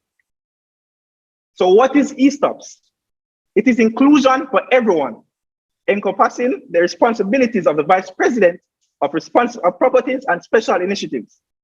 It starts with E, for everyone. For every single action we take as Guild councillors should be in the best interest of everyone that falls within our constituency and even beyond. Our next step is S. S for security. As a student myself, I understand the need to ensure our safety as we educate ourselves and try to make a better lives. I will propose a task force which aims to advocate for and report on improvements to the current Ananda alert system in an effort to improve a nationwide response in the case that a student goes missing. Additionally, I will propose a revision of the existing gender policy of the University of the West Indies to include mandatory sensitization for security guards and campus police. Furthermore, I will advocate for the UWI to open discussions with Jamaica Eye to increase camera presence in robbery hotspots around the school. The next step is T. T for transport. Let us not neglect our students who will most likely have clinical rotations and labs come next semester. I will be partnering with buses to restart the bus system to ensure these students get to and from school safely. I will also engage these buses regarding a specific bus for special needs students. This conversation will be had firstly with the JUTC since they already have a bus system in place for special needs. We continue the movement with O, and O is for opportunities. The pandemic has significantly deprived our students of well-needed opportunities. To combat this, I will rebrand the entrepreneurship competition to better fit the virtual environment while still fostering for growth of participants and their businesses. I will also partner with Career and Placement to expand their resume clinic to include proposal writing, marketing plans, and budgeting plans, and so on. Additionally, I will also open discussions with HEART for students to do short courses and get certifications in these areas so they can further broaden their portfolio. Finally, I will increase upon the student entrepreneurship feature I started as PRO to include a section where student entrepreneurs will be available to do bi-weekly lives on the VPPSI Instagram page. The partnership currently running with Pretty Show will continue into next semester also, so that student entrepreneurs can get featured on their program. Moving on with the movement, we are now at P, and P is for properties. Firstly, improving the lighting on campus. I will advocate for a move from the use of incandescent bulbs to the brighter LED or fluorescent bulbs in our streetlights to improve lighting in dimly lit areas around the campus. Furthermore, I will partner with the various hall chairpersons to tackle particular issues in each of their halls with emphasis on security to ensure the safety of our students who will be on campus. This may include, but is not limited to, including now the exit for Preston Hall, where they currently only have one entrance and exit on each cluster. So finally, the final step in the Ally with Keep Up a PSI movement, S for sponsorship. The Guild Council, like any entity, needs funding to function, and sponsorship is one way to make things easier. To maximize on sponsorship in this pandemic period, I will replace the sign down by the Students' Union with a digital ad board where sponsors can advertise their content. Additionally, I will utilize the platforms that I started as PRO, namely GIL TV and the GIL website, which is to be launched come next month, to increase sponsorship during a digital period. Finally, I will include hall and faculty events in sponsorship proposals to increase our asking powers when we're negotiating with our sponsors. So there you have it, Pelicans, the E-Stops movement. So you see, this alliance for change, this alliance will make a difference in our lives as university students.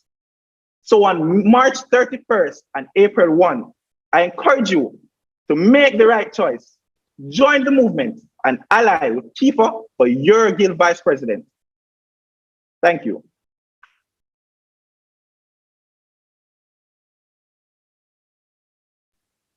Gentlemen, thank you. We now have, now that I'm looking at myself, I see more like a Ray Charles vibe more than like a cool movie star type of thing. But let's focus. Let's focus. We have some questions in waiting. We have a question from Jonathan Omaregi to Mario Galbert. To do a COVID test currently cost a maximum of 8K, of 8K. How do you plan to fund the testing of students that will be on campus? He asked Mario, another question was posed to you. Some of your plans sound very costly. How are we sure that your sponsorships will pull through with the required funding needed, especially seeing that we're in a pandemic? Both questions are from Jotham Omaregi to Mario. The first one was the cost of the COVID test. The second one was the issue of sponsorship given the COVID realities. Thank you very much, Mr. Bent. I must say this, that it is important to note that with the existing of a vaccine now, it is more than likely that the cost for COVID tests will decrease. That is what is projected. You can go and check it out from the World Health Organization and even our local entities. You can also speak with the medical science students about this issue. The next thing that I also want us to look into is the fact that our university is well equipped in terms of our relationship with other institutions. We have the university hospital as well, who we can actually partner with. And again, that's the reason why I'm a VP, that we can partner to see what can be put in place. And in this sense, I am proposing that we get US students to get free testing. So yes, that is the reason why we say it is a reason why we said there should be partnerships. And that's why I'm saying we can propose for free testing. And how will we be doing that? By reaching out to the university hospital to facilitate our university students. Yes, there is 18,000 students, and I'm very sure that there are people who can afford it. And of course, we also have insurance. We can also ask the university to see if our insurance plan can cover that. The next thing that we want to look into, yes, our plans, or my plans, are somewhat costly, but as a university with an existing relations of over 100 companies in Jamaica, I can surely tell you that I am very much positive that, like the current guild, who is able to get funding for their projects, going forward, I am sure that we will be able to get back those support. And I must say to the persons who are watching on YouTube that yes, the pandemic is on us, but as you can see, we have available vaccines, and so we are projecting things such as Carnival happening next year, the rebooting of our economy. So companies and businesses will rebound, and I'm very sure that they will be happy to come on board with us as an established student body of the University of the West Indies. We have a question now for Kiefer. Kiefer, the question says, what would the sensitization sessions for security guards entail? Thank you for that question. So the sensitization session for the security guard, it was something that would have to be discussed in terms of exactly what would be in it. But I can tell you that through my tenure as PRO, I have made good relationships with the Bureau of Gender Affairs for Jamaica. And I have planned to partner with them further to ensure that these sensitization sessions goes on well. Okay. We also have another question here. I think it may be for both candidates. It says, it's from Janelle Small. A very big part of the VP PSI portfolio is not just advocacy, but sponsorship to fund the Guild's activities. What are your plans for this? If you would have mentioned it, this is a good opportunity to rephrase or to repeat. Should I go ahead? Yes, please. In my plan, I would have stated that I will be introducing the Guild Development Fund, which will be dedicated or recognizing the first female president of the Guild of Students, that's Angela. What I will be doing is to reach out to companies that are headed by women. Those companies such as Sagicor, not Sagicor, but Scotiabank as one of the main ones. We at COK with Aloma Samba, my mentor. We can reach out to those companies, and I'm very much sure that they will be willing to give us the assistance that we need. I would have stated that my plan would have been directed at sponsorships. And again, guys, it is not impossible. Sponsorship is not impossible. There are companies, even in the pandemic, that are willing to sponsor events, that are willing to sponsor activities of Guild. Reason being, because they have still been opening, they have rebound, and we can look at Grace Kennedy, who continue to fund the activities of the Guild. We are able to reach out to them, and we are able to build a partnership with them. And it's not just partnership. We must look forward beyond partnership in terms of sponsorship. We must build relationships so that when it comes on to this situation or these times, we are able to say, yes, we have that relationship, and that relationship will assist us to gain the best person or the best partners that we need to move forward. Thank you. Kiefer. Thank you for that lovely question.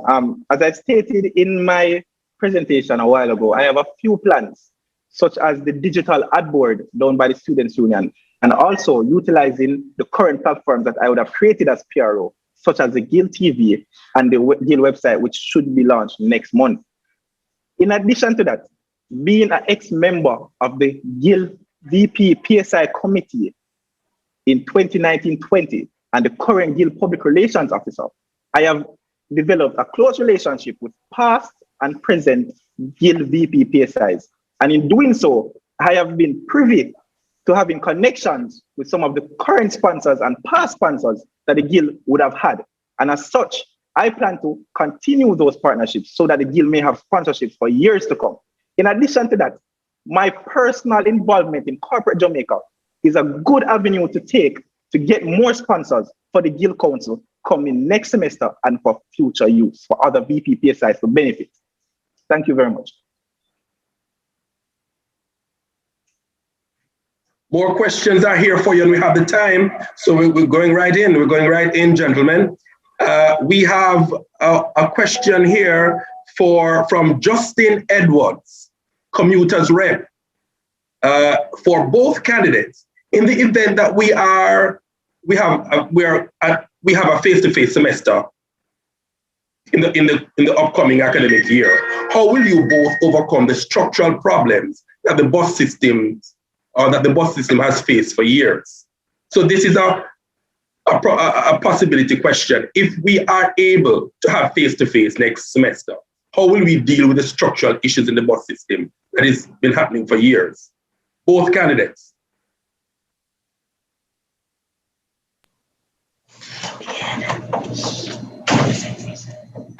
Should I go first? It is my, I would not say pleasure, but to say that I'm a proud commuting student, and that is a fact that I must tell you. I thank Justin for that question, because before Justin became the commuting student rep, we used to take the very same bus, go home to Portmore every single night or every single week. The bus used to pick me up in Portmore as well. So yes, there are many structural issues which must be addressed. And as an incoming presidential candidate, as a presidential candidate or vice presidential candidate, the vice presidential candidate, I must say to you that the transportation issue is very important to me because I do traverse. So for me, I believe that the best thing to do is to sit down, work out a plan of action. And that plan of action is identify each issue and to see what course of action, our best course of action should be taken. And yes, we can also speak to other persons who have been past VPs who have actually looked into those issues and see what are their solutions. And yes, we can go ahead and definitely look forward in terms of putting a plan together to see how we can address that issue.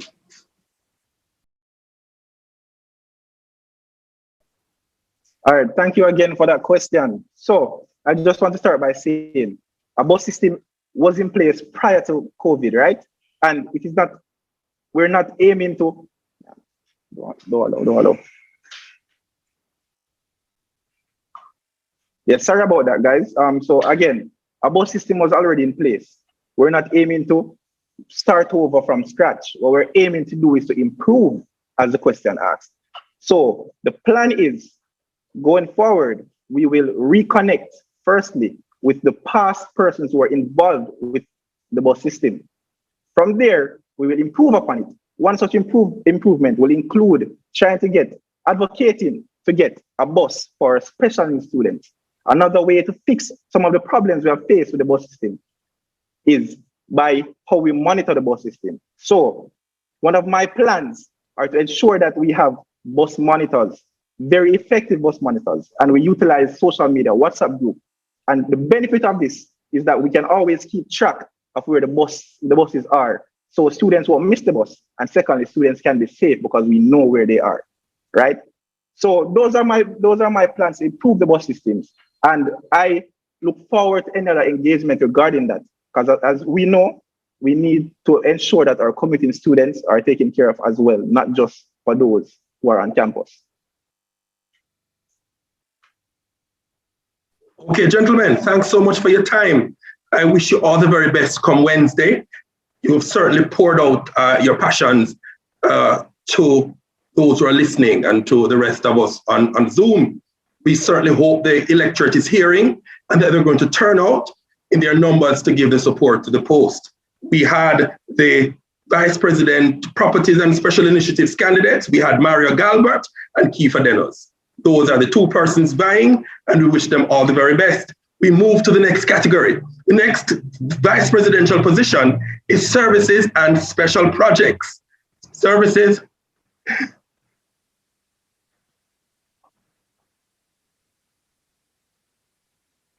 and special projects.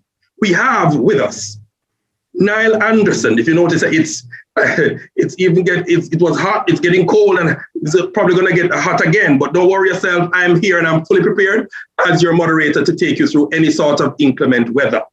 Niall Anderson, Tajay Drummond, Peter Gay Gentles, Jesse James, 4 persons in this hotly contested seat for the Vice President Services and Special Projects. Listen, if you thought it was gonna get any tamer as we got to the end, this is going to prove you wrong. It's getting warmer, but don't worry about me. I'm in AC. I can survive it. I hope you're comfortable. And if it is that you need something to drink, have something. Don't make it alcoholic. I wouldn't support that sort of thing here online, and those of us who may have other beliefs, but you may have some water, cold glass of water. Or you may have something a little bit stronger to keep your nerves together. But we move to the next category. In the order I've called, please make welcome Niall Anderson for the post of Services and Special Projects, the VP post. Niall, are you with us? Yes, I am. Okay, excellent. I'm hearing you loud and clear, Niall. The floor is yours. Well, they said that the river Nile will deliver. So let's see what's in this package for you all. Now, to tell you the honest truth, I'm going to be straight to the no. I'm not going to do no. Oh, yes, and the glasses. I lose the glasses. I threw them the temp set I get hot in here, so I should wear glasses. I'm going to lose that. But no, I'm not start with no quote or anything like that. I'm sure I'm tired of quotes and all them things there. And this whole process, almost done with it because a lot, group chats like blowing up. I don't like it either, to be totally honest, but they say it's due process, right? And to be honest, I've been here 5 to 6 years. I'm tired.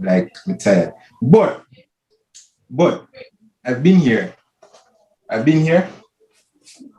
Those had that time, and over the time, I would have garnered experience in mentoring, advising student body. I'd be here for advocacy efforts. I don't think that town hall will miss me on purpose.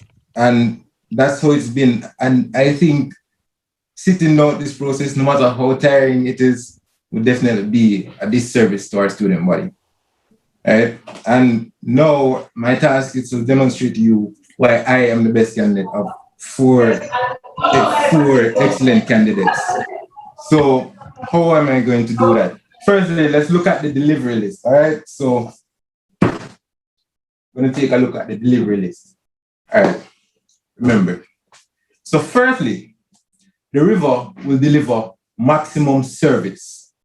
Now, of course, you know that we've had the bus gas initiative in the past. Unfortunately, due to the current modality of school, we are not able to have that anymore in that form. So we've adapted it in the WeCare program. But seeing if bus gas is to continue, there are a few things that we have to address, such as the running costs. The running costs, and of course, somewhat with the WeCare program, can be very high, right? And the more we pay to get these things done, it's less students that we can help.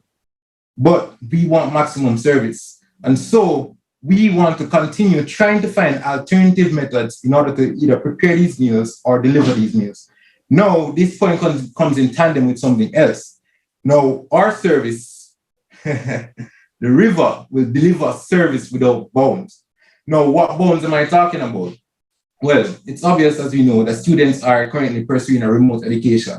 Well, majority of students are. And so a lot of students are not on campus. However, even though they are not on campus, they still very much have needs that transcend the campus physical space. And so our service needs to also transcend that physical space. So how can it transcend that physical space? I mean, big up never enrolled the SSP now, where I've spoken to a bit. We had the WeCare packages where we went around the island delivering packages. However, maybe we can make this a bit more efficient through an e-voucher system by having an agreement with companies. And then speaking about agreement with companies, there is also something called Pelican Perks. I don't know if you guys know how you get a discount if you're a student for certain things, such as, the Nostra Express, for all my fellow country bumpkins, right? The Nostra Express grants us discount if we're students. So we want to see how many more of those services that we can access for the student body. So where our budget may be bounded, where we may be physically bounded, at least those things will be there to reduce student expense. And if it reduces student expense, then we would have helped a whole lot. And for this initiative, we would love to partner with the USTAT and UAA. Funny enough, in my role as VP of Alumni Relations, I've already started pursuing businesses that would be willing to give these discounts. I've gotten a 10% discount from Systems and Innovations, right, for my electronic students over by the Faculty of Engineering. So that's that. Now the river will also deliver regional and international collaboration. Regional and international collaboration. So it's best I do this with the examples of clubs and societies. I am the president of the Mona Engineering Society. And one thing that would have done was to actually form partnerships with the CMU, would have formed partnerships with UTech, but we also went beyond the borders of our country, right? We actually made partnerships with St. Augustine. We made partnerships with the University of Toronto in the form of the National Society of Black Engineers. And through this, some of our students have actually been able to be in sessions with Google and Intel. That's really big. And I feel if all clubs and societies were to follow a similar model, we could see the creation of many more networking opportunities and general opportunities for our student body, which is what we love to see. Now, the river will also deliver research and response. What's the research? Well, currently, the current SSP is trying to explore research into the effects of COVID. And I think that's really good because having a metric on which to go really helps in your advocacy or fortifying your advocacy efforts. Now, our research would more than likely, given the context of this time, on a very somber note, would be along the lines of campus safety. And the response, of course, would be based on the results of the research and what we see may be the problems. Then we can identify that, fix it up, and hopefully have a safer year going forward. Now, additionally, by the way, I must big up the Black Butchers. I'm right on Butchers right now, and big up that set of young men that saved that young lady that was in peril, right? We want to get rid of things like that entirely. So whatever we can do, whatever we can find out as to how to do it. Of course, not my task, it's a PSI, but of course, they'll get information, they'll know how to treat it.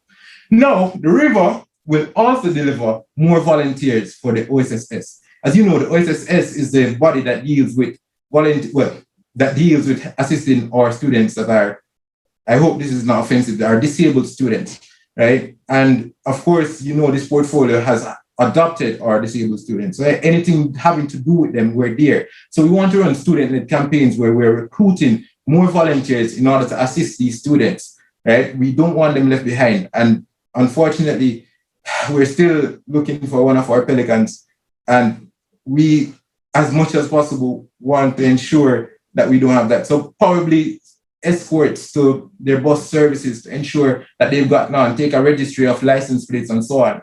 Now, additionally, the river will also deliver, sorry, I got a time notice just now, I'm wrapping up, will also deliver consideration for international students. So as you know, some of our tertiary students from abroad, they're funded by things such as gate funding. And a lot of the times they'll find a little hiccup in progressing through the year because the gate funding has not reached over. However, we want to communicate with the campus chairs and heads to see how best we can negate this effect in terms of seeing if we can probably come to a memo of understanding for these set of students so they don't have to go through the trouble. A similar thing for SLB students, but not necessarily my direct responsibility because I'm catering for my regional and international students, but I'll be a part of that advocacy effort. Now, basically, why vote River Nile? I mean, for who knows Nile, you'll ask about Nile, and the first word you'll hear about Nile is that Nile is dedicated. Nile will give you his all. Nile will stop at nothing until he's assisted as many as he can. The river will always deliver. Thank you. Thank you very much, Niall. I want to also make note to the candidates for PSI, don't go too far. The vice presidential candidates, don't go too far. We've added some more drama to this thing. You are not over yet. It gets more interesting after this. PSI and the VP candidates, don't go too far. We have more drama in store for you. At this time, we have our second candidate for Services and Special Projects, Tajay Drummond. Please welcome her. Tajay, the floor, the mic, the camera are yours. Thank you so much, Mr. Bent. Leadership is the capacity to translate vision into reality. Good evening to you all, my Pelican family. I am Tajay Drummond, your candidate for Vice President of Services and Special Projects. The candidate with a vision that reflects your own, and that vision is student welfare. At the heart and core of this portfolio comes the best interest of all students, and that is what I bring to the table. The drive, the passion, and the willpower to advance your best interests. I'm not coming to you in a capacity to be your voice. No, definitely not. But to shout alongside you in the aims of amplifying and resolving student needs. With that being said, I want to talk to you about service. Service is something that I'm passionate about. At the age of 13, I was selected as a student council for my grade 9 class. It was at that moment there was a stir inside. It was like the universe was slowly pushing me toward my passion, my purpose. Since then, I've worked with the different charities as I gave back to many people across the island of Jamaica, both young and old. I've worked in advocacy organizations and I have contributed to submissions that were made to Parliament surrounding the best interest of women and youth across the island. I have worked with government officials in hosting forums with the aim of educating youth on their human rights. I am also a certified mentor with Jamaica Youth Motivators, where I assisted over 1,000 primary and secondary students with their transition to higher levels of education. I continue to work not only in service of my country at large, but to my school community as well. I have held many positions of leadership, and I won't bore you with them all. Let me talk about my current position of Mary C. Cole Hall Chairwoman, leading in a pandemic along with 23 phenomenal women, giving data plans for schooling, grocery assistance, and this was amplified by the work of the current Vice President. Tuition grant assistance, mental health awareness, breast cancer awareness, among many other things. For completing my constitutional duties, usual hall events were held in aims of keeping the hall spirit alive. I also launched a period poverty campaign with the assistance of a sponsor, Confidence, to combat the increasing needs of women who are not able to afford sanitary products. I am excited and I'm ready to serve you as your Vice President, and this passion and drive for service will be transferred. If elected, I will revamp the bus gas program, now referred to as the ReCare program. And currently, this program sees students receiving care packages that are packaged by numerous volunteers and later delivered to only some parishes.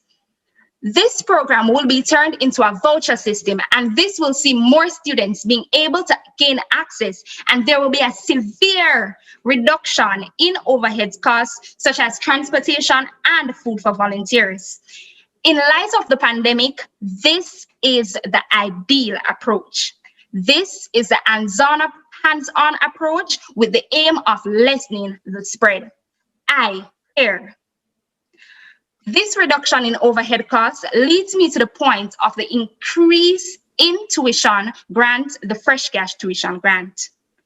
With there being excess funds dropped from the bus gas program, it will then be transferred in the aims of increasing the threshold of the tuition grant, which then leads to more students being able to benefit.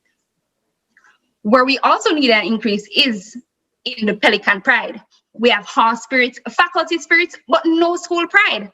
Pelican, apparently. As a result, incoming first-year students are set to receive packages with UWI merchandise. This will be done in efforts of raising school spirits and allowing you, the students, to feel at home in our university space. In continuing integration, clubs and societies will be introduced and integrated into the corporate society. Through this bond, mentorship will be readily available for active members of clubs and societies, and employment opportunities will also be sourced and leveraged through these partnerships for students who are active in the university space, whether virtual or physical. This will be the perfect way to include our international students in the mentorship program through the various island associations. I come with a simple message, and this message is one of student welfare. I am a service leader at heart. I'm extremely passionate about helping you to unleash the best students in you. I'm excited, I'm ready, and I am willing to serve. The vision is ours, not only mine. My manifesto was created upon the need for change as you expressed. My UWI family needs change. My UWI family needs progress. I want us to go on a journey together, a journey that will see us pressing for progress. So during the election period, I implore you to not only vote, no, definitely not, but vote for a service leader. Vote for a woman that is passionate about serving you and uplifting your best interests. Vote to J. Drummond for your Vice President of Services and Special Projects. Stand with Drummond, and for progress today, you should definitely vote to J. Thank you. Thank you, Tajay Drummond. Next is Peter Gay Gentles. Please welcome Peter Gay Gentles to the podium to present to us. Peter Gay? Yes, I'm hearing you and I'm seeing you loud, clear, and quite visible. Thank you. Michelle Obama once said, "Don't ever make decisions based on fear, but make decisions based on hope and possibility. Make decisions on what should be and not on what shouldn't be." My fellow Pelicans, I am Peter Gay Gentles, your candidate, your only candidate for Vice President of Services and Special Projects.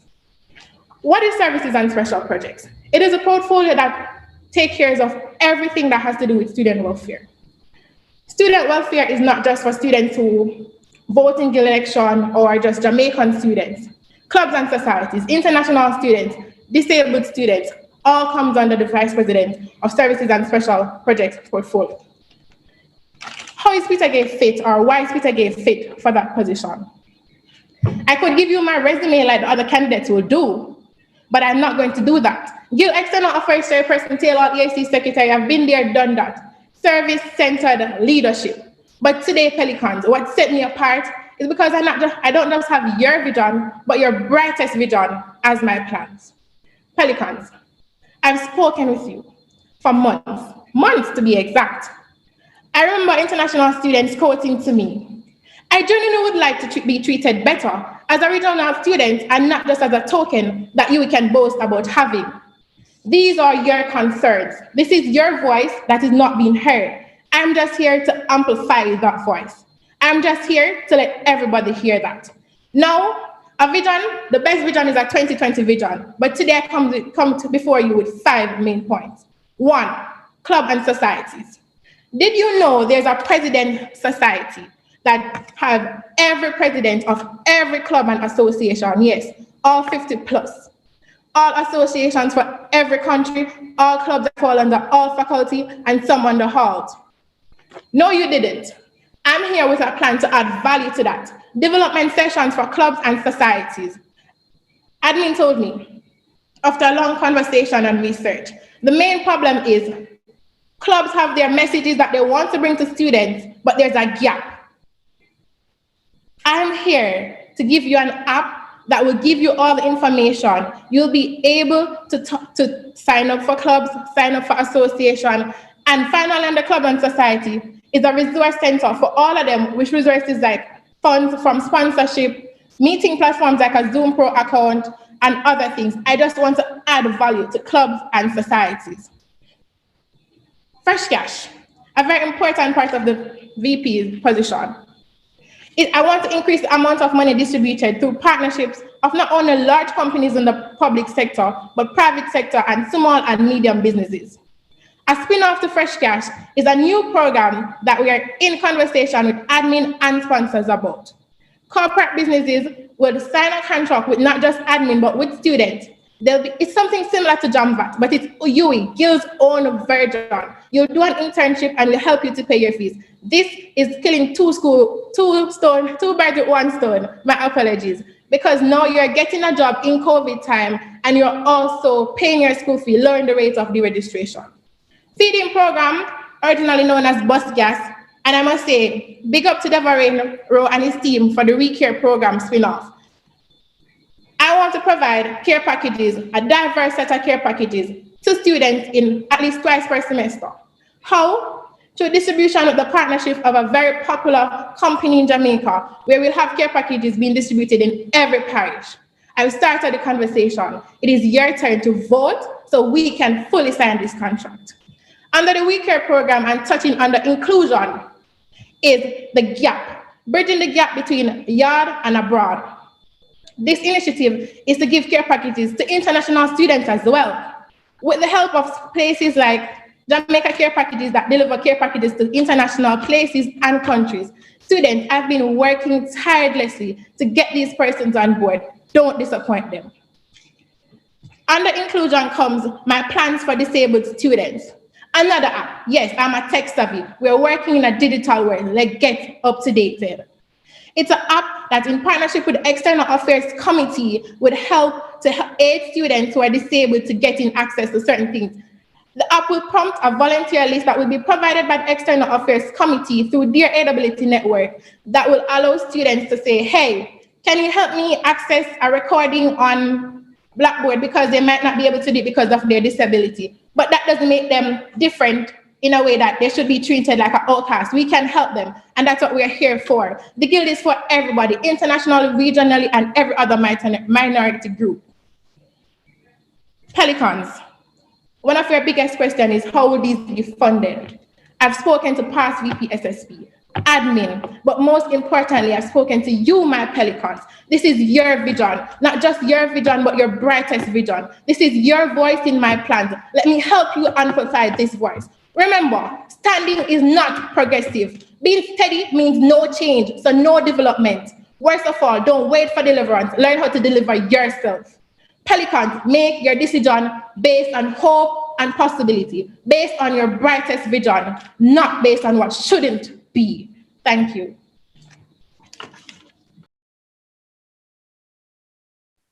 Thank you very much, Peter Gay Gentles. We move to the final candidate in this category, Jesse James.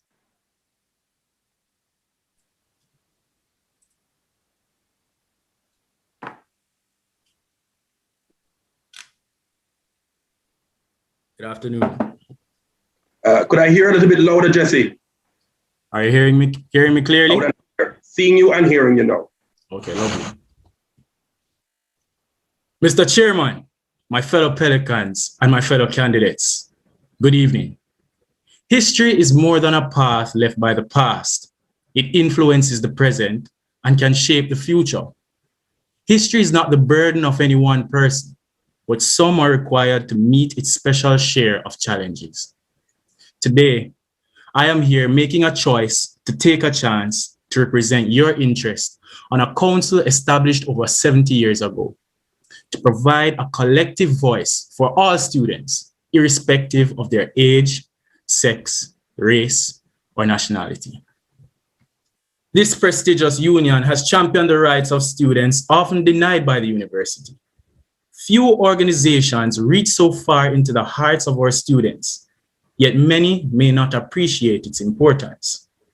The Guild Council acts as a catalyst for student action against the many injustices inflicted on our students. It is the cement that seals our shared vision as students. It makes meaningful the experience and passion of student life, which are core ingredients for our success at this university. During this time of global uncertainty, sustaining hope through strong and steady leadership is paramount. And now, more than any time in our recent history, the role of Vice President, Services and Special Projects needs a leader with statesmanship, who is persistent, a leader who will steer us through the great unknown. While serving as Deputy VP SSP, I learned that this role needs a leader with strong character, integrity, someone who can show empathy, most of all, a leader who is willing to put their duty of care to the students above their own personal interests. This I will continue to do with dignity, determination, and distinction that will widely be admired by all if elected. The most popular question asked of me since declaring my candidacy has been, so Jesse, I run again. But the more important question is, what example would I be setting if I didn't run again? What message would I be sending to my faculty, my hall, my freshers? Should we give up on our dreams if we are unsuccessful on our first try? Perhaps I would be sending a message to all the students who failed their first exam to quit and go home.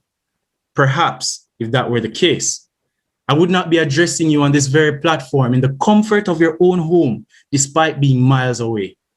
Nevertheless, the collective message we shall deliver is that through sheer persistence, anyone can overcome adversity and achieve their dreams. As the saying goes, a river cuts through rock, not because of its power, but its persistence. After a year of consultation with my fellow students, my team and I created a simple but powerful 4-point plan called UWI Smart. UWI Smart is the integration of digital technology into all areas of the Guild's business operations, which will fundamentally change the way the Guild operates by delivering value to our students. It is also a cultural change that requires a collaborative approach that will challenge the status quo on campus. This plan represents and provides equal opportunities for all students. The core pillars of UWI Smart are UWI Help, which prioritizes students' safe return to campus life, distributing free sanitary products on all halls of residence, increasing the capacity of the Fresh Cash Initiative, and remedying our campus food bank situation. UWI Skip, through partnerships with external stakeholders, will make our graduates more job ready and increase their earning potential. UWI Connect involves an inclusive and culturally edifying International Students' Day. And it also is geared towards improving the visibility and funding of our many clubs and societies. We'll also be increasing student data and internet access. And finally, UWI Safe provides an anonymous reporting system that helps our students who need to report issues such as sexual assault and harassment, or even discrimination. And also, it will be a partnership with the VPPSI to provide safe transport for our women, by women, and for women, and our vulnerable students on and off campus. Finally, decisions are made by people who show up. On March 31st and April 1st, I am appealing to you to show up by voting. Do not vote for us because of our loyalty, friendship, or popularity. Vote for the candidate who shares your ideals and embodies what you believe will make our UWI strong and proud. And when you have done that, you can hold your head high and say, I helped shape the history of this university. I am Jesse James, and I commend myself to you as your Vice President, Services and Special Projects. Candidates, thank you so much for your time and your amazing presentation. Now we get to the question and answer segment. We have some questions waiting for you. Keep your cameras open during this segment. We also will say for the other vice presidential candidates, those who are a part of the PSI, you're not done yet. There is more in store for you. I'm just saying. But let's go ahead. Abigail McFarlane, to all candidates, I didn't hear any plans for the clubs and societies. What are your plans regarding those? Do you plan to reintroduce Club Fusion? If yes, how will that be executed? May I go ahead? Yes, you may. I stated in my first set of plans on the clubs and societies, it's just to revamp, to add value to the President's Society. So our students, all 18,000 can know about all the clubs and societies, over 50 clubs and societies. Freshers sometimes don't even know that there are so many clubs and societies along with association here at the University of the West Indies, Mona. So it's just to get the information to them and help the clubs and societies with rebranding for those who are inactive. And of course, Club Fusion can happen virtually. We see SciTech pull it off. We can work together to pull it off again for the entire campus. Okay. May I go next? Okay. Yes, you may. Okay. All right. Sorry. All right. So in terms of ideas for clubs and societies, I would have also raised the point about actually making regional and international collaborations. And actually, to be more specific, we want to designate an individual on the committee aimed at acquiring or procuring or facilitating these partnerships. So through the gathering of a database ahead of the school year, the academic year, of the related clubs and societies. So for example, I would have given the Mona Engineering Society. We can find things like the NSBE, we can find the Engineering Society, Engineering Student Society in St. Augustine, and similar would have done something for the Bankers League and everything of the sort. In terms of Club Fusion, no, there was this wonderful model. I'm not as familiar with Club Fusion model by SciTech, but I know there's a model that was implemented by my vice president, Ms. Ashley McPherson. I love that, where essentially the clubs get a day where everybody comes and they give their best presentation. And you got some really, really interesting videos. Definitely drew in a few students to the presentations. And so what we would do is a lot of clubs and societies. So what we'd probably do is just split that over a particular period of time and the timetable accordingly afterwards. So that's what I would per se posit for that right now. Okay, so can I go next? Yes. Okay, thank you so much, Mr. Benz. To answer that question, within the speech earlier, I would have stated that for clubs and societies, there will be a mentorship program. This is something that I've already been in conversation with international and regional organizations about. So that mentorship is basically an integration of clubs and societies into the corporate atmosphere, and not only the mentorship program, but also employment opportunities for persons who are active within the university space. In terms of club fusion, that is definitely something that can be done. I just want to correct what Ms. Gentles would have said earlier. It's actually 100 clubs and societies on the university campus based on research done. And that's something that a lot of students don't know. For Club Fusion, I'll definitely ensure that we get the tech people on board. We know that SciTech would have done their Club Fusion last year and executed perfectly. So that's something that we can ensure we get in the running for ensuring that all clubs and societies are on display within that space. Thank you. Have all candidates responded? No. Okay. Respond now? Yes, you may. Okay, just to correct the two candidates, there are actually 93 registered clubs and societies with the OSSND, and there are over 100 functional societies. There are some who haven't registered with us. So just a correction there. Also, in terms of getting the visibility of the clubs out there, the clubs need the guilds backing. And this is something that I've heard their own complaints that the guild hasn't given them enough promotion. And that is something that I definitely will be committed to doing as VPSSP. Secondly, Club Fusion is something that it can be done. And it's actually in the making to be done, even though we're seeing that the time is coming down. But we're in a global pandemic, and that's part of the reason why the virtual Club Fusion wasn't launched this year. But the plan is already here. We have the rubric. It's just for execution. So virtual Club Fusion, should we be in the same situation we are in now, will be up and ready.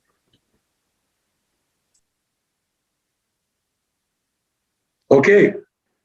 Thank you very much, gentlemen and ladies, for your participation. This question was posed to Jesse James. It says, you're a senior med-sci student. Congratulations, Mr. James. You're a senior med-sci student about to do clinical rotations. What time will you have to execute your goals and serve effectively as our vice president? That's an excellent question. What time will I have?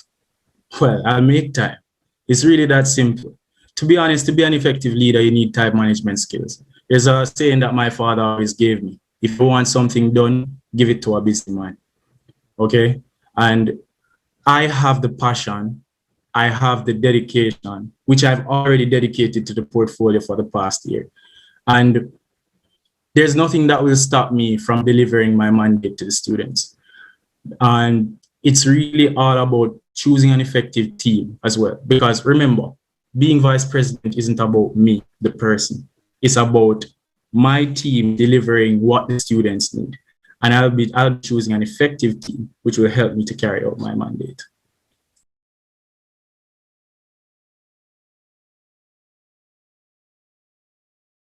Apologies. Right. I'm trying to sift through the question. There are so many questions in the box. I'm trying to really sift through in terms of to get the best as I possibly can from it. To Peter Gay Gentles, you stated in your manifesto that you will execute projects including internships. So far, this has not been done. Why?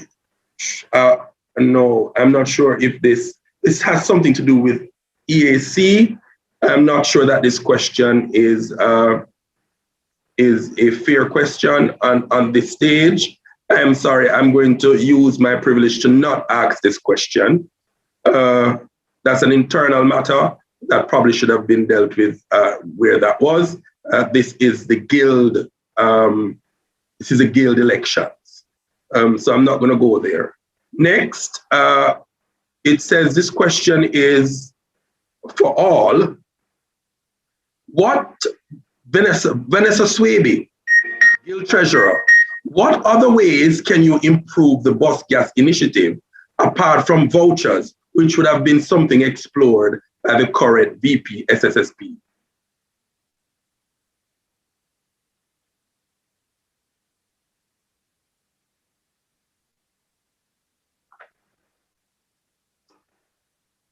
That would have been a question for all candidates. I couldn't lead. Before I answer the question, I said 50 plus. So guys, calm down. It's 50 plus, meaning over 50. So if it's 93 or 100, inactive or active, it's over 50. For that question, for bus gas, we have diversity in products with partnership with different companies. We also have the new distribution. For me, we also have the new distribution strategy, where persons will be getting in every parish at a feasible cost to the guild, because we're doing a partnership. And this partnership is something that I've spoken to the appropriate stakeholders about, and they're ready to sign, as I said. So that's the new thing that I'll bring to bus gas.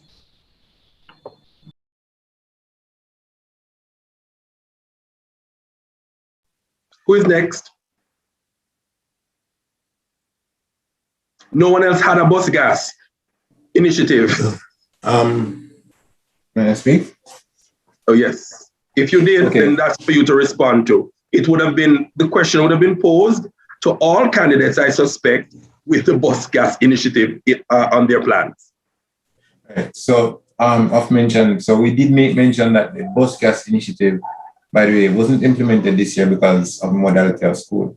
So we implemented instead the We Care program. While we cannot yet predict, but the principal has predicted it's slightly going to be a similar modality next year. So we'll likely have the We Care program still, where we give out care packages. And now Vanessa was raising the point as to what other plans do we have for it other than putting out vouchers? Because, I mean, the point, as Sir Deverin would have spoken about, would have said that would have tried to implement the vouchers. So what else? I would say, remember that I had put forward that we also had plans to partner with the UWI and UWI in order to get what we call Pelican Perks, which essentially are discounts given to the student body and, well, alumni in some cases. So essentially for those students who possibly cannot reach due to limitations, then at least we know we'll have partner businesses out there that would be giving discounts to these students, so at least they can get their goods at a discounted cost. Thank you. Yeah. Okay, all right, so I'll go next. Answer that question. Okay. All right, thank you. All right, take the floor. Sorry about that, Jesse. Thank you very much. So regarding the bus gas program, something that used to be done, that is definitely something that we would bring back. So we are bring back all the bus gas to the new. So there are 7 halls that are near capacity on campus. Bus gas back then used to give students food, soup, sandwiches around exam time, because they know that students need nourishment to progress. Students need nourishment to continue throughout exam period. So that's definitely something that we will bring back. We can even take that as an example with the COVID-19 situation that was on Irving Hall the other day, and we had to carry in catering services. So the role of the VPSSP in something like that would not to bring in catering services, was ensure that the bus gas program could be of assistance in cases of that. Thank you. Okay, right. Just for some clarification with bus gas. Bus gas is an initiative that is geared towards campus life. So anything that is outside of campus life, in all technicality, couldn't be referred to as bus gas. It would have to be a new initiative. right? But as Tajay expertly mentioned, almost 7 of our halls are at capacity, which means that the bus gas initiative can be restarted and it can be done to benefit the students who are here. And I can imagine that as the situation progresses and the world returns to normal, we will have more students on campus. In terms of how can we bolster it, it's really simple. One, we need to rectify that food bank. So currently we don't have a location for a food bank, right? So we can't store any food, which means that we can't get any food from anywhere else, right? We can do drives. Once we establish a location for this food bank, we can do drives that collect tin foods, all non-perishables, which we can distribute to students or even cook for them and hand them out during the exam season when students need their nourishment most. So that's my answer for the bus gas question.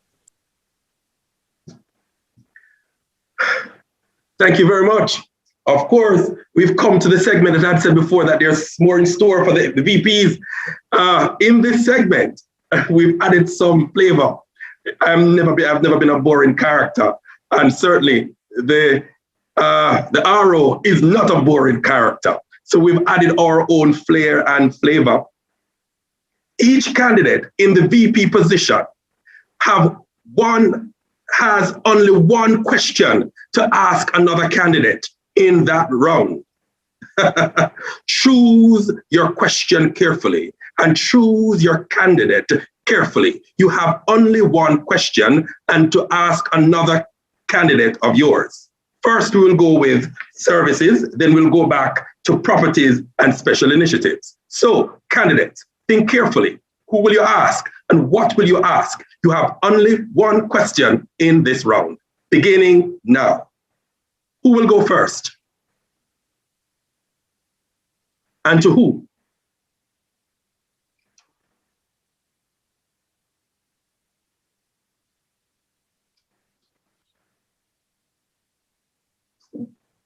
Would you like me to call the name and then you may say no question at this time? Niall Anderson, do you have a question to pose to a candidate? Who is that candidate? All right, I think I'll actually pass on this question. Thank you. Okay, candidate, okay, you're passing? Yes, I am. I would like to participate. Okay. Next person, Tajay Drummond. Do you have a question to ask of another candidate? What is that question and who?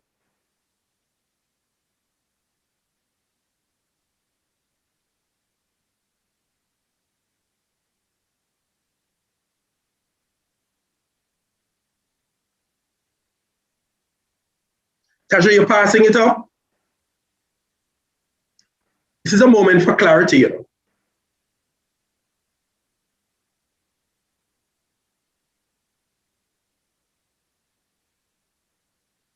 Peter Gay?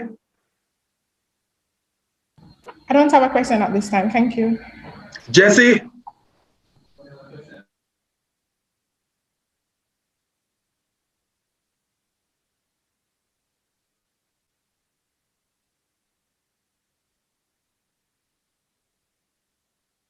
Try unmute, but no.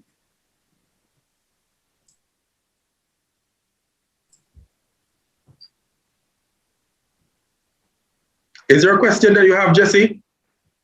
Oh, I'm still thinking about it. Okay, I'll go to PSI, and then if anything, we can.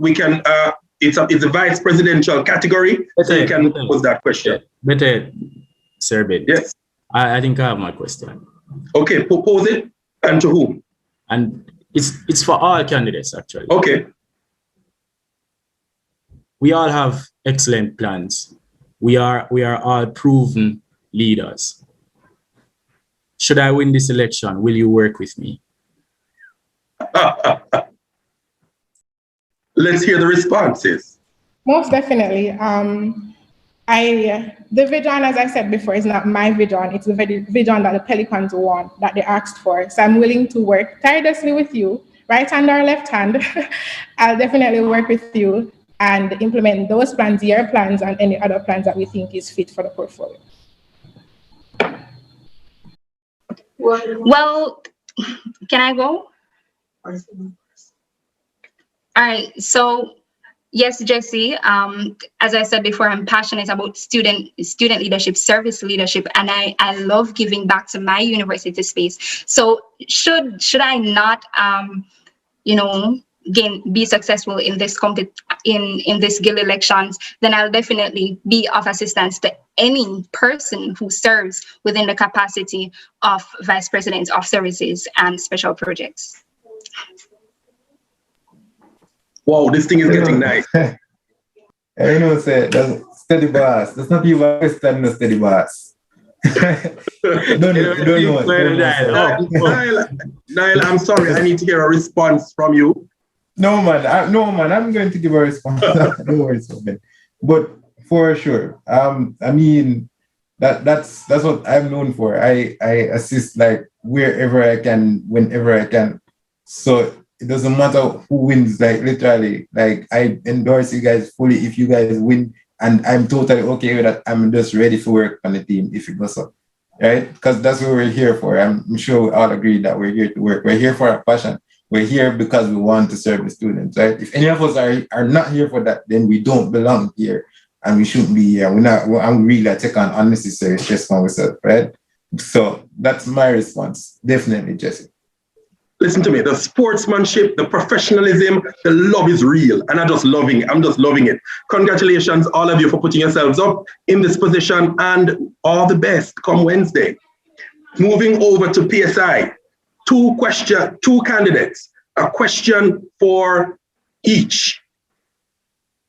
Please, if you have one, please pose it to the other candidate. That candidate would have been Mario Galbert and Kiefer Desno. Kiefer, you have any questions? Or you're going to forego a question?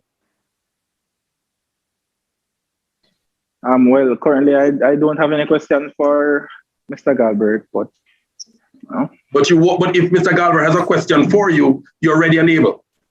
Definitely, always. Mr. Galbert, are you still with us?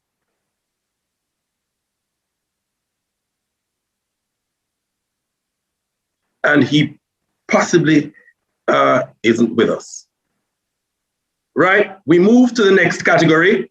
This is the category of President of the Guild of Students for the year 2021-2022. We have 3 candidates vying. And of course, the sort of questioning, cross-questioning at the end will also be available for this category at the end of the category. So we have Javon Bailey, Daniel Mullins, Devereen Rowe. I think if I've mispronounced, please correct it at your earliest convenience. We have going in this category, first Jovan, Daniel, then Devereen. And the speech time, 10 minutes. And a question and answer time of 15 minutes. Please make welcome Javon Bailey. Javon, are you with us? Yes, I'm here.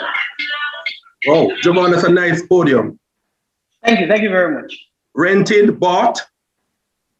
Owned. Okay, take the floor, sir.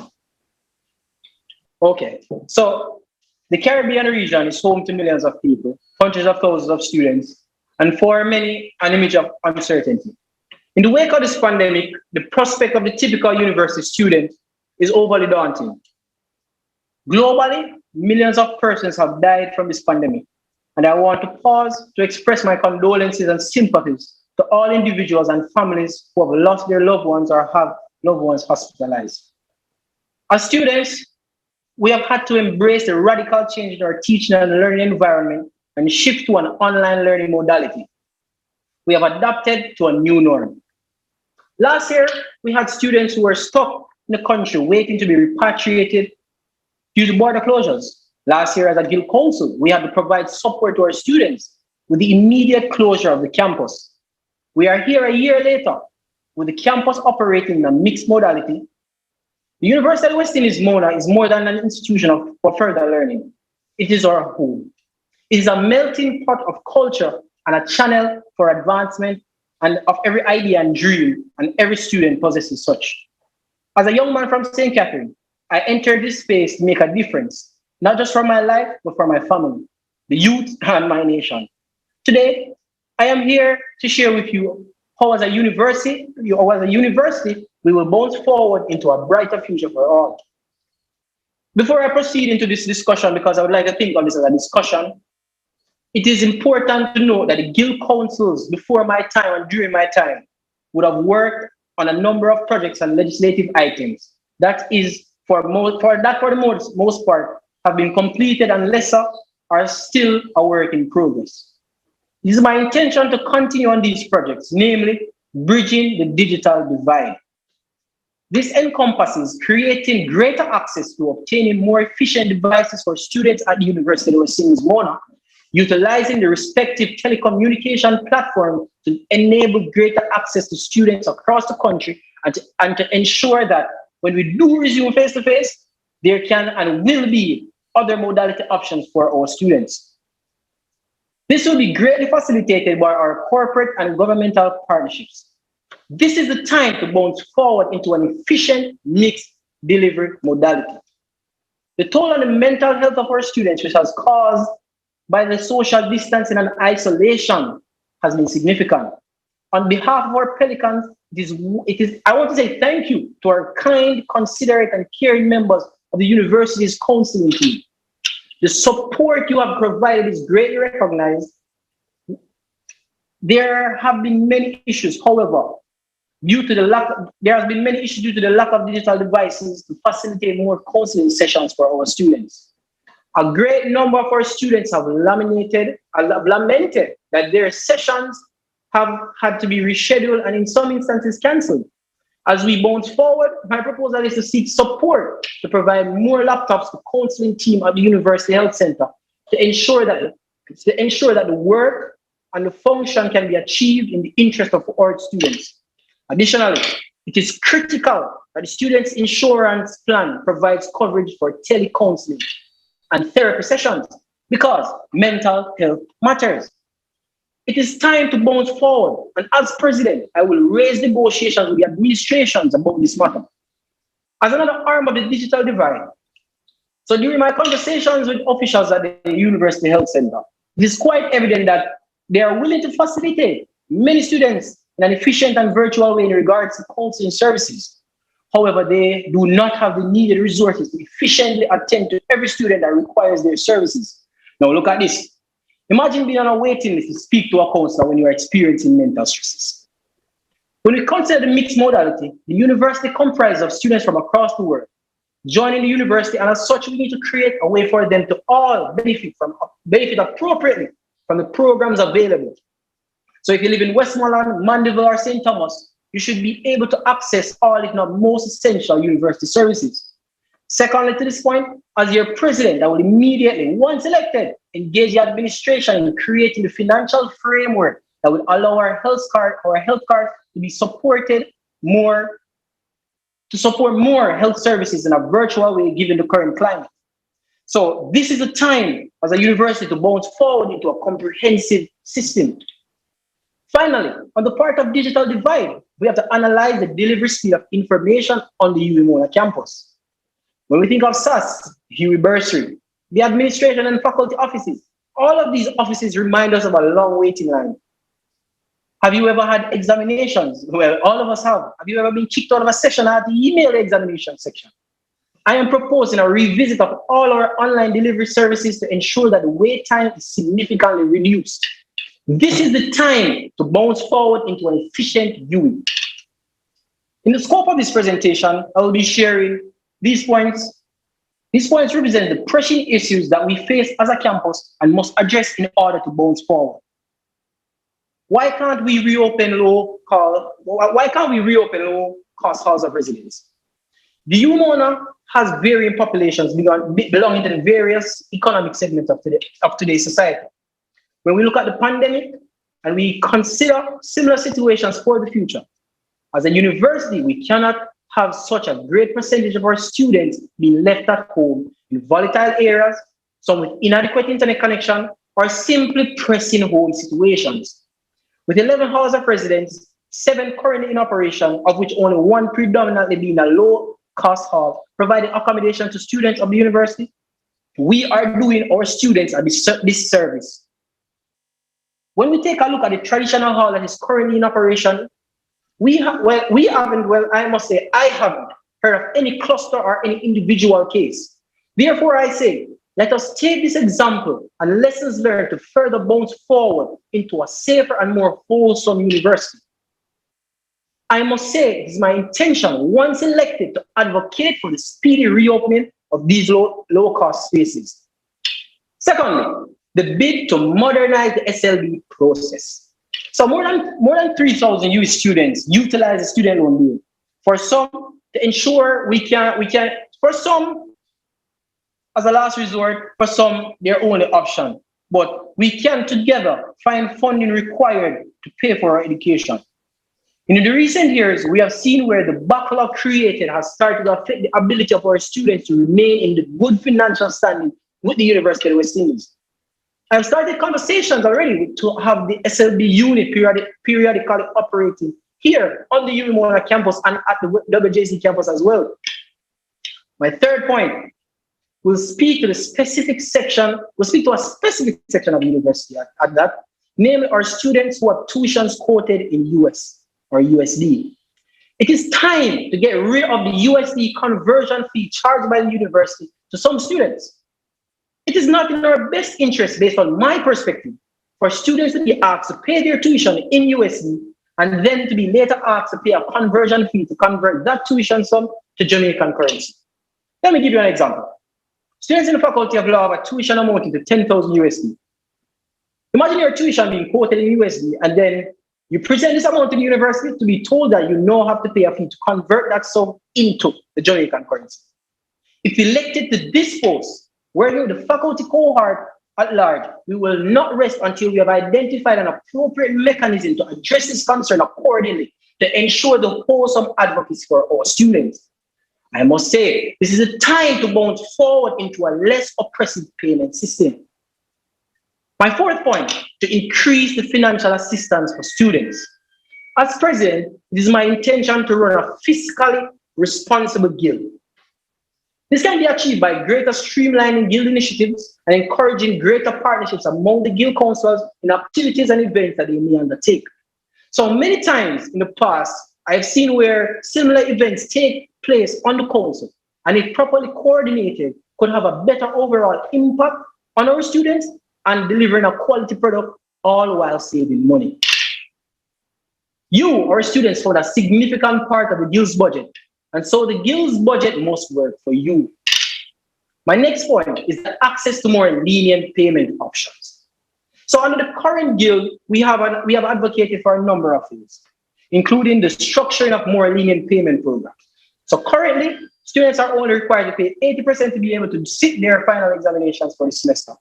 Whilst we understand the pressures of the university, this is an initiative under my leadership that we will seek to have expanded moving into the next academic year, to allow for more students to be able to do their semester final examinations at 70%. Yes, 70%. Why? As expressed, they cannot meet us at the 65% for the second semester, given the long break in the restarting of the school year. I'm not here to tell you false dreams, but to show you how we will bounce forward together. No. A pressing issue faced by the university is the lack of adequate security. It is unfounded that a university state like ours, that a student can be walking at 5 p.m. on the campus and she is held at gunpoint, being told to hand over her devices. It is unfounded that our halls of residence are being targeted by criminals, and the response of the security, not the best. I remember Preston and Rex last semester where the halls were broken into. By the Faculty of Science and Technology, where students have been held up. I remember when shots were fired on the campus and the criminals just drove through the gates. Security guards themselves have been held at gunpoint sometimes. This is not the environment that as a university we should aspire towards. Under my leadership, we will advocate for the revisiting of the security and management of the University of the West Indies Mona campus. Safety is of the utmost priority. Therefore, it is my bid to even increase the amount and availability of surveillance cameras on the UMONA campus, having these cameras placed in hotspots. The way we will do this is to push for the campus to tap into the Ministry of National Security's Jamaica Eye program. This is possible because of the recent apprehension of gunmen by the security forces. That very same robber was caught on a university camera. It is unfathomable that persons can just drive through the gate after attempting murder on the campus. Greater management of entry points to the campus or a greater campus police presence is needed. We will bounce forward into a more secure campus. My 7th point, and what I can only consider as the greatest conversation to have in this current space, this current climate, gender sensitivity. If elected as your next guild president, I will create a compulsory gender sensitization session for all guild councillors, along with the executive, halls of presidents, and all faculty subcommittees. The aim of this will be to reshape and educate and correct the harsh yet false perception of individuals in understanding gender sensitivity. I too must say that I've seen where having a wrong or flawed perception can have detrimental effects on victims and those within the respective families and communities. This mindset is one that as a guild council, moving forward, we will seek to root up and create a space more sensitized in gender issues. Finally, I have been at the university now for approximately 3 years. I know the ins and the outs. I know the campus and I know the streets. I have battled at the faculty level for remarks, for grade forgiveness, and for degree discrepancies, just to name a few. At the start of the pandemic, a year ago, I was serving as a Faculty of Social Sciences representative. I can remember advocating at the long faculty board meetings regarding the examination and assessment modes for the upcoming year. For every course offered in the faculty, I was there advocating, and after the examination period, to address and correct examination discrepancies. I am no stranger to the administrative arm of the Guild of Students. As your CAC, we're able to bring culture and entertainment and encouragement to your homes through our Black Life Consciousness live streams, our integration events, and our sponsored events that we gave to other subcommittees of the Guild. And all of this was done at the lowest budgetary expenditure for the CAC in the past 10 years. Serving on the Executive Council had not only widened my understanding to the roles and the functions of the executive, but first-hand experiences in achieving. My name is Javon Bailey, your candidate for the post of Guild President. Vote Javon Bailey for Guild President, and for the next academic year, we will bounce forward. Thank you, Javon. Thank you, Javon Bailey. We now ask Daniel Mullings to make her presentation at this time. Daniel Mullings, the floor is yours. Good afternoon, Pelicans. My name is Daniel Mullings, and I'm your next Guild President. Now, COVID-19 has radically restructured our lives. Many of us have experienced losses. Maybe it's the loss of a family member due to COVID-19. Maybe it's the loss of jobs, the loss of work and travel. There are many issues facing our students right now. But I've listened. You've aired your concerns, both new and old, and your opinions and experiences have become the foundation of my plans. Today, I'm not here to just state issues. I'm here to provide you with realistic and feasible solutions that will improve the experience of each and every one of us. Now, my journey in student leadership started from prep school. I was that student who was creating study guides all the time. I'm working with the teachers to see how can we improve the academic level of all the students in the class. That same exuberance and passion from the age of 7, 8 years old has continued throughout my life. Now, flash forward to where I am today as an international, regional, and local leader. When the WHO calls and says, Daniel, we want you to speak to our 50 youth champions here in the Southeast Asian region. Tell them about your journey in advocacy and what you've been able to achieve sitting in your home from Jamaica and speaking to the world. When the Global Youth Tech Council that I serve on and have been serving on for the past 2 years says, Daniel, the UN General Assembly is coming up. You have the voice, the words, and you are the advocate that we want to represent the needs of young people worldwide.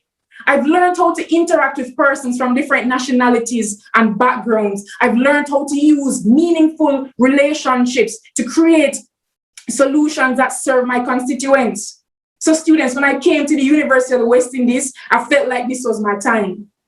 And a part of it was because, you know, my parents are UWI students as well. My father is a Chancellor and my mother is a Secolite. He actually picked her name out of a hat as his blood sister, and that's how they met. So when I came here, I knew it was my time and my space to shine and make a positive impact on the entire campus. And you felt it too when you elected me as your FST Guild representative last year. Since then, it has been my mandate to empower students, to offer opportunities for your personal development, to motivate and inspire you regardless of the difficult times that we're in. I've been appointed to sit on boards and committees. I serve on the academic board, which the principal chairs. And in fact, I'm usually the only guild counselor at academic board.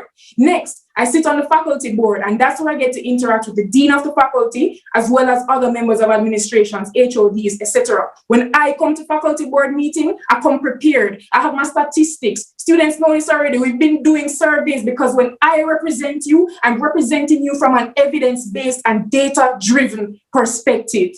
I also sit on the ICT steering committee, which the principal also chairs. He's always saying, you know, Niall and Daniel, this is one of the committees that is the most important right now as we navigate the online period. Lastly, I have sat on the exam irregularities meeting and exam irregularities committee again. And I remember the first time I sat on it, it's long whole day meetings, people. And when I was leaving and another guild counselor was to replace me, they said, no, we want Daniel to come back. She has been so technical and meticulous in ensuring that the students are adequately represented. We want her to come back. And so I had to stay another day. Since then, under my leadership, FST has hosted, and this is since we've gone virtual last year, FST was one of the committees to be firstly hosting online events, online forums, and we didn't just stop there. We taught the other guild committees how to do it. The first 3D Club Expo, which every VP, SSP candidate just mentioned a while ago, because we're thinking in the new realm, how do we capitalize? The first Guild Committee website came from FST because we're focusing on capitalizing on the virtual space. We've increased student awareness and communication, and we've advocated for you, even when FST said that students in the last academic year and the second semester would not be getting Dean's commendations. We said, no. That's unfair. We advocated for your issues and we were successful. You were awarded last week, Thursday. And as I mentioned, adapting to the virtual era, let's go straight into my points. So I have 4 main points: tuition, adapting to the virtual academic experience, health, safety, and security, and lastly, accountability and communication. Under tuition, my first point is partnering with a courier service to allow students across the country to submit SLB documents without traveling to Kingston. Many of you have said, boy, it don't make sense to keep on a travel just to submit documents. And I agree with you. This would be a partnership with private sector to see how we can adequately make this experience more easy to access. Secondly, coordinating with SLB to put on workshops to foster a greater understanding of the application process. In an interview last year with the current guild president and members of the SLB, they said that they pointed out that the reason there are delays, in addition to other reasons, but one of the reasons there is a delay is because students have filled out the forms incorrectly. And maybe there isn't enough information out there, so I'm saying let's get ahead of it. Let's have workshops to show students how to do it properly from the first time. So any delays that are there is not on the fault of a student. Thirdly, introducing ads on the Guild website as a new source of funding for student grants. Now, I'm a tech person, people, so we know Google AdSense. Each click, when someone clicks on an ad, it can earn anywhere from 0.20, so 20 cents USD to $15 USD. If we were to start hosting our online events, let's say the Commuter Speed Dating event, for example, which had over 5,500 persons tuning in. If 200 persons out of that had clicked on the Guild website and clicked on an ad there, the Guild would be earning, on average, is about $3 US per click. $3 US times 200 students, let's say 200 of them have clicked it, that's $600 US, which could go towards student grants. This is an area we need to capitalize on. Posting on Instagram does not earn us revenue, and we need new modes of income. Third, lobbying for students to continue being allowed to sit mid-semester exams after paying 50% of their tuition and final exams having paid 65%. This is through the current advocacy of the current Guild administration. We want to continue it because students have said they've benefited from that, as well as they've benefited from a 15% down payment to qualify for installment plans. Let's continue it. And lastly, continuing the advocacy against fees quoted in USD. Now, this is a big issue, students. So I'm not going to come up here and make you false promises that definitely will all happen in a year. However, I have seen the advocacy of the current law representative. She has taken it now to the international, to the ICGC level, which is all the inter-campus skill councils. And there is a window that we can capitalize on it. I promise that I will not let your voices be unheard, and we will fight on it. Next, virtual academic experience. Number one, lobbying for the implementation of an online system through which students can track their progress in attaining their degrees. Again, we've gone virtual, but not only that, there are many students in third year who realize that, oh, I did miss a course in first year, and suddenly you cannot graduate on time, you have to spend an extra semester here. I was pleased to see that actually when I went to the ICT committee, they also had this idea already and are working on it. So it is more a combination of the two of us working together to ensure that students are also able to test the system before it goes out. Two, exploring partnerships with UWI centers and parish libraries across the island to offer more safe spaces for students to study and work. Now, students, here is the model. Before, the university was one hub of resources right here. And you would come from all over the world and all over the different parishes of the island. You're coming to one place to access these resources that are here. You've now been dispersed. You're back in your homes. You're back in your parishes. How can we now expand those resources to be across the island? I saw the university do it for the final examinations last semester. They partnered with their UWI centers across the island, and students were able to access it. I think it should continue throughout the semester, or at least at key points, so students have safe spaces to work, because we know the home situation isn't always the best. Third, lobbying for an updated UWI website with accurate and up-to-date information. We are online. We title calls in the university every second. We should have information that is accurate online. And lastly, lobbying for more instructional videos on how to use the UWI systems. And first-year students, this is specifically aimed at you. Since we've gone online, we need more online education about how to use the university systems. Next, special needs, ensuring equitable access for special needs students by identifying gaps in the online educational delivery. Now, this is very important. And this comes from me speaking to about 4 special needs students. And they said to me, Daniel, we love the special needs office. They have helped us so much, but there are little nuances. For example, one student is hearing impaired, and she was saying, when we're having Zoom classes and there's no closed captioning so that she can read those things, and it's difficult.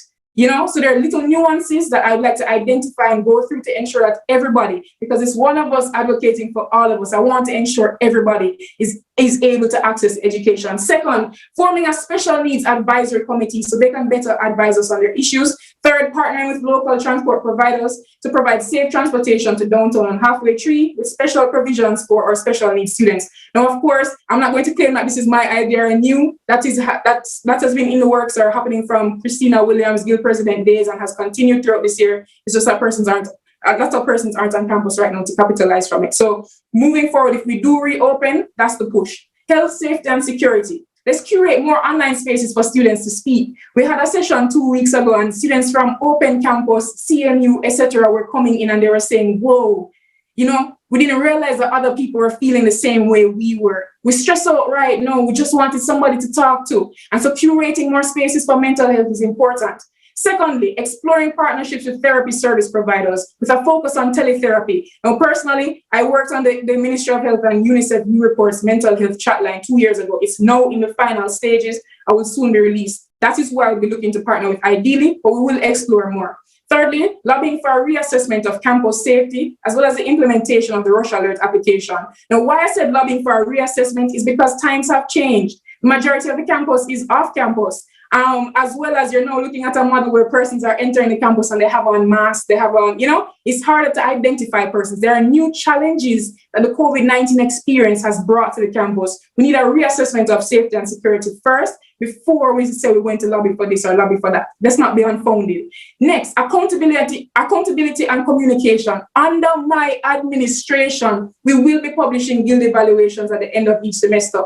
We'll also be utilizing the guild website to publish monthly in review guild videos so you can see what the guild is up to, and also a manifesto tracker for each counselor. I believe anything that is promised to you, you should at least get an explanation about what is the progress on achieving this manifesto point, as well as if it wasn't able to be achieved, which is realistic, right? We're all humans. There's some that you may not be able to achieve. At least an explanation to say why and what would be the way moving forward. And thirdly, a student complaint forum, because many students are trying to contact the guild through many different ways. If we can streamline it into one place and then have a automated in the background to send to the respective representative, it makes it much more easier.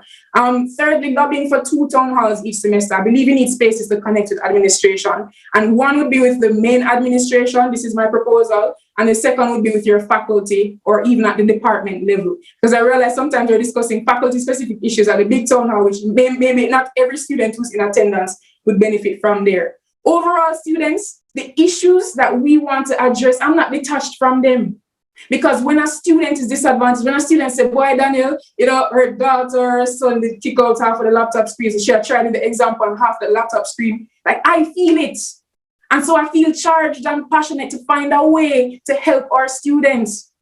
I've been with you. I've been contacting you. I've been speaking to so many students across the campus. So many of you message and say, Daniel, you inspire us to keep going. And that is the mission that we need. We're in different times. Moving forward into the next academic year, I am the leader who you need right now.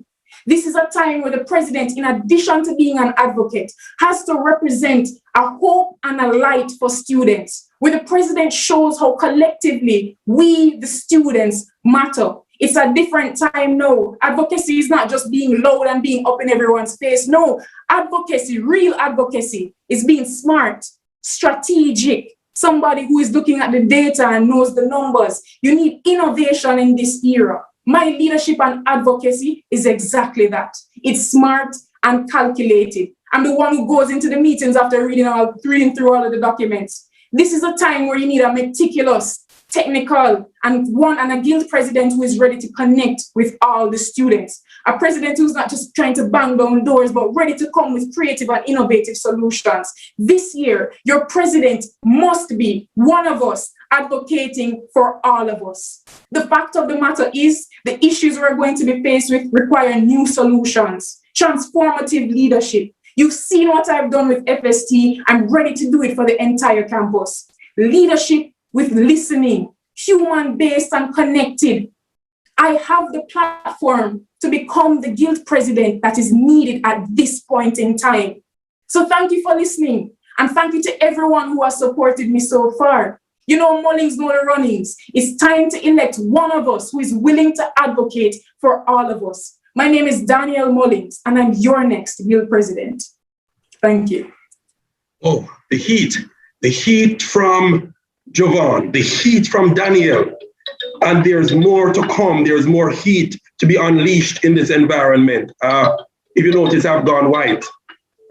I thought I'd kind of, tone down the environment and I bring some peace as well. It can't harm you. We now have Deverain Rowe. He is the next candidate coming in. He's a final of 3. Please make him welcome.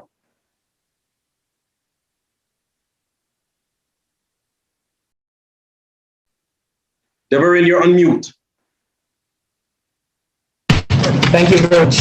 Are you hearing me? I'm hearing you. Okay, perfect. So, as a child growing up, there's a memorable riddle that resides with me. And it states, row, row, row your boat gently down the stream. Merrily, merrily, merrily, life is but a dream.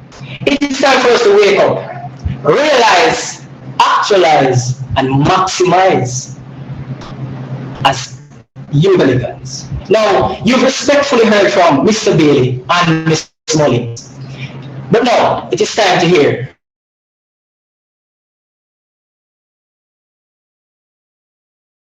highly esteemed members of our audience, a pleasant evening to you all. Being a leader is not about acting only in one's self-interest or carrying out deeds solely for the purpose of being in the spotlight. It is about being able to challenge. Now, challenge what is accepted as a curriculum to fight for a brighter future for the students that we're leading. I sit before you this evening not to fill your minds with impossibilities or deception, but to communicate with you through honesty, allowing you to perceive that I have only great intentions for the future of the university. I present myself here today as I know wholeheartedly that I'm the right individual to lead this university forward. In this uncertain time especially, I've observed and I've been able to clearly understand what it will take to lead this university forward. The reality is, as a community, we're drowning. And when I say drowning, I mean we're drowning under the downpouring of school-induced stress, unfair tuition fees, ineffective leadership from administration, inconsistencies when it comes down to communication, and generating appropriate solutions for the identified issues of our students. Right now, many of you have been left stranded. And when I say stranded, I don't mean that you're out there walking in the street. I mean that you're gasping for breath to receive an opportunity from the university, trying to find ways to stay afloat in the turbulent times. But don't worry, I'm here today to reassure you that I've heard your cries. And just as the students were delivered out of Israel by the Egyptians, then I lead you across the perilous waters. There have been many challenges as a result of the COVID-19 pandemic, but in a time of crisis, you need a captain. Students, row with me. As your Guild Vice President, I was presented with the challenges of executing several initiatives, but my committee and I, we managed to assist over 600 students. We journeyed as far as from Portmore to Mayhead to Mandeville to Santa Cruz, all the way to the Western Jamaica campus to deliver packages for students. Student, row with me. I am your captain. Now, students from St. Elizabeth, Westmoreland, Montego Bay, struggling to find funds to purchase data plans. We assisted over 350 students with data plans on mid-semesters and finals. Students, row with me. We adjusted the financial assistance program, removing the referee section to protect student safety, and adjustment to the criteria to see our beneficiaries from law and medical sciences students benefit. Students, row with me. It is under this premise that I sit and I will have formulated a strategic plan called Operation Dream, the acronym for driving decision-making through effective advocacy, action, and management. A plan that will strategically address the most burning issues that are being faced by our student population through increased advocacy, improved communication channels, and procuring resources for the advancement of our students' interests. Now, I might tell you that Operation Dream, it is a plan that appeals to the need of all you Mona students, including our brothers and sisters, of course, from the WJC campus, helping them navigate the treacherous waters of the University of the West Indies. Now, to get this boat afloat, we start sailing. Each year, it is the responsibility of the university to assess the health card policy. In assessing this health card policy, as your Guild President, my approach to this advocacy will be key in ensuring that our students receive maximum amount of benefits from this process. Now, previous agreements, commendations to my predecessors, advocacy will have taken it where we are today. Now, I wish to continue on that same path. The biggest issue regarding the health card is the cost benefits attached, notwithstanding the improvements that, of course, have been made over the past couple of years.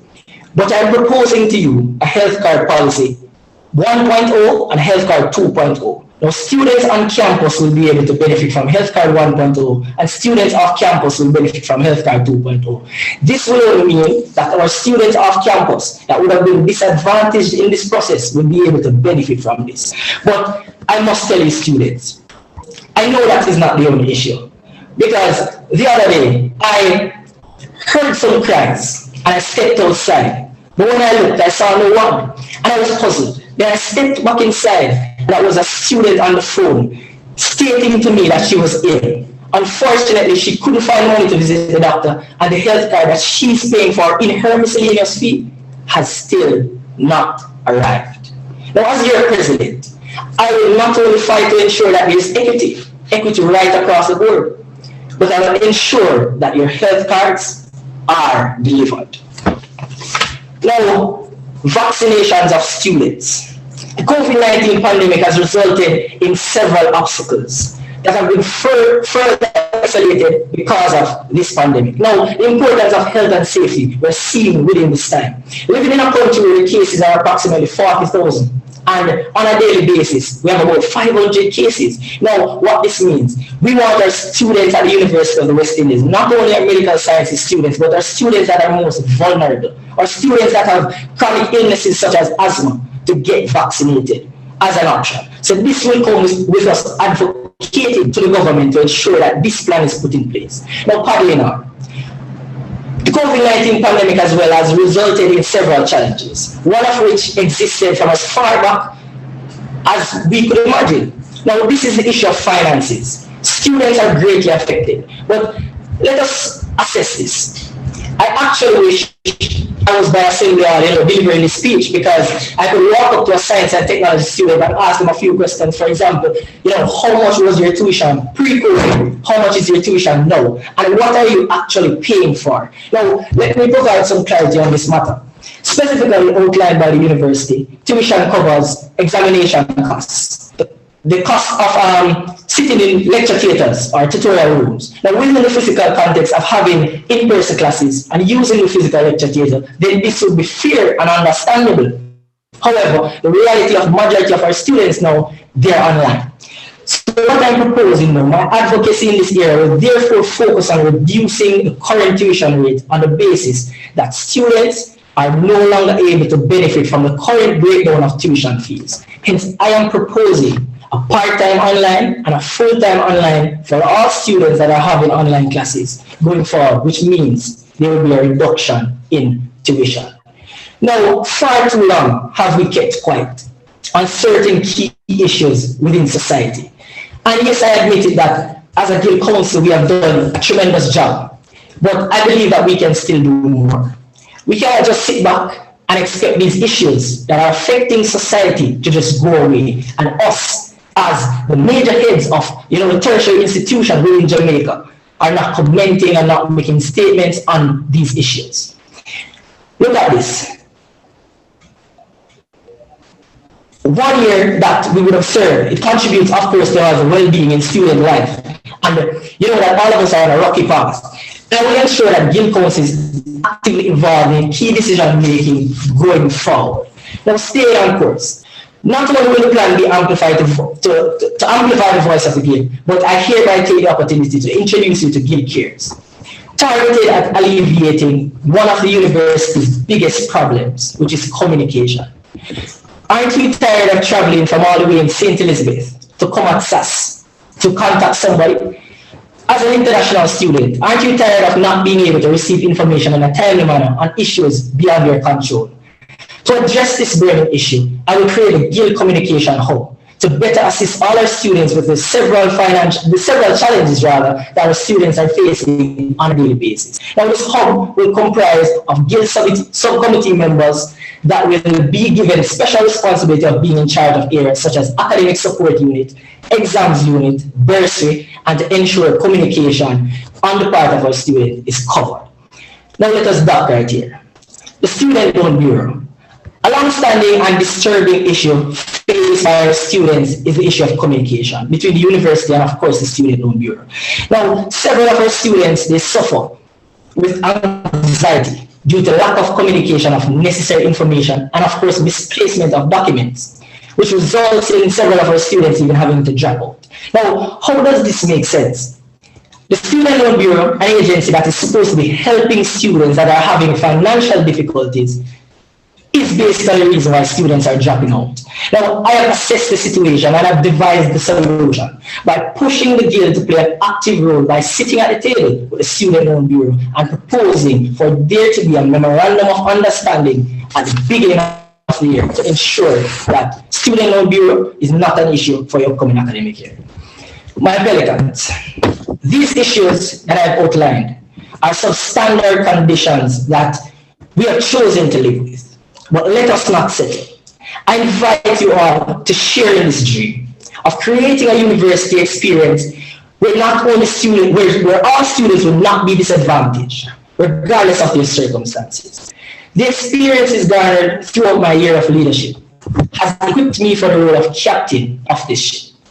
Row with humility, row with pure stewardship, row with a vision.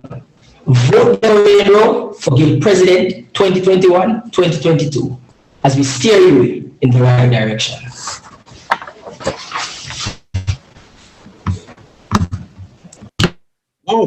Whoa, ladies and gentlemen, let me tell you, it's been tough. It's been going really hot. If you can tell, the atmosphere is blazing. And I've also realized that the questions are firing. We're not over, we're not done yet. We still have 15 more minutes of treacherous and intriguing segments to get through here. Of course, you know that the opportunity exists for each of these candidates to field a question to each other. What will they do? Will they ask a question? Will they pass the opportunity to do so? Will they throw a curveball as was thrown in the vice presidential race? Will he put some candidates over the block, on the block? What will they do? We have absolutely no idea. But let's get into the question and answer segment. Candidates, are you ready? Well, I'm ready, but just let me take something, just let me take a little sip. Okay, I'm ready. Questions. We have separated the questions into the candidates, so it's for easier questioning. I'm going to take one from each so that we have parity on the flow.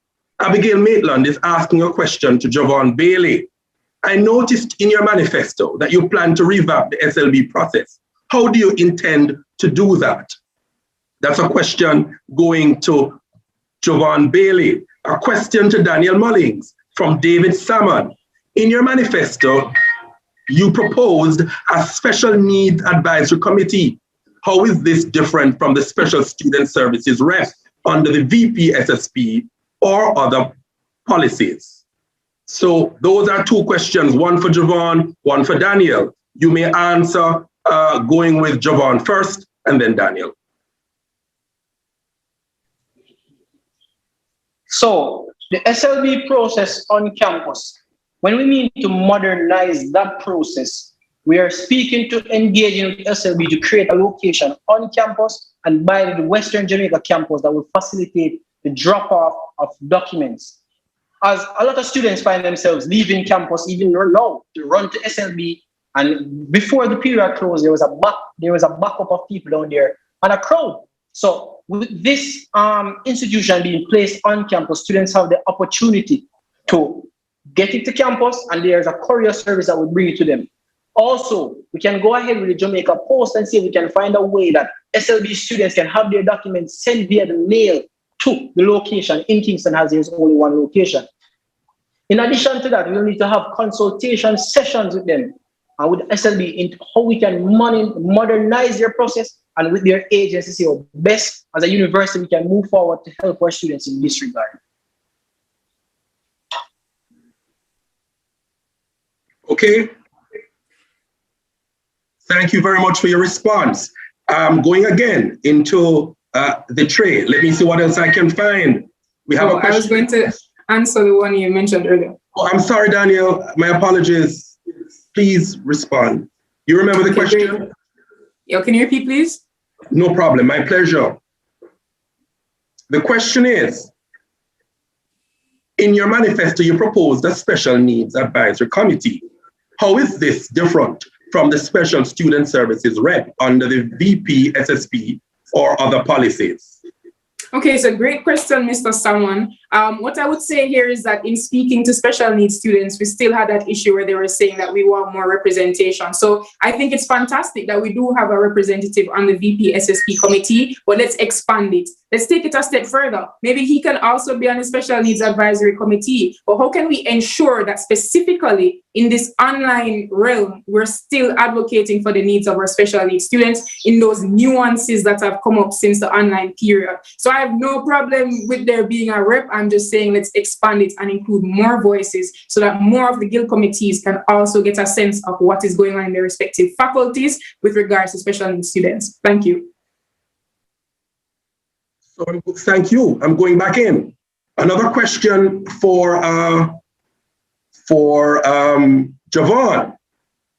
How has the experience you've garnered from serving 2 successive terms on UWI Mona Guild helped to prepare you for this success position? 2 terms, sorry. Oh, pardon? You hear me? I'm not hearing you. The mic, you heard me now? Yes, I'm hearing you, but I'm asking a question. Okay, I wasn't hearing a while ago. Sorry. How has the experience you've garnered from serving 2 successive terms on UWI Mona Guild helped to prepare you for this position? Daniel, that question was from Rashida. That question was from that question was from, I'm trying to figure that. That question was from Javier Bryan. The question now for Daniel from Lacian Smith.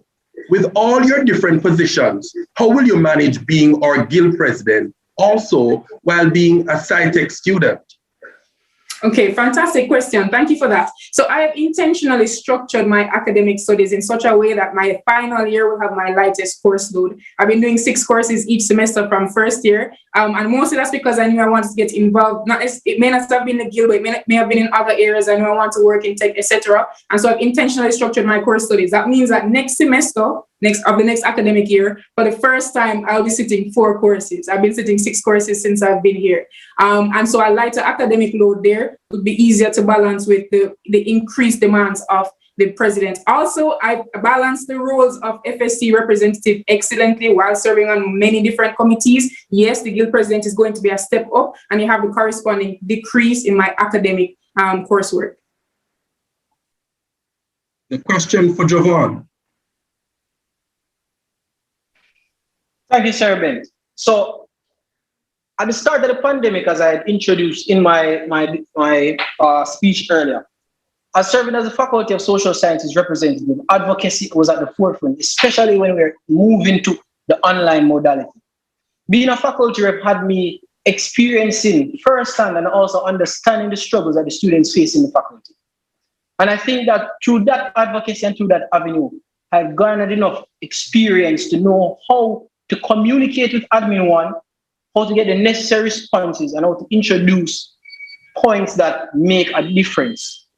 In addition to only being a faculty rep, we have to enter into university negotiations and with the faculty administration and with the other faculty deans where we have courses that interlock. So moving into the executive of the guild itself, I would have learned to keep up with the new developments that have plagued our students. Because I was a CSI, I was in charge of the culture and entertainment aspects of the guild itself. And yes, that was not centered around advocacy, but I was on the executive council where I was exposed to more things that I would have been exposed to at the faculty level. So I thought that introducing myself at the faculty level, I got the introduction of advocacy, how to communicate with her admin, how to understand the inner workings of that system, and now moving into the executive, having more conversations with the higher ups in the university. That presents now a wholesome portfolio that I can put forward to say, yes, I am indeed the best candidate to go forward for this position. We have a question. We have a question for all candidates at this time. Oh no, okay. Oh boy. I'm so sorry. I'm trying to figure it out. Okay, what plans do you have in place for our freshers who still have not had a true holistic first year experience if we are to remain online for another semester or if we are to do face-to-face?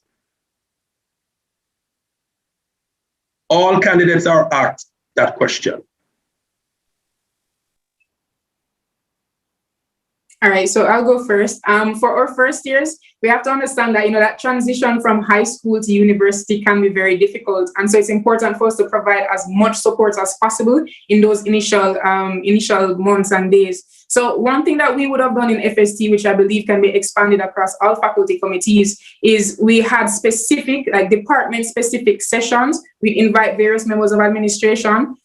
We started out with having the Associate Dean of Academic and Undergraduate Matters, just speaking to them about the general requirements. We facilitated that session and we followed up with individual department sessions with the students, so actually second and third year students, imparting advice, allowing them to hear a little bit about what UE was like. And I also think it would be important through, the CEAC of each faculty committee to really put out events that can connect with the students, and potentially by asking them first, what would you like to see, and then building it up from there. And of course, group chats has been a major way that students have been able to connect this year. We created specific group chats for each department, and then major departments within the faculty. So I think that those are some of the ways we can reach out to first year students, but overall it's making them feel that there is a community that they're entering into and giving them spaces to do that.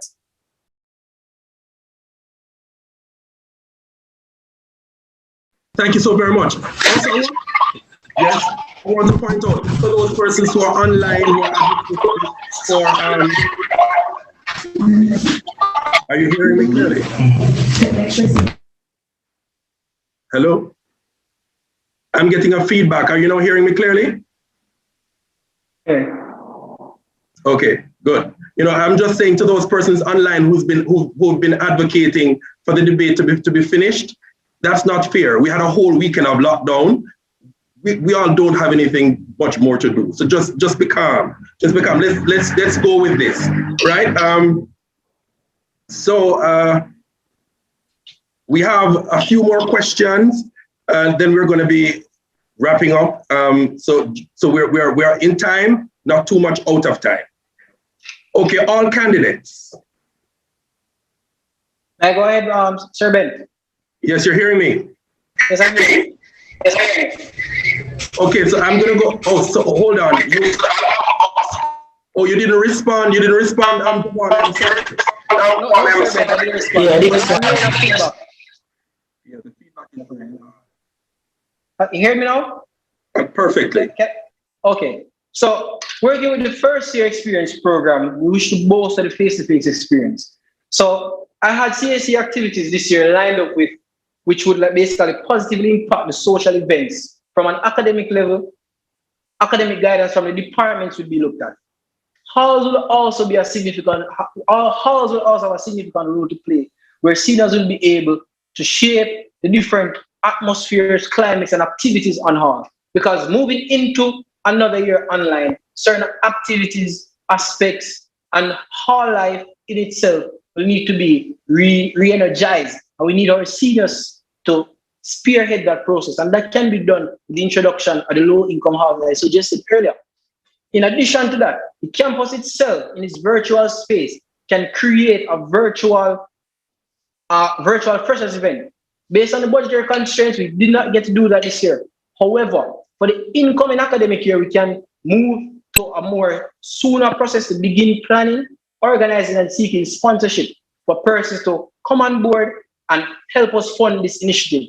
Students have been complaining and saying that in the clubs and societies, they are not fully aware because they don't know the clubs. So what we can do is also create a virtual, wholesome club expo for all clubs on campus, where we introduce to the students and ensure that the events and activities that they have align with what the university life was and to go forward with. Greetings, are you hearing me? I'm hearing you, Dabarin. Thank you so much. Okay. So in answering your question, I would state firstly that I agree that our first year students should garner the experience despite us being virtual. Now, I will attack this situation on a hall level by ensuring that there is a sustainable plan going forward for all our halls. what we realize now is that our hall students, we don't necessarily know who is on Taylor Hall, who is on Preston Hall, who is on Rex Hall. So we need to devise a plan going forward for this. And that will come with me discussing with the head of OSSD to ensure that there's a sustainable plan going forward for our halls and in return benefiting our first year students. Now, in regards to the Guild Council itself, certain areas such as the Compass, that is a book that is distributed to our first year students. We ensure now that this book is delivered in a way that will be enthusiastic towards our first year students and ensure that they understand the Guild and both the administration.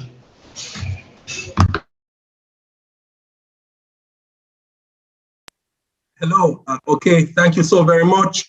Could I get a timestamp? We have a timekeeper, and I would love to know how much time we have. You have a 15 minutes time frame in which to answer questions. I suspect we're close to that. I would love to know how much time we have left of that 15 minutes. Can someone give me that time so I could know what to do in terms of going forward? There are lots of questions to be asked, and I wouldn't want to rob persons of the opportunity to hear from their candidates, but I also don't want to go over time. So I would love to hear the timekeeper giving me an idea of how much time I have left. I'm not seeing that posting yet. I'm going to go ahead and ask one more question for good measure. I'd rather be over time than be under time. Okay, given the importance of this. The others have been given questions. We have a question now for Devereen Rowe. From Trevon Fletcher. Would programs under the Robin Hood policy benefit from this tuition reduction? If so, how?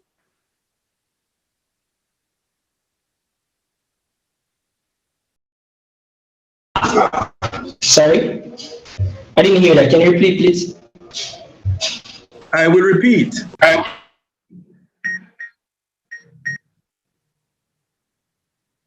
The question is from Trevon Fletcher. Would program under the Robin Hood policy benefit from this tuition reduction? If so, how?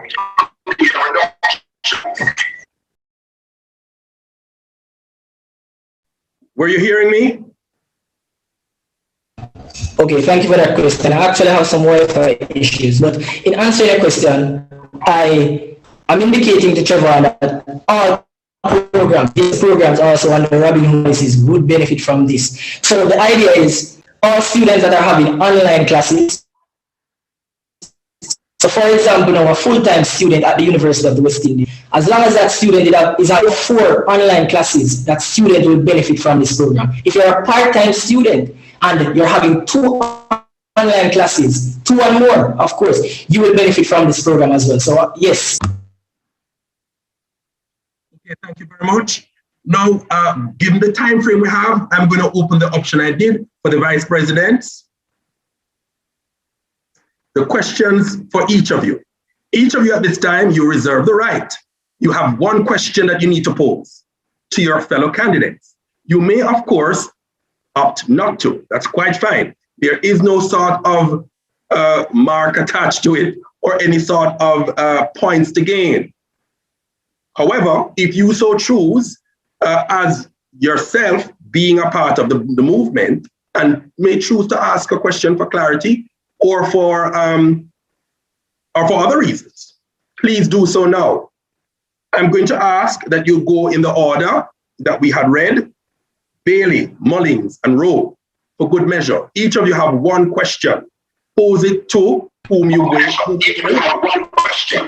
It can also be to all candidates, that one question. So you can utilize it very well. It can be to all candidates or to one or to a candidate. So time beginning now. Who will go first? Bailey, do you have a question? As it regards to security on campus, I want to know what are the measures that the candidates will put in place to ensure that we have a safe campus for students and a safe campus that we can traverse without feeling the need to walk with any, well, you still should, but to have a safe space where you can feel comfortable moving about. That is my question to the candidates. Thank you. Which candidate will take that? Thank you, Mr. B. Can you hear me clearly? Not so clearly. Not so clearly. Are you hearing me now? A little, yes, yes. Oh, shit. I'm hearing you. Are you hearing me now? Yes. Okay, great. So in answering the question, Mr. Bailey, now in terms of security on campus, security has been a long-standing issue. We know that the university over the years has made strides in regards to this by putting up lightings in areas that were not lit. But I believe that a more sustainable plan needs to be made going forward. For example, within this COVID-19 period now, it would have highlighted a need for not an extensive ID policy to be in place, but more stringent measures. So for example, at the start, within the COVID period, I would have seen that the university would have been pressing to ensure that, for example, the post office gate, you have to display your ID up on entrance. So this is the route that we want to take going forward, and we want to ensure that security on campus, students can feel as safe as possible.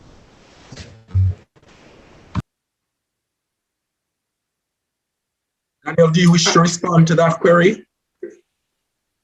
Oh, I can go ahead. All right, cool. So I would have mentioned this during my speech as well, but I want to start with a reassessment of the current campus security because, as I mentioned, it is a different time now, given that the majority of the population is off campus, and there may be new security needs that we need to look out for, especially with persons being masked. And I would have also identified that the university tested out, only having access to the university if you have a UWI because of the COVID-19 measures. I think that's another route that could be explored. Okay, thank you. The next question will be posed by Daniel Mullings, if she has a question. Okay, this is a question for all candidates. Given the current climate of gender-based violence, what measure as a president would you implement to ensure and keep the women safe on campus, given that it is 70%, about 60-70% females? Thank you, Daniel, for that question. So, an issue that would have been highlighted is that we tend to focus on our women, but not focus on our men in the process, because our men is really the root of the problem. So what we would have done on Taylor Hall is we would have put in place the Men for Vision and Purpose that was recently launched. So the idea is for us to stretch this on a campus-wide level. So that has actually started, and we're looking to stretch it, because us focusing on women, that is brilliant. But we just need to ensure that on a campus-wide level, the men of our society are united.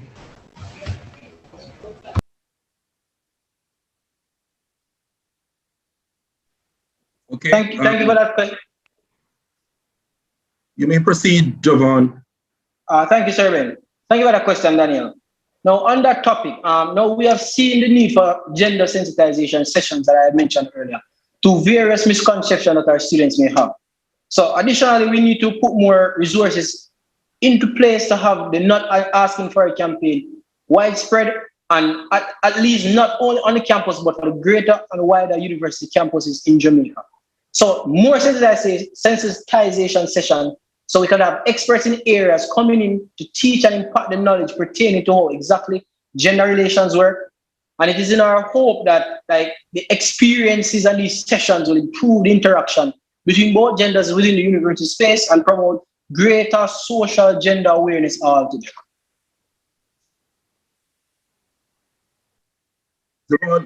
Javon, you're on mute.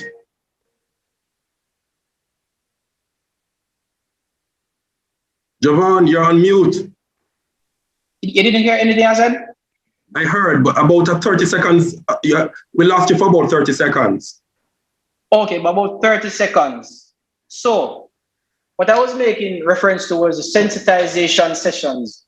So, when we would have experts in the area regarding sensitization come on campus to talk about the pertaining issues about how exactly the gender relations work on the campus, or how gender relations work in general. So it's our hope and aspiration that these sessions will improve the interaction between both genders within the university space and provide and promote greater social and gender awareness for all. I have learned personally that the gender issues need to be addressed, and we as a student population need to be more aware and more vigilant of the issues. Okay, thank you very much, gentlemen. Daniel, thank you for your question. Moving on to Devereen Rowe, your question, sir. Or candidate? Okay, so I have two questions. I first start with Jovan. So my question. You have one. Sorry. You can't have two. One. One. So choose how you. Okay, no problem. Yes. All right. So my question is for Jovan. My question is, as CAC for this academic year, you know, CAC is an extensive portfolio involving cultures and everything. So my question to you is, how well do you believe that you would have adjusted to the COVID-19 and the impact that you really felt that you would have made on the student population?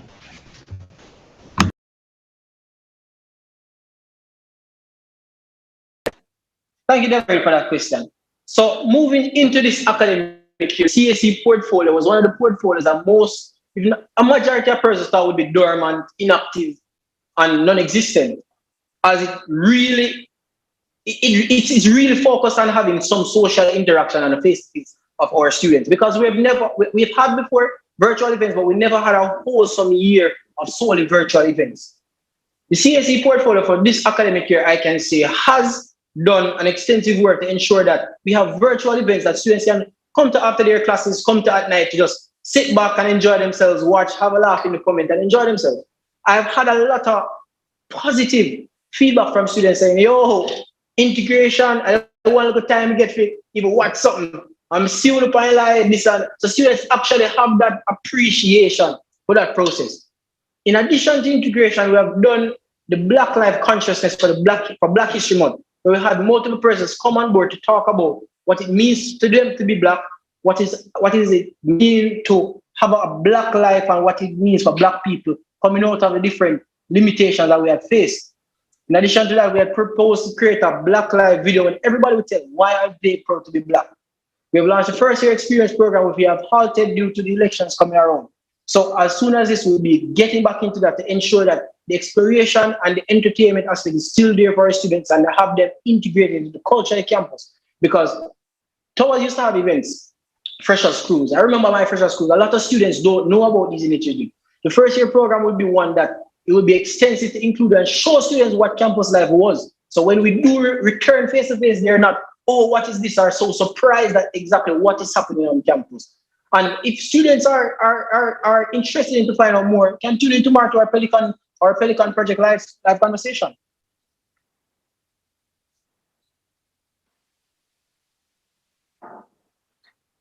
It's for both candidates. It's actually being posed from WJC. Samantha Williams, to all candidates. She says, the WJC is hardly ever mentioned in these debates, but when called upon, we're always there to support. What measures are in place for students at WJC? Very, very important question. Thank you very much, Mr. Bent. And I'll actually go first in this question because throughout this entire academic year, I would have been working closely, not only with the WJC chairman, but also my counterpart, who is the Vice President Services and Special Projects from Western Jamaica campus.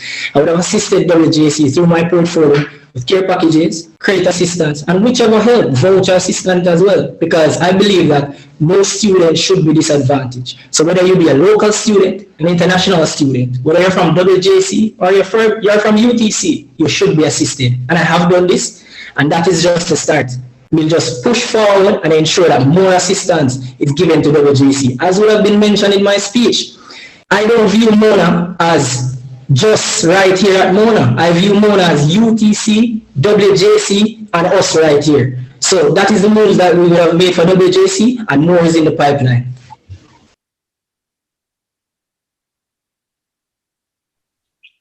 Okay, thank you for that question from students from WJC. So during my tenure as social rep, I would have worked with the current social rep at that point at the Western Jamaica campus. Given the shared experiences, the main thing we want to push for, I would say, is that I've understood it from last year. I've met with the dean from last year when I was social sciences representative regarding the extension of more courses done by the Western Jamaica campus.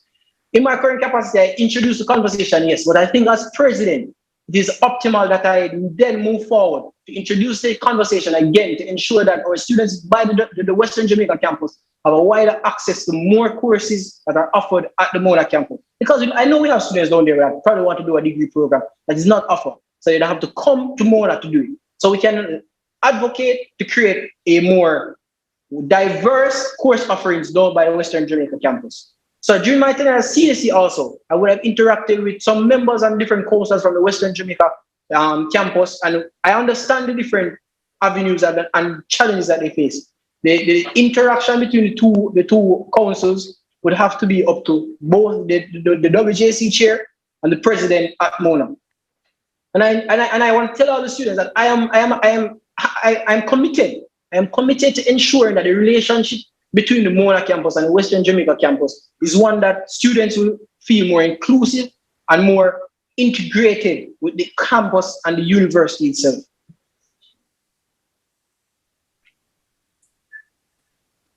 I'll turn it to Daniel at this time.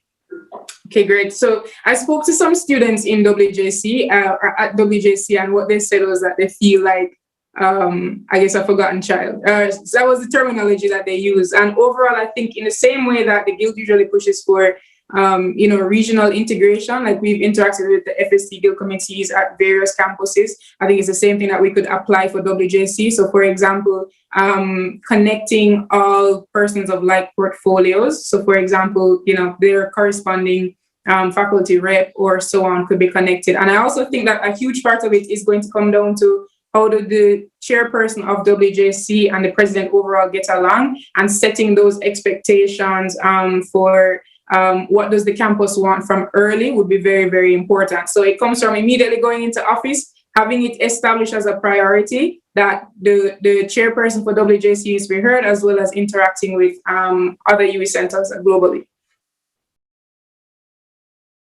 Okay, so there are other questions flooding in, but I operate at the pleasure of the returning officer. I'm out of time at this time. There's no way I can, without special permission, go any further.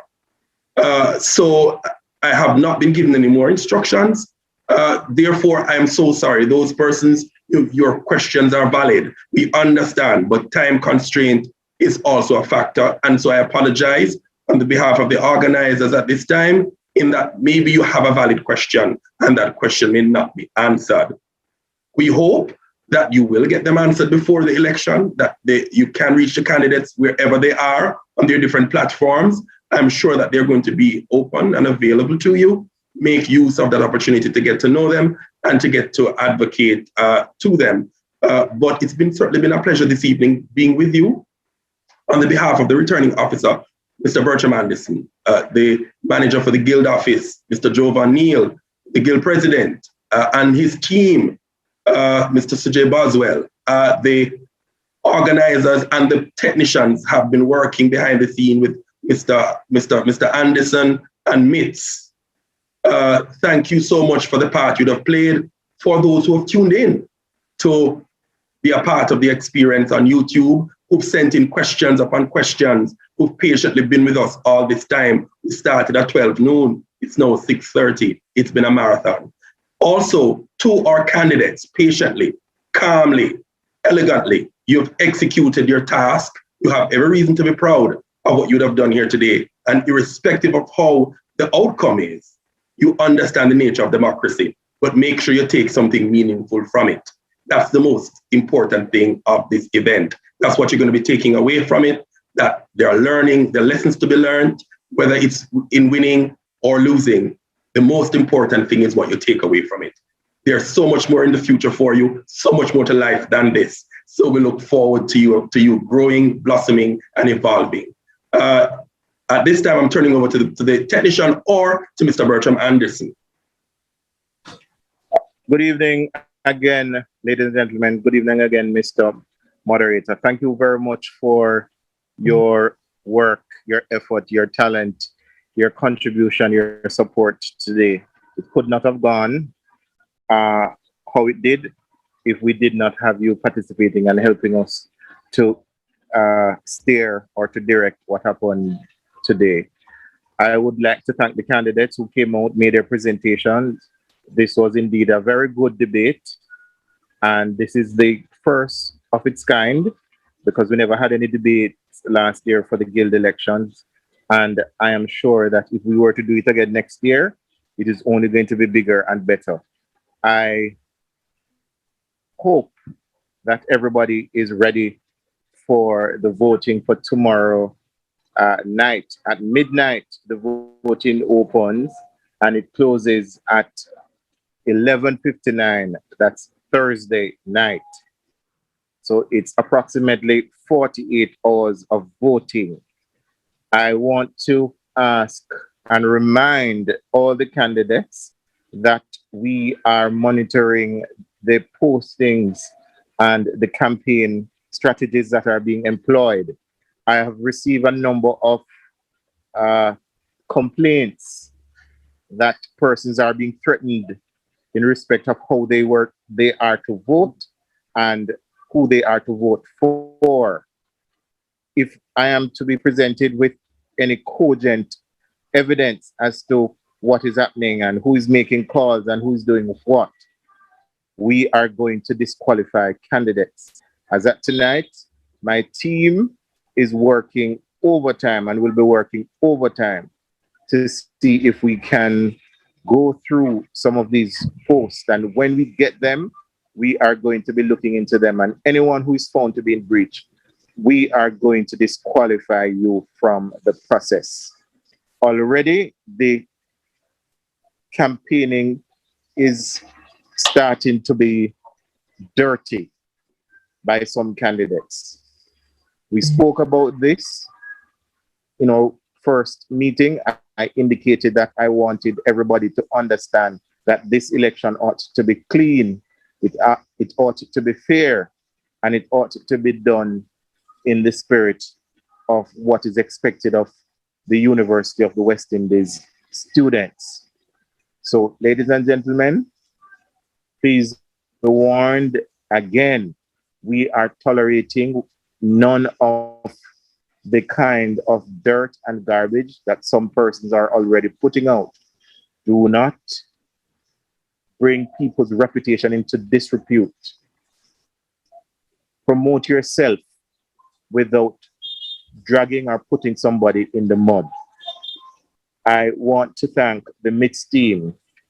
I would want to say led by Ishmael, and of course, Mr. Neil has his team who's working sometimes in the background, but doing one of the most effective and the hardest part of the job in terms of executing and making sure that everything is in order for the debates, the election, everything.